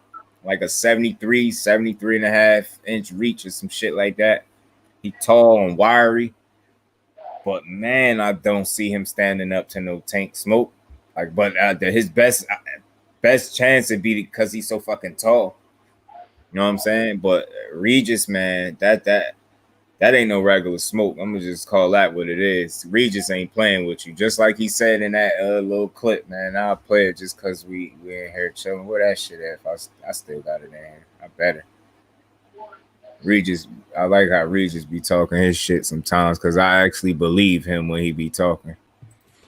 All right, so I'm hearing all this shit about people calling people out and all this type of shit at 140 and all that. Look, nobody never say my fucking name. Be honest, you never hear nobody say my name at all. It's a reason, bro. I don't box niggas, bro. I fuck niggas up. You know what I'm saying? Like, and then on top of that, bro, if you really look at my shit, look at my record, everybody I ever fought, they saw the doctor, right? Because I'm not going around you to box you. I'm going out there to hurt niggas. You know what I'm saying? I'm going out there to really mess people up. That's what I really do. So I heard that they talk about other people looking for opponents at 140 and all that shit. Bro, nobody say my name. Nobody say my name at all. You don't hear nobody saying my name at all. Nobody won't fuck with me. You know what I'm saying? So come on, man. Don't play with me. Little boys don't fuck with me. Like I said, my famous little quote, these little boys at 140 cannot fuck with me. And I'm the best, and I'm going to keep proving it. Regis is talking that shit. He said, I hurt niggas. I go in there if I don't go in there to box. I go in there to fuck niggas. Yeah. He really do, though, because he beat this shit out of his last opponent. And it was funny because dude was talking like he was going to do some shit with Regis. Like, you going to stand there with me? Oh, you don't know who he's talking to. He like, cool about it in the ring. He's fucking him up on some cool shit, too. Yeah, man, Keith Hunter have a fight of his life fighting Regis. I'm telling you, because that's going to be a fight. And and I say that I could appreciate his shit talking because he really get in there and do that. You know, he got the one loss, but he coming in there to try to fuck you up. You ain't tough enough to deal with it. He getting you out of there. And even though he lost to Josh Taylor, look how close that was. And it truly looked like somebody took a plum and stuck that shit in Josh Taylor eyelid, and that was his eye. That shit looked crazy. I don't even in the law, like he had that man looking crazy. That just lets you know he was on his ass. And yeah, facts, bro. 135. He said from 147 to 135, and he squares down to 35. And that's my thing. Like, you gonna fight Tank at 35 because you 6 feet, man. You fuck around, Tank gonna put Devin in that upper room. Man, all I know is that I rock with both of them, but I just respectfully he'd have to do more than what he had to go in his toolbox more than what he did against Kambosos. Could you imagine if Tank fought Kambosos? Now I could go ahead and say that because of the styles and how that fight would play out, I think maybe he probably could hit Tank a little more than he hit Devin because of the way he gonna approach the fight. But how do the fight go 12 rounds? Hell no. But you know what I think, Justin? You know the only problem that I had with Michael Hunter is, yeah, I understand you calling out these guys. You want these guys to give you a shot or whatever. And like I said, Regis Prograis probably be the only one that would give him a shot. But what happened to you fighting your way to a shot? What happened? You earning your way to a shot? Why somebody got to give you a shot? Why not you earn your way to be mandatory? Nah, that's fair. Because I was saying that he got to beat somebody notable. You can't go from the guy that you just fought, which was like he was an undefeated dude, but like I said, he's an unknown, and you don't go from that level of opposition. I truly believe in levels and respecting your craft like that. And I'm not saying be scared and duck smoke, but be realistic about how you challenging yourself. Like, you don't go from that level of opponent you went and fought to no Tank. And you got to think you already got one loss on your resume. You 15-1. You got 9 KOs, I believe. You got some punching power, obviously. You long as hell, but when you lost, it was like your 13th fight. You was 13-0, I believe, and your opponent was 4-0-1. So even though he was undefeated, he had 4 fucking wins, and he beat you. Somebody I never heard of. You not beating these dudes, yo. And I hate to just look at it like that, but I'm seeing your level of opposition, and already you got a hiccup. You got beat cleanly, a unanimous decision from what it say on the joint. Or why not fight somebody? Why not call out one of the guys that's in the lower of the in the rankings? Call out a Ryan Garcia. Yeah. Call out a Ryan Garcia, somebody like that, to get yourself in the rankings. Mm-hmm. And then you can work your way up. Now they see, now you didn't made a name for yourself. You beat Ryan Garcia, so people are going to be talking about you. Oh, Michael Hunter, he beat Ryan Garcia, such and such. And then you're trying to fight these other guys to work your way up in the ranking where you can become a mandatory. Yeah. Yeah, that makes sense. That's the only issue I have with it. Yeah, Regis do seem like he gonna fuck you up before the fight. that boy got that attitude. I like his attitude because he ain't coming to be no hoe. Win, lose, or draw, not just something I'm gonna always be able to respect. But one thing he do need to know, as far as him saying nobody said his name, Matias said his name. Econo sent me that article. He damn sure said his name, and now more recently, that's why I said maybe he might could talk himself into a fight, possibly. Maybe Regis be like, well, you know what? Fuck it. You calling my name, let's do it. You know what I'm saying? I mean, you fought Tyrone McKenna. He's fucking nobody. That didn't do nothing crazy for your career. Let's be honest. The last 2 guys that didn't fight nobody was calling for these big name people. They got their ass stopped. They got their ass stopped. And be honest, D-Free, I don't think it'd be no different with this dude. I think Regis is, out of the 3 people that I heard him mention, respectfully, that dude is cool, and I know he just want an opportunity. Ain't nothing wrong with that, but I think out of them 3 people you mentioned, 2 of them stop you, and 1 of them could potentially just outbox the shit out you. Right. Because look at Blair Cobb was calling out Bud and Boots and all them. Ain't fighting nobody. He got his ass stopped when he got in there with somebody. And then we look at Rolly. Rolly kept calling out. And then came back and said, he said he shouldn't have said that shit about, I think it was EJ he said the slick shit about, right? I think he went back and kind of tried to retract that, say he shouldn't have said no shit like that or something. It was too late. You got your ass sparked. Right. And then you see put in the dirt. Rolly kept calling out Tank. He finally got in there with Tank, got his ass stopped. He didn't fight nobody before he fought Tank. He said he felt like you talking to you, right? Regis was aggressive as hell in that, wasn't he? He was turned up. I'll say these last couple of guys that didn't fight nobody, calling out all these big names, they got stopped when they got in there with somebody. Yeah, nah, you're right.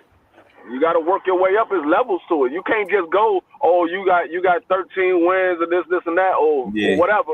You can't just say, oh, I'm ready for the champion. No, it's levels to it. They're a champion for a reason. I believe that. I believe in properly testing yourself and working yourself up to that level when you know you're not already there. You already had a hiccup where that should kind of let you know where you at. Like these dudes, And I think it's that success that people be having against Tank that make them think that getting under the lights is. I swear, Floyd taught me that perfectly, man. And like you motherfuckers could do that shit in the gym, but can you do it under the lights? It's different. Right, and that's the same thing. Like I mean, like, I could show that in every sport. You got motherfucking rookies that come out that was motherfucking top of the motherfucking college in it when they was playing. They go into the pros, and the motherfuckers ain't what everybody thought they was. The pros is a different level. You got to work your way to that shit. Look at Kobe when Kobe first came in the league. Everybody was like, "Oh, Kobe gonna take over." Kobe was some shit when he first came into the league. Had to work his way in there. Right, you get a few of them. You get a few of them that shine when they get in the pros, but not very many. Not very many. And it's like, you know, he ain't hit the ground running, so to speak, but it ain't take super long. But it still was an adjustment period, and to acclimate and just get used to, you know what I mean, being a fucking NBA athlete, and that is just it's similar to the because it's levels. The level you just came from fucking high school to this shit. So it's like, you know what I mean? Even in the NFL, you look at all these motherfucking quarterbacks. They talking about, oh, this is gonna be the best quarterback of the league, and they get into the pros and be some shit. Yeah, a lot. Yeah, that should be like that a lot. Yeah, it be some shit. Now all of a sudden, this motherfucker been playing football. That's why all his life now he get to the league. All of a sudden, he can't throw the ball no more.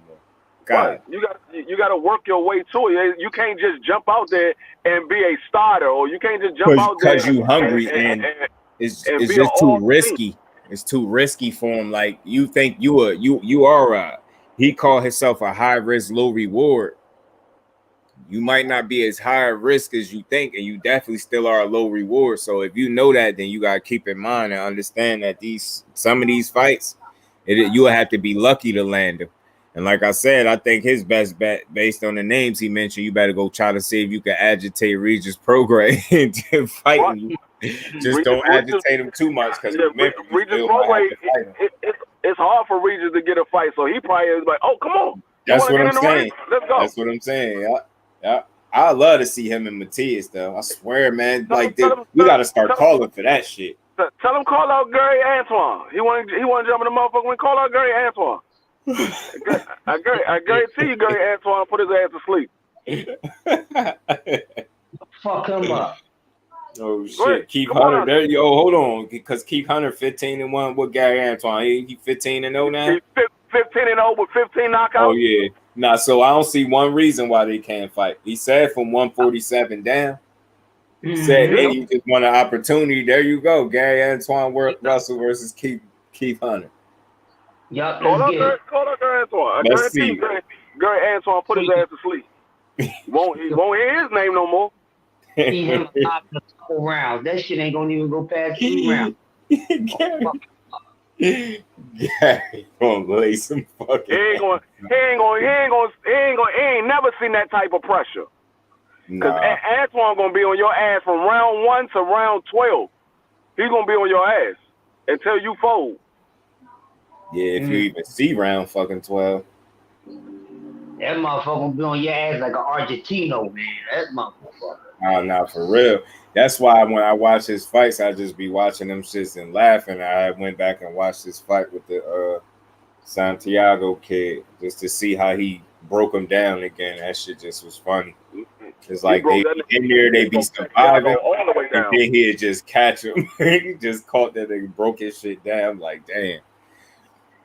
I just like to see motherfuckers get in that ring and go to work. You know what I'm saying? And that's just what he do, man. He workhorse. He get in there and he coming to fight you. He like I said, and he gonna box with it. I don't know why people keep making it seem like he don't box. That's why I be like, yo, I think y'all be being overly critical. Yo, watch him again. Yo, that's why I go back and watch fights again.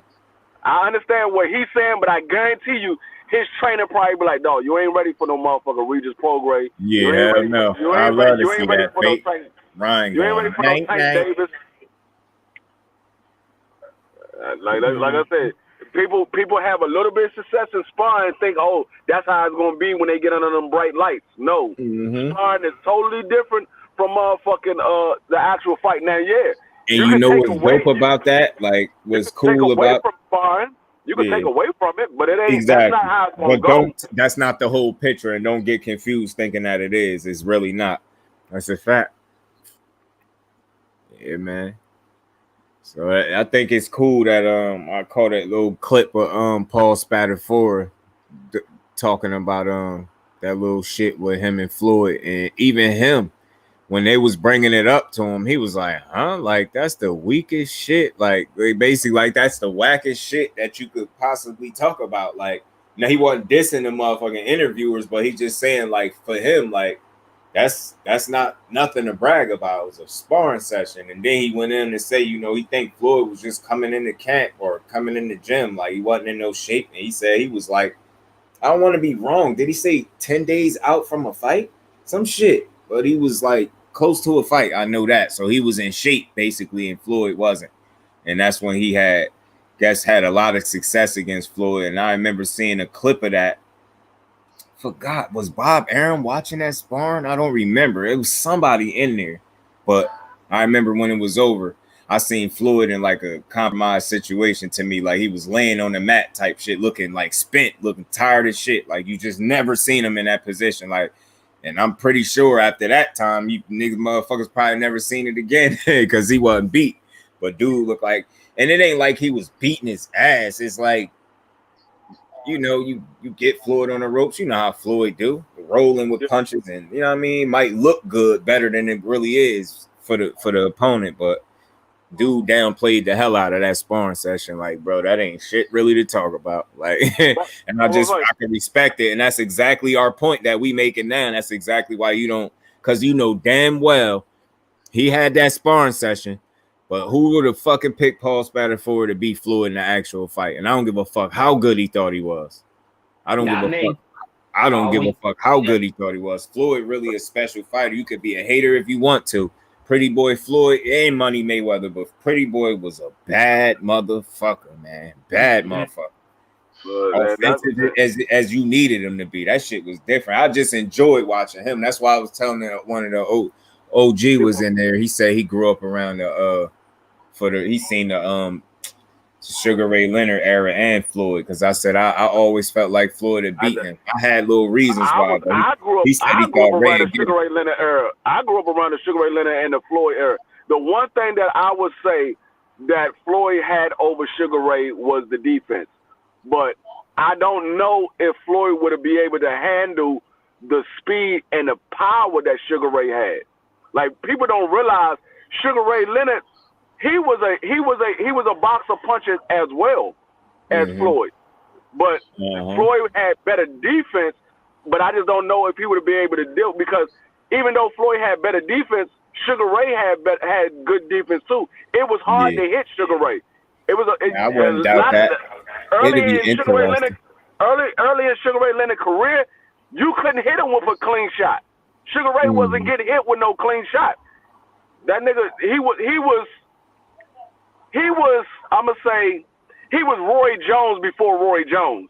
That's how Sugar Ray was.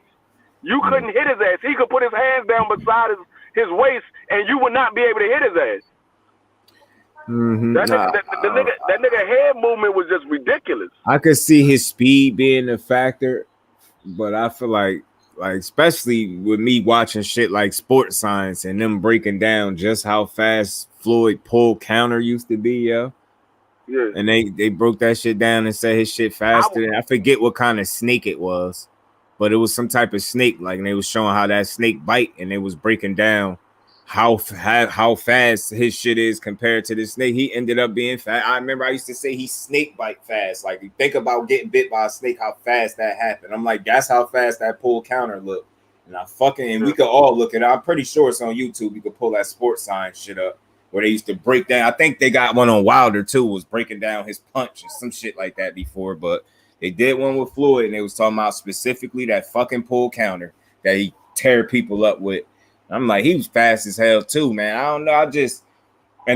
I think the fairest way for me to explain why I would pick and lean towards Floyd is because I've been able to see him while he was active and seeing what he could do, as opposed to having to go back and watch tape of Sugar Ray Leonard, knowing that he was fucking great, but it's still different when you're able to see it That's while like it's happening. motherfuckers. That's like when motherfuckers was picking Mike Tyson to beat Muhammad Ali because they grew up in the time of Mike Tyson.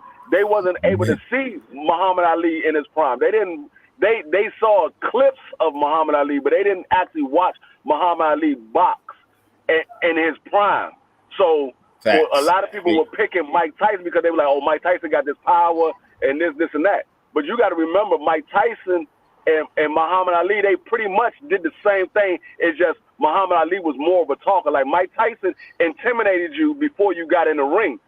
Muhammad Ali intimidated you before you got in the ring, but Muhammad Ali was off of his talking. He made you feel like you wasn't shit before you got in that ring. Mike Tyson just made you scared of him before you got in the ring. That was the difference between both. But Mike Tyson would not be able to fuck with Muhammad Ali in his prime. It's not even close. Not even close. Yeah. God damn it, man. But that's why I said that would be a fight that I would love to see Sugar Ray Leonard in his prime and Floyd Mayweather in his prime, because both of them motherfuckers was fast. Both of them was was boxer punchers at that time. So it would be a fight that shit probably would do in this day and era with pay-per-view. If it was them in their prime, that should probably do about $10 million $10 million pay-per-view. Yeah, you know what I'm saying? I'll say Meldrick Taylor was probably like in terms of combination punching, because he'd rip them bitches off fast. I say he was fast at that, but picking single shots and getting out their way, Floyd was like second to none. It's just the way he made people look. I just can't name too many fighters that was able to lower people punch outputs and really just remove mostly everything they do good outside of just the mild success that you're gonna have in a fight because you there to fight. You get what I'm saying? But outside of that, he used to. I'm gonna tell you what fight you need to go watch. JUSDUE. Go watch Sugar Ray Leonard versus Roberto Duran 1, and then go watch. When Sugar Ray Leonard lost, and then go watch Sugar Ray Leonard versus Roberto Duran 2. Watch the difference in the fight, the adjustments that Sugar Ray Leonard made in that fight. You're gonna be like, God. I know people disagree with this too, but I just don't think, and this is style. I'm going off styles. I'm not knocking his skill set. I don't think Roberto Duran would have ever beat Floyd at no point. Oh, hell no. I just don't think so. But people will tell me I'm crazy. Some people will be like, "Oh, you out your mind," and then they'll start that first thing they go to that make their argument weak for me is they start talking about how hard he hit, and you know who we talking about. Fuck his power, bro. He ain't Wilder. I'm cool. I'm gonna tell you like this: with Roberto Duran, the only chance he had was to land a big shot on Floyd. Knock him out, exactly. And I just don't think that shot would be there. I don't think so. And even still, when he beat Sugar Ray Leonard, he didn't knock Sugar Ray Leonard out. He beat Sugar Ray Leonard on a decision. Yeah. He didn't drop Sugar Ray or none of that. He beat him on a decision. Gary Russell, that's D Free family right there. So you know he definitely got something that he gonna always have. That you know what's funny? They all have hand speed. It ain't even just Mr. Gary Russell. That shit, man. I used to love watching him beat people up on his way up. I'm gonna tell you, like a lot of people think about Mr. Gary Russell and his hand speed, and I keep telling everybody he has an older brother by the name of Gary Jones.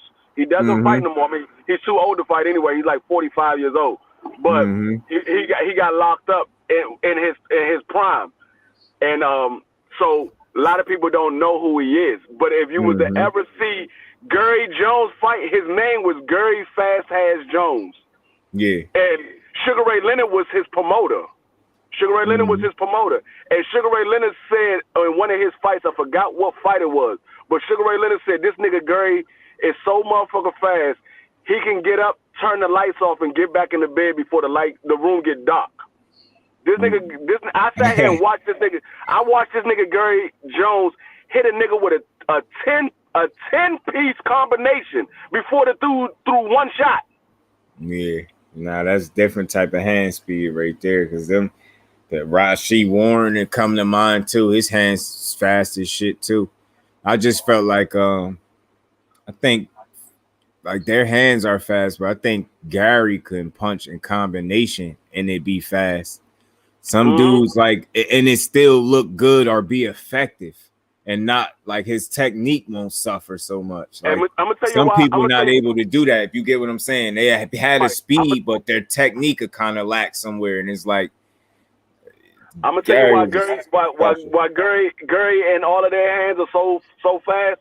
When they're working out and training, these niggas work out with 10-pound gloves on, weight gloves. Yeah. Like if you look at my intro video, look at the size of the gloves that Gary Antonio is hitting the heavy bag with. Yeah, them bitches big as shit. Them joints are 10-pound gloves. Those are weight gloves. They 10-pound gloves. They train with those gloves on, so when they take the motherfuckers off, them motherfucking hands are fast as shit. Their hands are fast as shit. Like most people don't train with weight gloves on. They train with regular 14-ounce gloves or 16-ounce gloves, whatever they train with. They don't train with weight gloves. These niggas train with weight gloves. That's what make their hands so motherfucking fast. These niggas literally specialize in their hand speed. It just so happens that these motherfuckers, they got power with those hand speed as well. That shit is just a rare combination, and then you just add the boxing ability in there with it, and it's like you got yourself a hell of a fighter. Them dudes is gonna be hard to beat. That's all. I mean, like I said, somebody beat one of them, they're gonna have to earn it. Especially the way Gary Antoine be beating people up. That shit just, oh man. I just laugh watching him fight because I know he trying to knock you out. Like without searching for it, he ain't gonna go outside himself, but he trying to fuck you up in there. It's like you can't hang, he gonna get you out of there. That shit just funny. It'd be a matter of times like you be on borrowed time before he catch you. That's how he did do Santiago. He was hanging and hanging until he wasn't. Just like that last fight that Gary had with Masaya. The nigga Gary, he only had one arm after the fourth round. He only had one arm. And he still rocked the shit out of Masaya with one arm. Yeah. When I seen him slip that what was it? A 3 or 4 punch combination that Max Sayo threw or some shit and missed every punch. Oh, when he was in the corner? I was like, yo, what are y'all watching, bro? He not landing shit. And it's pissing me off. Like, the fuck? That's why I know nothing against him, but I can't root for him in his next fight because of how that played out. That's just how I work. Like, it's unless you're going in there with somebody else that I dislike for the moving suspect, is like he's supposed to be fighting Ray Vargas next. I can't root for him because of what I just seen. Like, you didn't earn that belt, bro. You didn't. You know what's so funny? You know what's so funny about that shit? Ray Vargas was supposed to be Gary mandatory. They pulled Ray Vargas and put Maseo as the mandatory. Trying to push him. One Filipino out, the next one in. They pulled Ray Vargas. Ray Vargas was Gary's mandatory. They pulled Ray Vargas and put him on the undercard of the Canelo Plant fight. That's why Gary didn't have a fight until this year. Because he was supposed to fight. He was supposed to fight last year. Man, that shit is crazy, man. Yeah, them dudes, man. You want to talk about some ducking ass niggas at 26? I tell you, I don't care what nobody say. Them motherfuckers was ducking smoke. But what was so funny about that 5-punch combination that Maseo threw and he didn't hit Gary? Gary didn't have his guard up. Gary's hands was down beside the side. Exactly. And he just weaved everything. So you know exactly what I'm talking about. So I know we both talking about the same part of the fight. When I seen that, I was like, yo, he can't fuck with this dude. He don't even have both arms. You ain't even hit him, dude. At all. Like, you threw all them punches in. I ain't gonna say he was scared, but he wasn't all confident the way I thought he would be for a person with one arm. He didn't approach. You get what I'm saying? He still was like very wary and cautious. I was like, yo, he ain't going for broke. And then when he did let his hand go, like I say, he was slipping the shit out of them punches, yo, clean though. And then countering them, hitting them, and getting out the way. I'm like, man, I know what I'm watching, bro. I don't give a fuck. I'm gonna tell you what it was. I know what y'all want to do, and I know what I'm watching. He thought he was going to go in there and be able to knock Gary out. But when he realized that he couldn't hit Gary as cleanly as he thought he would be able to, and Gary was able to catch his ass, he was like, "Oh no, I can't just come in there. This motherfucker catch me with some shit." And then he got rocked. Once he got rocked by Gary, he really went on the I'm not even gonna commit no more because this nigga just rocked the shit out me. Mm-hmm. He was like, I'm not even committing no more. And I was like, I knew they was going to give the nigga the fight. I knew it. When I saw the motherfucker unofficial scorecards and they had Maseo winning that fight, I said, they just robbed Gary. They just robbed him. Never could understand why people was pushing Bud to sign the PBC at the same time. No, they was treating Gary Russell. Yeah, I mean, because I hear a little shit about that too. And like I hear little bits and pieces. And sometimes fighters say shit. They say a lot. I maybe I overanalyze, but sometimes all I need to hear is a fighter speak on something small. And I know when they cut it short, they saying so much more. And I know once all they gotta do is kind of set the table a little bit, set the tone, and I kind of know where they're going. And I think it was Gary Antonio that was on the live, and he started saying how I think he said he should do live a little bit more. He really don't like being on there like that. He don't be off it like that. But he was speaking on like the treatment and shit that be going on behind closed doors. And he was like, of course I be wanting to say, like FA, like, like FP, something he was saying, but he was like, I ain't gonna do it like that. And he just went to talking, but he kind of cut it short and jumped right off. You could tell he don't fuck with that shit like that. It ain't like he just say not them dudes are not attention whores. They do not care about that shit.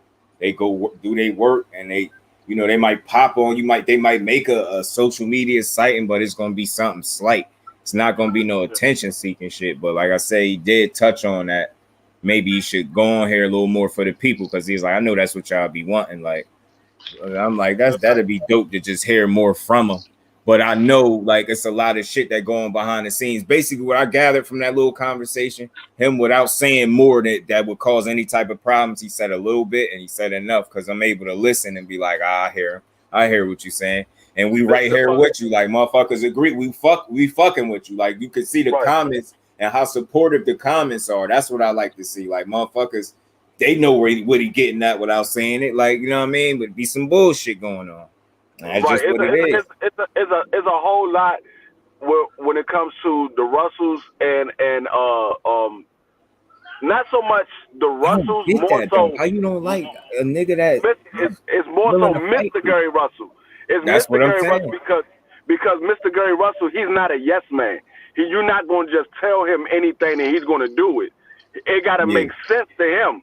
And if it doesn't make sense, he's not doing it. And so, like when he wanted the champions, but they wanted him to go a different direction, and he was like, "No, I want to be undisputed. I want to unify these belts."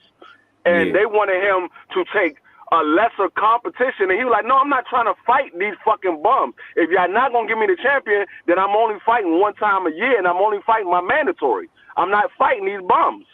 And that's where the whole shit twisted because they wasn't trying to give him Leo Santa Cruz. That's who he really wanted. He wanted Leo Santa Cruz. He know the that other man champions. Did a video with that boy father trying to get a fight. Yo, if that ain't telling him the opponent you want to fight, then it ain't no possible way he could have communicated that to Leo Santa Cruz.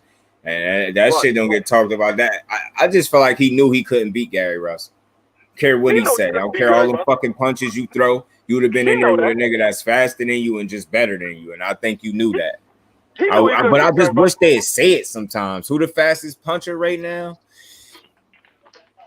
Shit, it's a couple dudes that got some real blazing hand speed. So he ducked Mr. Gary Russell. No, but you got to think about it. He ducked Mr. Gary Russell, got in the ring with fucking Tank Davis and got his fucking head knocked off.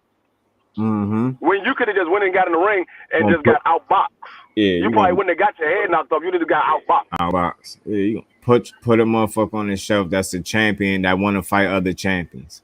Now, why the fuck don't that make no sense to me? It don't make no sense at all. And don't tell me that ain't what he wanted because he was clearly pursuing people. That shit make me mad too. And then boxing is so weird. Like the fans get you know, they start believing this bullshit. Well, won't he just vacate and move up? Why the fuck do he got to do that? Why do he got to do that? Why, when it's him, he got to do that? And I always said this, and I ain't making no excuse for him. He's physically, he's not that fucking big. How y'all want him to? Where y'all want him to go to? 47? Like, god damn, bro. Like, he's just not that big. Salute, Queen. He called out a lot of people. He called out a lot. I mean, Gary called out a lot of people. Everybody only know for him calling out Tank Davis. But he called out, like I said, he called out Leo Santa Cruz. He called out the other champions at his division. He even called out motherfucker Shakur Stevenson. Yeah.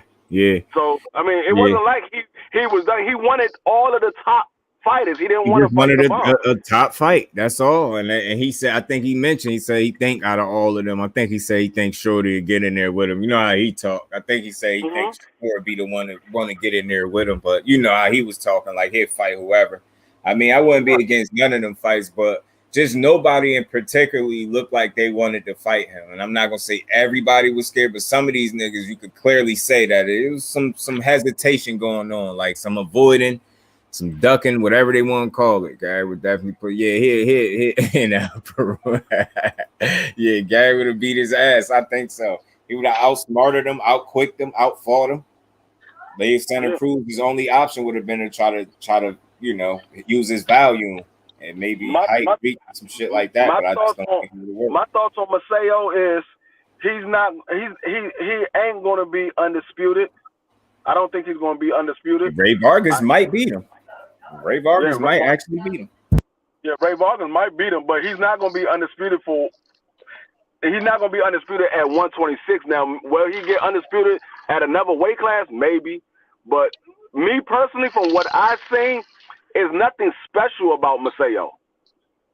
He's just from that fight, because I definitely, the only reason I'm interested in seeing him again just to see how he looked when he in there with a different level of opponent or a different style, because the way they was pushing and pumping him, no disrespect, no bias shit. That performance was not impressive.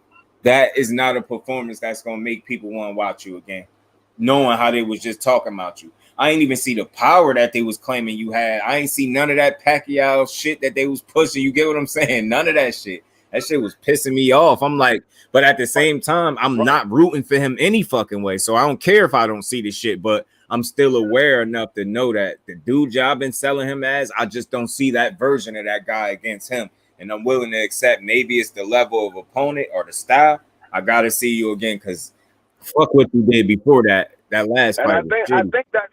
I think that's why they put him in there with Ray Vargas, because they like, damn, we just gave this man the belt from Gary when we really know that he did not beat Gary. Mm-hmm. We got to make this man look better than what he just looked, because he didn't look that impressive. Yep. He's not gonna be a big seller. When we had Mr. Gary Russell, we know we put Mr. Gary Russell in the ring with any of these top fighters, it's gonna be a blockbuster. You put Mr. Gary Russell in there with Shakur Stevenson, it's going to be a blockbuster. You put him in there with Tank Davis, it's going to be a blockbuster. Devin Haney, it's going to be a blockbuster. That Tank Davis bag be hitting different. That bag probably be hitting just as hard as Tank do. You got people that saving his ass. You know it, bro. Yeah, man. Maybe Leo was having some trouble sleeping. You know what I'm saying? You never know. That's the reason why I want to see Gary Russell and Tank Davis, because I want to see if Tank Davis can actually land that big shot, because I don't think he's going to outbox Mr. Gary Russell. Like I said, I'm gonna be real. That speed is going to be it's going to be a factor in my opinion, because he's willing to fight. He's going to fight, and he's going to utilize his hand speed, and he's gonna make Tank have to adjust to some shit. That should be. I want to see it. I just want to see dude get some type of fights like that. He want whatever fucking fight, and I really feel like that. Whatever fucking fight that man say he want, just get him to fight, bro. Because you know I said it because like Mr. Gary Russell and Tank Davis have a similar style. They don't do a whole lot of moving in the ring. And the only difference is Tank power. The only difference between Gary Russell and Tank Davis is Tank Davis power and Gary Russell speed. That's the only difference. Yeah. But far as That's why that fight would be boxing good as style, hell, yo. That fight yeah, would be far as good as hell. their boxing style is pretty much the same. They don't do a whole lot of moving in the ring. But Gary Russell's footwork is better than Tank Davis. His footwork is better, but it's not that much levels above Tank Davis. Like I said, the only difference is Tank Davis' power and Gary Russell's speed. Will Tank Davis be able to land that big shot on Gary Russell, or will Gary Russell's speed be too much for Tank Davis? Because I know for a fact, and I mean, just to add to the point about the speed, you know, you never know how to play out, but I do know if you got to adjust to that speed, and it's tough for you. Like, you got to think, for Danny Garcia, he had to do it with Amir Khan. You only was able to time him, and that's because Amir Khan is a lot more reckless and way less defensively responsible than Gary Russell. That's the difference between Gary Russell to me and people like Amir Khan. Amir Khan got them fast-ass hands, but the difference, I think Gary Russell is still responsible while using his speed.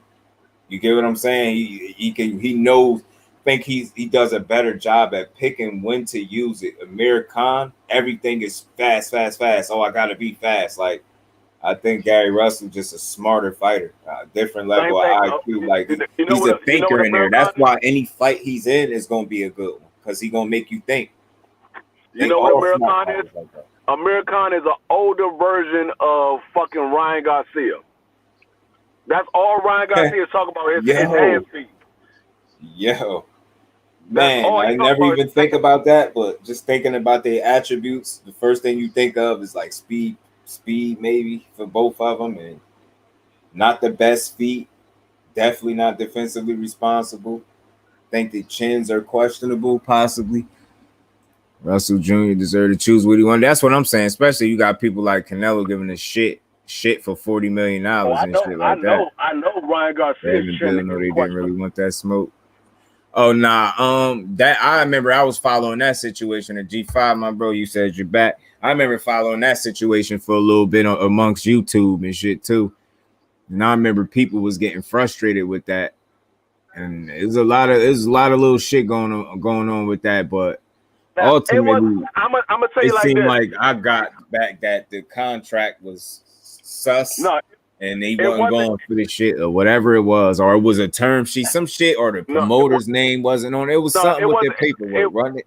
It was. I mean, the paperwork, the original contract, the original term sheet that they sent over. It says it didn't say that the promoters was on board. It said it said contingent upon. And Gary Russell, not Mr. Gary Russell, Gary Russell Sr. He didn't like how it was worded, and he told him that he wanted it worded different.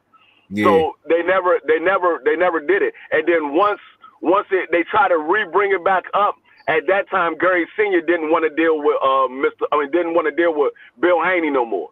He didn't want to deal with Bill Haney. He just wanted Eddie Hearn and Al Heyman to deal together. That shit was getting a little. They didn't want to deal with Bill Haney no more. Mad as hell around that time. Like, I'm talking about the YouTube world. They was like, man, that shit just.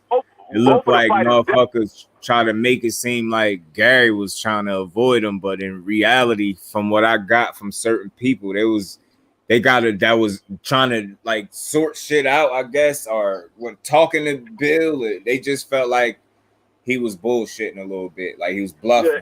He kind of got his bluff called, and that's what I got from all of it. If I'm wrong, then I'm wrong. I'm just what I was saying, and the frustration that one of the people spoke on that he showed. He was like, I don't even want to talk about that no more. Please, he was telling people in the chat, don't even bring it up no more.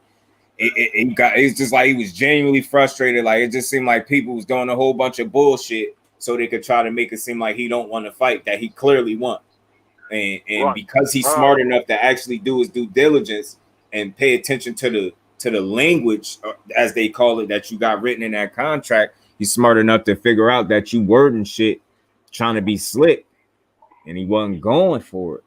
And then that makes him a duck, because he's not going to accept bullshit. That's the part that makes me mad. I'm thinking logically now, like, how is he supposed to accept bullshit? He supposed to be cool with that? Why?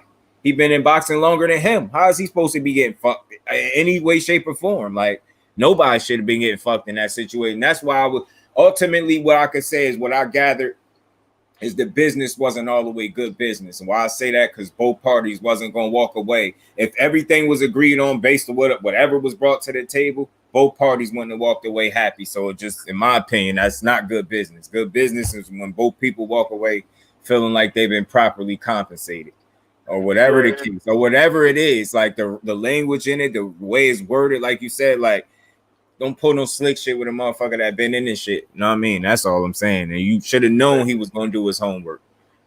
I know we went to war yesterday, but I'm really enjoying your show. Like I said, I appreciate you. You know, you're always welcome, bro. Always. Yeah, it was more so, like I said, they wanted a definite that the promoters was, I mean, the people that was supposed to be funding the fight, they wanted a definite that the fight was going to be done. It was contingent upon this happened, instead of it saying, yeah, this is the promoter and this is the spot where we're going to be at, or whatever. They wanted everything to be. I think that was a big deciding factor. Was like they didn't even have the promoters or the net with nobody on board. Like, you just on some other shit. Like how weird is that? You thought he was gonna go for that? That's crazy that you expected him to just be like, all right. It was contingent upon this happening, then they'll be on board. It was contingent upon Wasn't this they trying happening, to get and like put stipulations in this shit too? I don't know if it was like having rights to another fight with him, some extra shit. What it said was they can fight somebody else up until January 1st. Come January 1st, neither one of them can fight anybody else but each other. It should just seem a little weird. They had from the time that they did the contract, I think like the fight wasn't supposed to, or up until January 1st, they couldn't fight nobody else unless they had the fight. Yeah. It was something like that. I forgot how it was worded, but however it was worded, they was able to fight somebody else or not able to fight somebody else up until January 1st. Right, bro. Mm-hmm. Up until January 1st. He don't get caught. Devin will watch him. Canelo would never catch him. No, yeah, that's what I'm saying. He probably be looking for that shot all night, because Devin is a lot more defensively responsible than Amir Khan. Way more.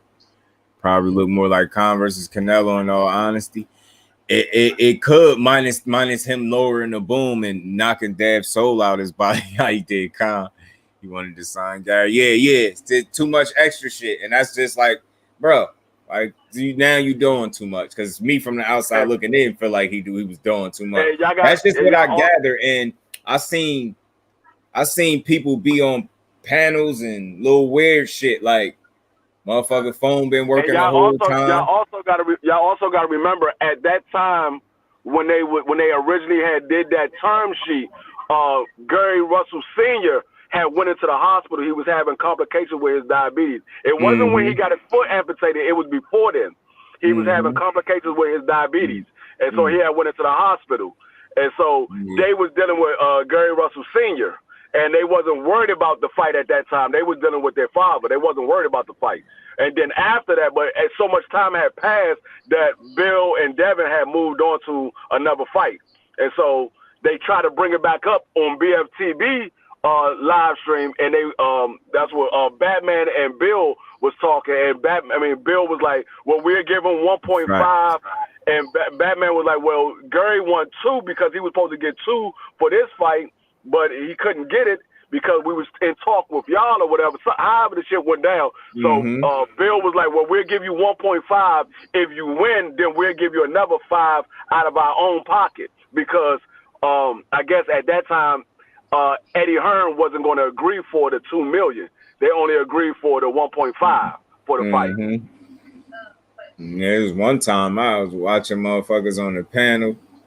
And I think I forgot who it was, but I remember who got off the panel. I forget somebody asked a question that put Bill on the spot. His ass. Next thing you know, his damn connection don't work. The war, he got off. I was like, it's just, this is little personal shit that I see just from, I'm not in next to the situation, but from the outside looking in, I'm like, that looked a little shady. I just don't remember the question that was asked, but I specifically remember him being on somebody's platform. I don't even remember the one, but he got put on the spot a little bit, and next thing you know, he ended up off the panel. I think he might have came back on, but he still got out of that moment right there. And I was like, that didn't look.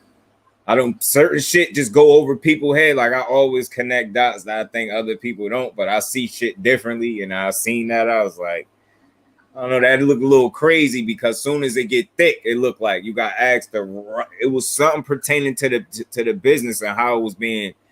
And like T said, sometimes you say shit, he probably don't even really know what he be saying. And that shit just made sense, because I've heard him talk several times, and he got that slick talk, but sometimes it sounds like slick nothing, but it's still some slick talk. And I fuck with him. It's funny though. You know what I'm saying? He gonna talk some slick shit. It was good to hear him. Let me be clear for everybody that's watching that don't know.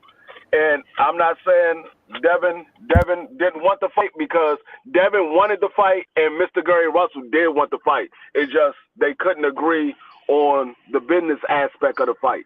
Neither one of them was ducking each other. They both wanted the fight. Yeah, I don't. I just think Dev, when it's all said and done, I really do think he'll fight whoever he say he want to fight. But I think where the problem sometimes come in is I think I could kind of try to put myself in Bill's shoes. I mean, I got a kid, he not no star boxer or nothing, but I could understand promoting your kid and speaking highly of your kid, just like I was saying about Teofimo Sr., even though Bill Haney ain't that guy at all. He handles shit way better than Teofimo Sr. do, but I think it's a fine line between promoting your kid and over promoting them. And what I mean by that is, I get it, like, I get it. You're not going to really be saying somebody out here whooping your kid ass, but if you're going to allow people to ask you about certain things like sparring and different things like that, everything can't be he beating everybody's ass and nobody is able to do nothing with him. And, you know, everybody that he potentially was spoken about fighting that didn't fight him, like they ducked him. That's where it get weird. Like, we can't do that, because that's not realistic. Like, nobody is winning every single sparring session. I don't give a fuck who it is, because it's just life. It's just not going like that. And in no case where, like, just because a fight is being discussed don't mean it's gonna happen. Get what I'm saying? Just because somebody mentioned fighting somebody don't mean slick talk is the problem. Sometimes you get where I'm going, and that's no slight to him. Yeah. There's no disrespect, nothing. It's just what it is. Like, sometimes that shit could be, you know what I mean, a whole lot of nothing. Like, you just doing a jabbering, and you know how to do that and get through shit. Like, I've seen you do it. Like, you know how to do that. And yeah, a lot of times, fine line. You just sometimes it can be over promoting, because everything got to be. A lot of times it's the business of boxing why a lot of these fights doesn't get made. It's not so much the fighters, it's the business. Mm-hmm. You got to remember, you're not dealing with just the two fighters saying, hey, I fight this person. If it was that easy, then we'll get all the fights that we want. It's more so you dealing with these promoters, and these promoters are trying to come out on top. Each promoter is trying to come out on top. So you got this one promoter that's going against this one promoter. If this one ain't getting what he want, then he not going to try to make that fight. If that one ain't getting what he want, he ain't trying to make the fight. So you got to realize you're dealing with different promoters. That's why niggas be always talking about, so, well, I'm standing on my side of the street, because it's easy to make the fight. You don't have to go against other promoters. You're and dealing people with one don't promoter. understand that's what old boy meant when he said easy, the easy route. They mistook they just took that and ran with it. Motherfucker, he gonna make this fights on his side where he know they easy. He ain't gonna have to waste a whole bunch of time trying to get one fight done. He gonna be able to get these shits out the way 1, 2, 3. It happened that way, and now he on to motherfucking 4. Like, I just don't see how people don't see it that way. But yeah, man, he did that. I ain't running with no Tank ducking nobody, because at some point, like, he gotta understand. If anybody understand, because we understand, and we don't fight, he fight. You gonna have to fight these dudes. There's no way around it. You will not be great. You will continue to be critiqued and criticized, and some of it will be justified if you continue to give people fights that they don't. I'm gonna tell you like this: that.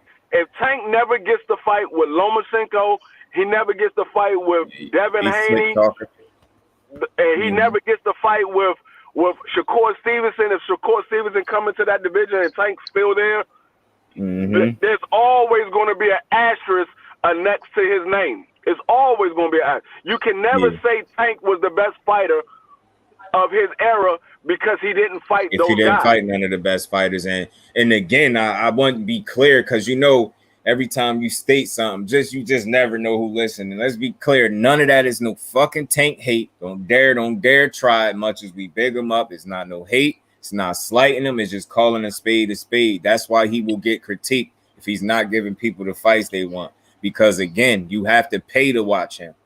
So keep that in mind. You got a responsibility of providing the best possible fight, bro. You can't just and the same thing will go for Devin Haney and anybody else. Facts. We gotta call if they were trying to make the fights and the fights didn't happen. Right side was good, bro. It's gonna be an asterisk right there. You're gonna be like, okay, well, how good is he? He never got a chance to fight this person, and we know they were trying to make the fight, but it never happened. So you're gonna be like, how good was he? Yeah, you're never gonna know. So it will always be an asterisk. Yeah, and that's just fair. You have to fight the best to be considered the best. And again, I hope like that narrative. Sometimes I hear it seem like I don't even want to call it a narrative. Yeah, I just want to say that thought that people echo sometimes of that whole Tank is just cool getting paid. He don't really want to fight nobody. He just cool because he know he a prize fighter. But nah, he sometimes say some other things. So it's like if he say he want to fight Devin Haney, right? A person would less likely believe, they would be more inclined to believe he's cool not wanting to fight Devin Haney, even if he just said it. That it's like it has to happen, and that's the situation he in. If what you say don't happen, then you're gonna be criticized, bro, because they on your ass. They waiting to see who you gonna fight next so they could jump down your throat. That's why you hear the little roly talk and shit already. How do I feel? That's David saying he willing to fight Boo Boo. Realistically, from some of the shit I seen, like especially when he was on that panel and they asked him like something about his trainer talking about 7 million or whatever it was for Boo Boo, and he said he don't know why he would say that. My first thing would be David and his team and his manager, whoever put that statement out, need to get on the same page. And once they do that, go after Boo Boo because I want to see it. I respect the hell out of him if he get in there with that man. What I'm gonna say is for all these people that didn't have a problem with Bud re-signing with Top Rank, y'all cannot say anything about Tank Davis if Tank Davis re-signed with Floyd Mayweather. And y'all it can't say to me, nothing about Tank Davis. Yeah, the deciding factor wasn't if he left or stayed. It was what is your intent, even if you do either or. If you leave, what is your intent when you leave? If you stay, what is your intent? It doesn't bother me either way as long as your intent is right. Do you want the fights, bro? As long as you're trying to get those big fights, it doesn't bother me either way you go. Yeah, exactly. W. Right side, you're right. Yo, he got to get that smoke. He got to be the smoke at this point. Fuck, you know me. If you want it or not, you got to be the smoke, and you got to start moving like that. Like I get it. You feel like you the cash cow, and people gonna call you out. Nah, fuck that. Change the game. Start putting pressure and start asking for these fights. Thomas, was good with you, bro. Appreciate you sliding through. I mean, he is the cash cow to a certain extent, far as he's putting asses in seats. But when it comes to the people that's fighting him, is not making money like that. I guess the difference, right. So I guess the only difference I could say, like, I get your point. You just trying to, be transparent and consistent. I guess the problem that it is with Bud is him just having more time to see that he's with a dude that's not even properly promoting him, probably is unaware how to properly promote him, if at all, and then has a history of looking as if he's not trying to get him the fights that he wants. Whereas Tank, he revealed that he never asked for the fight. So him resigning or not resigning is like it's a little different because it's like he ain't have the you coming up. He didn't have the I guess the track record to say like that his promoter wasn't getting him the fights. Whereas he pretty much he said it. He said he didn't even ask for the fight. So it's kind of I put more of the blame on Tank. I mean, I don't know. I mean, I guess it's. I'm gonna tell you like this. This how I look at it.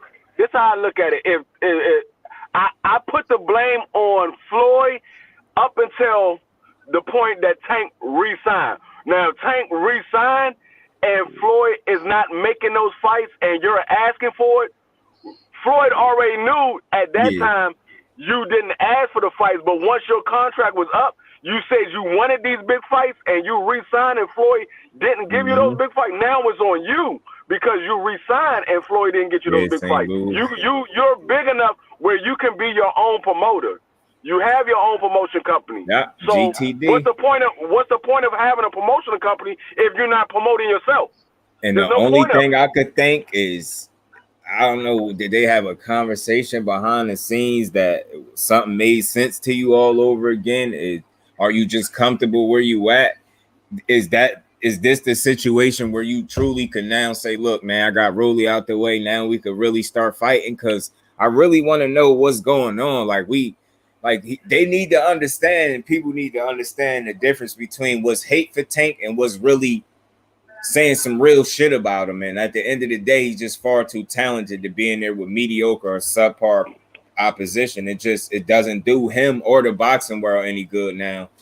You can sell, but that shouldn't be the deciding factor. You should want to be great, and I think that's the case. So I just hope he prove me right in that regard. Like, just go for the smoke, be the smoke, go after anybody that's considered a top dog, and like I said with Tank, at the very fucking worst, you in a 50-50 fight, dude. What the fuck do you got to lose? You lose to the best. There's no shame in that. At this point, it's almost like the Bud situation. There's really nowhere for Tank to go. He gotta fight these top dogs. Right side, I put the blame on both. Like, like I ain't really. I'm not. Only reason I would be a little frustrated more with Crawford because it seemed like his promoter got a clear agenda, but at the same time, Floyd seemed like he got one too. But it's confusing because it's like the whole time people said Floyd, but then Tank revealed I never asked him for the fight. So it's like, so what the fuck how do y'all go about picking your fights then? If you not saying who you want to fight, I thought that's how it go. Especially man. A cash cow. I'm thinking like, what the fuck y'all discussing over there? But the way I look at it, when Tank first signed with Floyd, you gotta remember Tank Davis was 18 years old, and Floyd was like, okay, I'm gonna make you a millionaire. I'm gonna make you a star. And Tank just went with whatever Floyd did.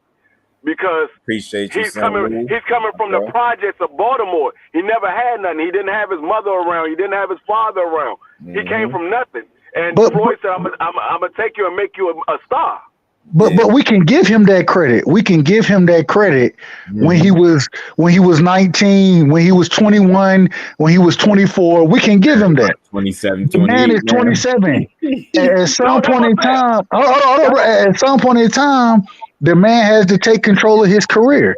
And so where we're at right now in Tank Davis' career, with everybody saying that the man is a free agent. You feel me? That's what I'm hearing. I'm hearing that the man is a free agent. I think Coach Cal said they ain't re-signed over to Floyd, right? So if he's a free agent, then I want to see Tank, like my brother said, not go get the smoke, but be the smoke. Go be the smoke, brother.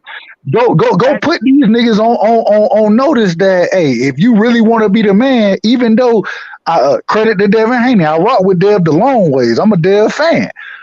But if you want to say that Dev ain't the man at 35, then you need to go and say, hey, yeah, you got the belts, but I'm the nigga to beat. And so if that's the case, you feel me? Go get the smoke. You the smoke, go get it. You feel me? And so if he let me just say this. If he don't go get the smoke, then I gotta keep the same energy that I had with Bud. You feel me? When Bud wasn't going to get the smoke and I wanted Bud to go get the smoke, I was crucial and critical of Bud because I was like, bro, you over with Top Rank, and we know that's not where the best fighters at 47 is at. We know where they at. They over there with the PBC. Right now, we know that the best fighters at 35, they not over with the PBC. They over at Top Rank. And so at the end of the day, go get the smoke, bro. Go ahead, my bad. I understand all that, but the whole thing is, far as Devin concerned, That's not in Tank Davis's hand. That's in Bob Erm's hands. That's in Bob Erm's hands because Bob Erm has Devin for 5 fights. He already fought 1. He still got 4 more left. So you say Still 5? got 4 more left. I done heard 5. I done heard 3. I'm not sure what the number is.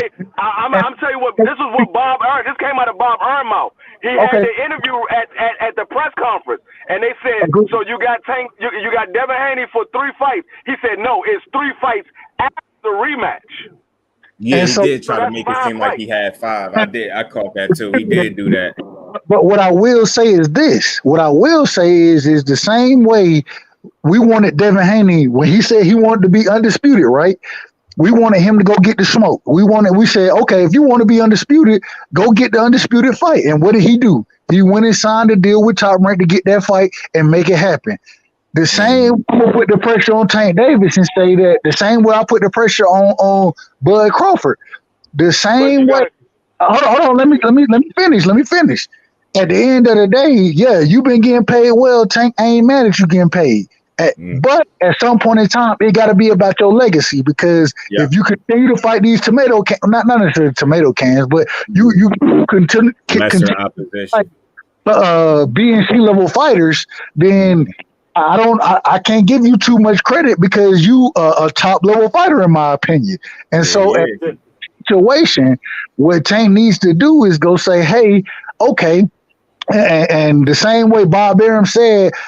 Dev is re-signed for 5 fights. He also said that Shakur, he wasn't looking to make the Shakur fight for Shakur to be undisputed with Ogawa, right? Because nobody knows who Ogawa is. They don't know him. It's not a big fight. But then when it came to Tank Davis, what did Bob Arum say? Oh, we look to make that fight happen. That's a huge, major fight. If I trust Bob with what he says because at 90, however years old he is, just like my great-grandma, my grandmother, when they got old, guess what? They started speaking the truth, and they didn't care who cared what they said. That's Bob Arum right now. If Bob say that we want to make that fight happen, then that fight is a possibility. And Tank need that fight happen with who? With who? With multiple fighters. Let me make sure I make this clear because the best fighters, once again, at 35, is with Top Rank. The same way. What I'm saying. You said Bob said they want to make that fight. I'm saying make that fight with who? Devin Haney. He said they wanted to make the Bob Arum said he wanted to make the Tank Davis Devin Haney fight. That's a big fight. I want to make that fight happen. I'm interested in that fight. That's what Bob said. If that's the case, then Bob Arum need to be calling Al Heyman. No, if that's the case, if that's the case, my boy Tank Davis is a free agent, like everybody telling us. It don't need to be calling no damn Bob Arum. I'm not Bob Arum, no Al Heyman. Bob Arum should be calling Tank Davis. Tank Davis is a free agent. What are we talking about? It doesn't matter if he's a free agent. Al Heyman is still his advisor. Oh God. So he's a free agent, but he's still working with the PBC. What you telling me? Yes, they've said that. They say he has a deal with Showtime, but Al Heyman is still his advisor. If that's the case, he's not a free agent. Yes, he is. What are you talking about? He's a free agent the same way that Earl Spence is his own promoter. He's on the PBC, but he's his own promoter. He is own promoter, but couldn't make a fight happen with across the street, as Earl said. And I rock with Earl, but he couldn't make the fight happen across the street because it was across the street. He didn't say he couldn't make the fight. He didn't say he couldn't make the fight. He didn't say he couldn't make a fight across the street. He said it was easier to make it on his side. When the fight wasn't made, who did Errol Spence blame for the fight not being made? He didn't blame Bud. Exactly. He blamed Bob. Bob. That's exactly my point. Bob Arum, not Al Heyman. Bob Arum. If that's the case, once again, if that's the case, right? If that's the case, and we all know that Bud Crawford versus Terrence Spence, Bud Crawford versus Errol Spence is the biggest fight in boxing. We all know that. If Bob Arum didn't make that fight happen because of the size of the streets, then why the hell do we think that he's gonna make the fight happen with Devin Haney and Tank Davis. If Tank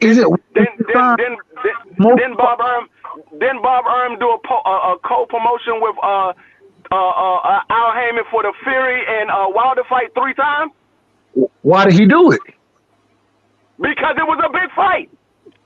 So we all say, and that you just proved my point. We all say that Terrence Crawford and Errol Spence is the biggest fight in boxing. Correct? We say that. That doesn't mean that that's what they believe. And that doesn't mean that that's what Bob Arum believes. And so then, we believe that. Division, that fight wasn't being able to be made. Why do we believe that they're gonna make it at the? Did you not hear what I Tank can said? get credit for anybody that's considered at the top of his division. I think. The fight. It wasn't big enough. That's why he didn't make the fight. He said it was not big enough. But I said that Devin Haney and Tank Davis is a big fight. He did it with Al Heyman, with Wilder and Fury. Why you don't think he would do it with Al Heyman, with Tank Davis and Devin Haney? Because he promised Bud Crawford that he would try to make the EJ fight and never made that fight. No, he did not. Yeah, he did. It was in the contract. That's one of the reasons that Bud Crawford suing his ass. No, he did not. He did not say that. What did he say to him? He said we will make it in our good. He said we will make an effort. He didn't say that they would definitely. He didn't say it was a definite shot of them getting that fight. They said they would try to get him that fight. But Bob Arum said the fight wasn't big enough. That's why he didn't make it. He came right back after that and said the fight wasn't big enough. That's why we didn't make the fight. It wasn't big enough.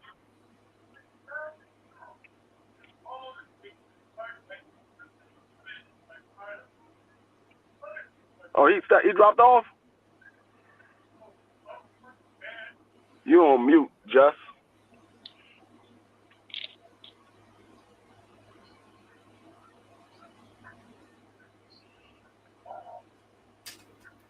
What's up, Just? Oh, that's St. Louis. St. Louis, you done changed your name back? Stop talking with the mic on mute. Fights, but Dev is under contract with Top. See? And then when you call that out, I think they think we crazy. My bad, bro. Just because he's a DS was good with you, bro. Because he's a free agent. I mean, when we say a free agent, that doesn't mean that he doesn't have an advisor. Bud Crawford was a free agent, but he was advised by MTK Global. That's what everybody was getting on Bud Crawford about. Why are you using MTK Global as your advisor? You still could be a free agent with an advisor. See, and that's that over promoting that I'm talking about that he seemed like he do sometimes, yo. You acting like you can make your own fights when in reality that's not the case. And then you under contract talking about what's not happening. You always getting conflicting stories. With Devin Haney. Devin Haney was his own. He had his own promotional company, but he was with Matchroom. Mm-hmm. He had his own promotional company, but he was still with Matchroom. Mm-hmm. But there's a difference between co-promoting and being advised, bro. It's a difference between that. He signed with Showtime. He's doing his fights on Showtime. Steven Espinoza came out and said Tank Davis will be signing a deal with Showtime. Not with Floyd Mayweather, with Showtime. So you still signed to Showtime, but you can still be your own promoter. I just hope and be advised by Al Heyman. Okay, if he signs a deal with Showtime once again, then the fight's not going to happen because Bob Arum is not going to. We've seen this before. Bob's not going to split the deal as far as television rights go. He's not going to split it with with a company. It's not going to happen. They did it. What are you talking about? They did it. The 3 fights that they had with Deontay Wilder was on Showtime. That's a fight that we're talking about hundreds of million or 50 million plus per fight, bro. It's a difference. Devin Haney and Tank Davis, regardless, it's not going to be that lucrative of a deal because of the fighters, bro. Especially because it's at lightweight as well. We're talking about heavyweights versus lightweight. It's different. That's totally different. Outside of Deontay Wilder, and I'm gonna ask you, outside of Deontay Wilder and Fury, give me an example of cross promotional company or cross promotional deals being made for top ranking PBC, or we'll say ESPN and Showtime, whatever you want to say. Give me an example. Give me an example of it outside of the heavyweight division. Go look at Bud Crawford earlier fights. Go look at his earlier fights. He fought PBC fighters. He fought PBC fighters. So that's just Bob not wanting to do it. He's done it. He's fought PBC fighters. Bud fought PBC fighters plenty of times. It wasn't until he got to 47 where he was only fighting top ranked fighters. He fought PBC fighters at 140. He fought PBC fighters at 140. Were they big names at 140? You didn't ask me was they big names. You said I'm asking you now. That's why I'm asking you now. They wasn't big names, but they was names. Hence the reason. What I'm saying is, at this current moment in time, when you have an undisputed champion versus the quote unquote or the quote unquote filler of seats, these are two larger names. The fight's not going to be cross promotional, bro. It's not going to happen that way. I want it to happen that way. If it does happen, I'll be happy. But it's not going to happen that way. What happens when the WBA decides to order the fight? If the WBA decides to order the fight, which I hope happens, I hope that happens. I really do. The problem is going to be this. Devin Haney, in my personal opinion, listening to Bill Haney, I believe Dev got one, maybe two fights left at 35. Unfortunately, and don't hate me for saying this, this is just my belief, I don't think the fight happens. I don't believe it happens. I've heard Tank Davis say that he's not looking to move up to 40 to fight. And I've heard that according to Bill, if the money's right and it's a big enough fight, we'll fight at 35. If not, we're moving up to 40. And so I don't believe that fight actually happens. I hope it happens. I'll pray it happens, but I disagree. I just heard Bill and Kyle Ford on an interview today. I heard him too. I heard him too. And from what I've been hearing, it sounds like they are going to make the fight. Who that? If the fight doesn't happen in the next two fights, it's not going to happen, bro. I don't believe it's going to. Which fight y'all talking about? Devin Tank? Yeah. If Devin Tank don't happen in the next two fights for Devin Haney, which we know the first fight is Cambosis, and then he has another fight, you know what I'm saying, under top rank. If it doesn't happen then, I don't believe that fight's going to happen. I hope it happens. I really do, but I don't believe it's going to happen just going off of what the different sides are saying right now. I don't believe it's going to happen, and I hope I'm wrong. Whenever it's too many conflicting stories, I get you. It's just hard to say something going to happen when you can't even get the sides to be on the same fucking page, let alone make a fight. So it makes sense. No disrespect, D. Free. You know I rock with you the long way, so no disrespect. Oh, no, I'm not taking none of this personal. I ain't taking none of this personal. I'm just saying. I mean, like, we get on people for we got on Bud for signing with Top Rank. Now we want people to sign with Top Rank to make these big fights. I guess because Fury was involved. I don't know why people feel like that. Maybe they just don't know. Bill said he wants Tank to petition. Now I understand. Devin. Yeah, Devin like he gonna come out. Imagine Tank coming out to petition to be somebody mandatory. He gonna feel like that's beneath him. Not even trying to be funny. Tank ain't fucking petition to be nobody. Mando Bill gotta chill. WBA regular OTD, my bro. What's good with you? If he the WBA regular champion, he could do that. He could petition for that fight. I just guess that was just my thoughts. I'm like, Tank ain't gonna do that. I just don't see him doing it. I mean, it would be nice to see it happen, but I'm not in a rush to see that fight right now.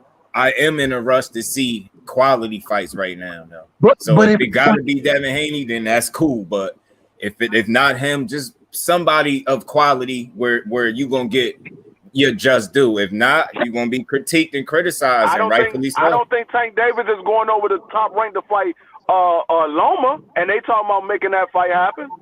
Yeah. So why he got to go over there to fight Devin? Why would he? Why would right now Tank Davis is in a Canelo Alvarez position? Respectfully, you know what I'm saying? I think that Tank he commands those everybody wants to do a deal with Tank. Everybody does. What would be the problem with him going to get a Lomachenko fight while Devin fight Kambosos, and then him and Dev meet up after that fight? That would be because you putting them in a situation that we criticize Bud for signing a multi-deal with Top Rank, knowing that Top Rank ain't going to promote you the way you need to be promoted. He's not going to give you the fights that you supposed. Who's to say? Okay, yeah, he get the Devin Haney fight. Say Top Rank sign him to a multi-deal fight in order to get the Devin Haney fight, a 5-fight deal, and then all of a sudden they give him the Devin Haney fight, and then they don't give him shit else but a bunch of bullshit fights. He didn't sign a 5-fight deal. Tank Davis is in the position the same way we just watched Canelo go sign a 3-fight deal with DAZN to say that I'm gonna fight Bivol, Triple G, and then the third was unknown. Now it's looking like hopefully it's Bivol again. But even when the PBC offered him, the PBC they offered him a 3-fight deal once again. What's the problem with him signing a 3-fight deal? They didn't offer him a 3-fight deal. They offered him a 2-fight deal. Okay. Whatever it is. I think he gives guys Taylor fits. Go ahead. My bad. No, I was just answering her. It was Jamar Charlo and David Benavidez, or Jamar Charlo and Earl Spence is what they offered him, and he declined both of them. There too. But what's the problem with Gary Antoine give people fits? I mean, unless it's lined up like that, where you got a 2-fight deal of 2 guaranteed fights, then yeah. But if it's Devin Haney and then 3 other fights or 4 other fights of their choice, then he's back in the same position he was in when he was signed to Floyd. He had one big fight and then a bunch of nobodies. I agree with that, and what I'm saying is because of the weight that Tank Davis' name carry, everybody's trying to do business with that young man. Everybody, and because they do business, go ahead. No, I was gonna say I understand what you're saying. I'm talking about Bob Erm, the way Bob Erm is doing business. Bob Erm he's not giving out all those top fighters to Tank Davis.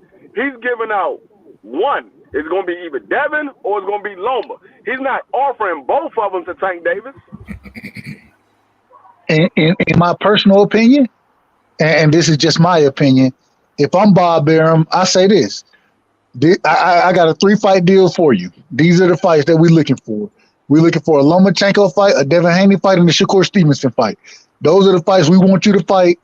If you want those fights, then we'll pay you this amount. You feel me? This is going to be your set amount for these fights as long as you win the fights. And move forward after that. That's what I would do. But I can't say what Bob would do. Pamper Bob, we have no clue. And so, I'm not disagreeing with you. I'm not disagreeing with you, D3. I agree. If it's like that, I agree. Yeah, that's a good deal. If it's like that, if it's a guaranteed 3 fights of name opponents, then yeah, that's a good deal. If it's fighters that Tank has on his radar that he want to fight, that's a good deal. But if it's we're giving you Devin Haney and a possible rematch, and then we got another fight of our choosing, nah. But that's the difference. So that's the difference between Devin Haney going to sign his deal with Top Rank, you know what I'm saying, to fight Kambosos versus Tank Davis. It might be. And I just don't trust. I don't trust Bob. I don't trust Bob because I know how feisty he is. No, hey, you heard what I call him. I call him Pepper Bob. So I don't trust him. At the same time, when you had, I don't think Tank should be fighting Shakur right now. Why not? because Shakur got unfinished business at 130. But He didn't do no business at 126, and now he's a unified champion. He got unfinished business at 130. At least clean out one division. You didn't do nothing at 126. Hopefully. Bob already said he's not going to clean the division out. He already said we don't care about Ogawa. Nobody knows him. And now Cordina, definitely nobody don't know Cordina. Well, I know Cordina, but I like Cordina can fight. That fight made sense to me. Next, like I agree. Knockout win. That would be the best fight. Let him go to England and beat that boy ass, take his belt.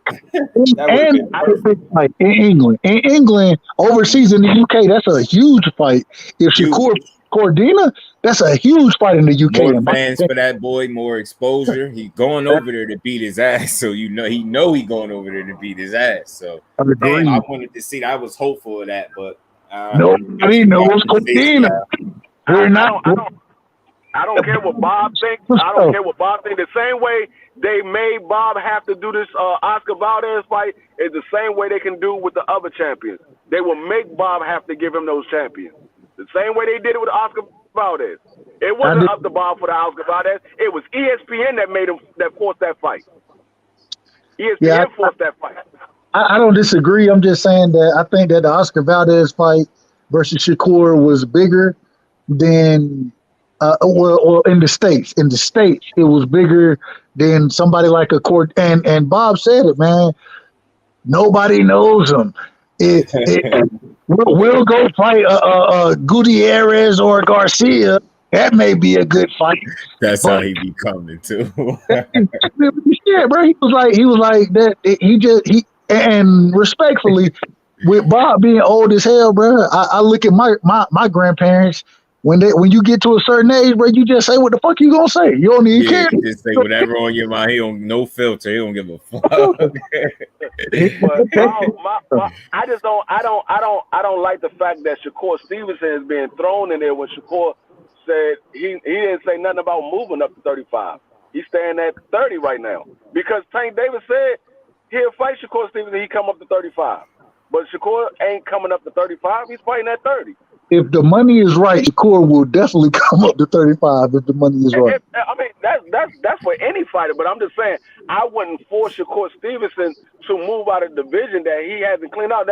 That'd be two divisions that he hasn't done anything in. Bob already came out and said that it's no good. It's no good to go for undisputed. All you got to do is pay more sanctioning fees. That's what Bob said. I don't care what the hell Bob says. I don't care what Bob says. If I'm a fighter, I can give a fuck about what Bob says about not wanting to make these fights. I will have to force his hand to make these fights. Hey, and hopefully Jay Prince can do that. Hopefully Jay Prince can make that happen. I swear I hope him and his team could put him in a position to just continue to be great, yo. Do not stop that. Do not dim that man light, man, from being great. Let that man chase whatever belt he wants, whatever champion he wants. That would be two divisions that he didn't do nothing in. I mean, yeah, he became unified at 130. But he didn't do nothing else. He fought two people. He fought Jamel Herring and he fought Oscar Valdez. He ain't do nothing else. Mm-hmm. That's it. He ain't do nothing else. At 126, he chased Oscar Valdez the whole time. He ain't do nothing. So now you got two divisions you ain't do nothing in. Let the man do one. Let him clear out one division. Well, I just, according to, and just going off of Bob, man, I don't think that. I hope that they make that fight. I know the winner of Gutierrez versus Garcia. I think that's a hell of a fight, and the winner of that, I think they'll try to make that happen. I don't think they're gonna try to make the Cordina fight happen, bro. And if they don't make it happen, then hopefully Jay Prince. He might try to block him from being undisputed, which would be weak. Facts. Hopefully Jay Prince. He didn't stop Bud Crawford for his second division. He went from 135 to 140, and he let Bud Crawford get undisputed at 140. He didn't stop him there.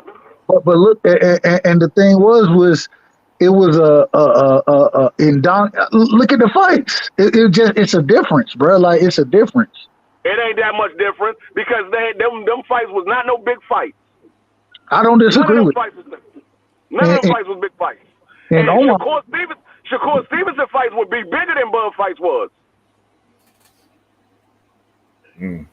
Yeah.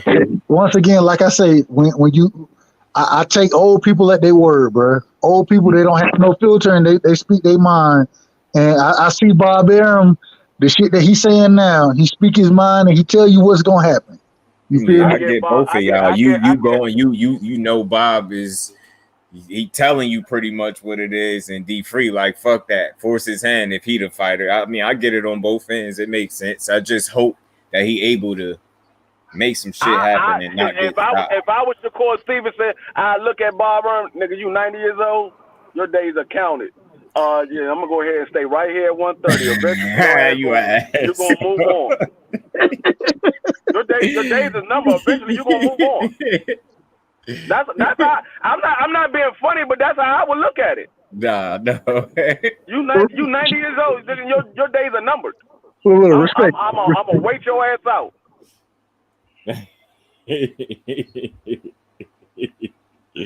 Say go wait about.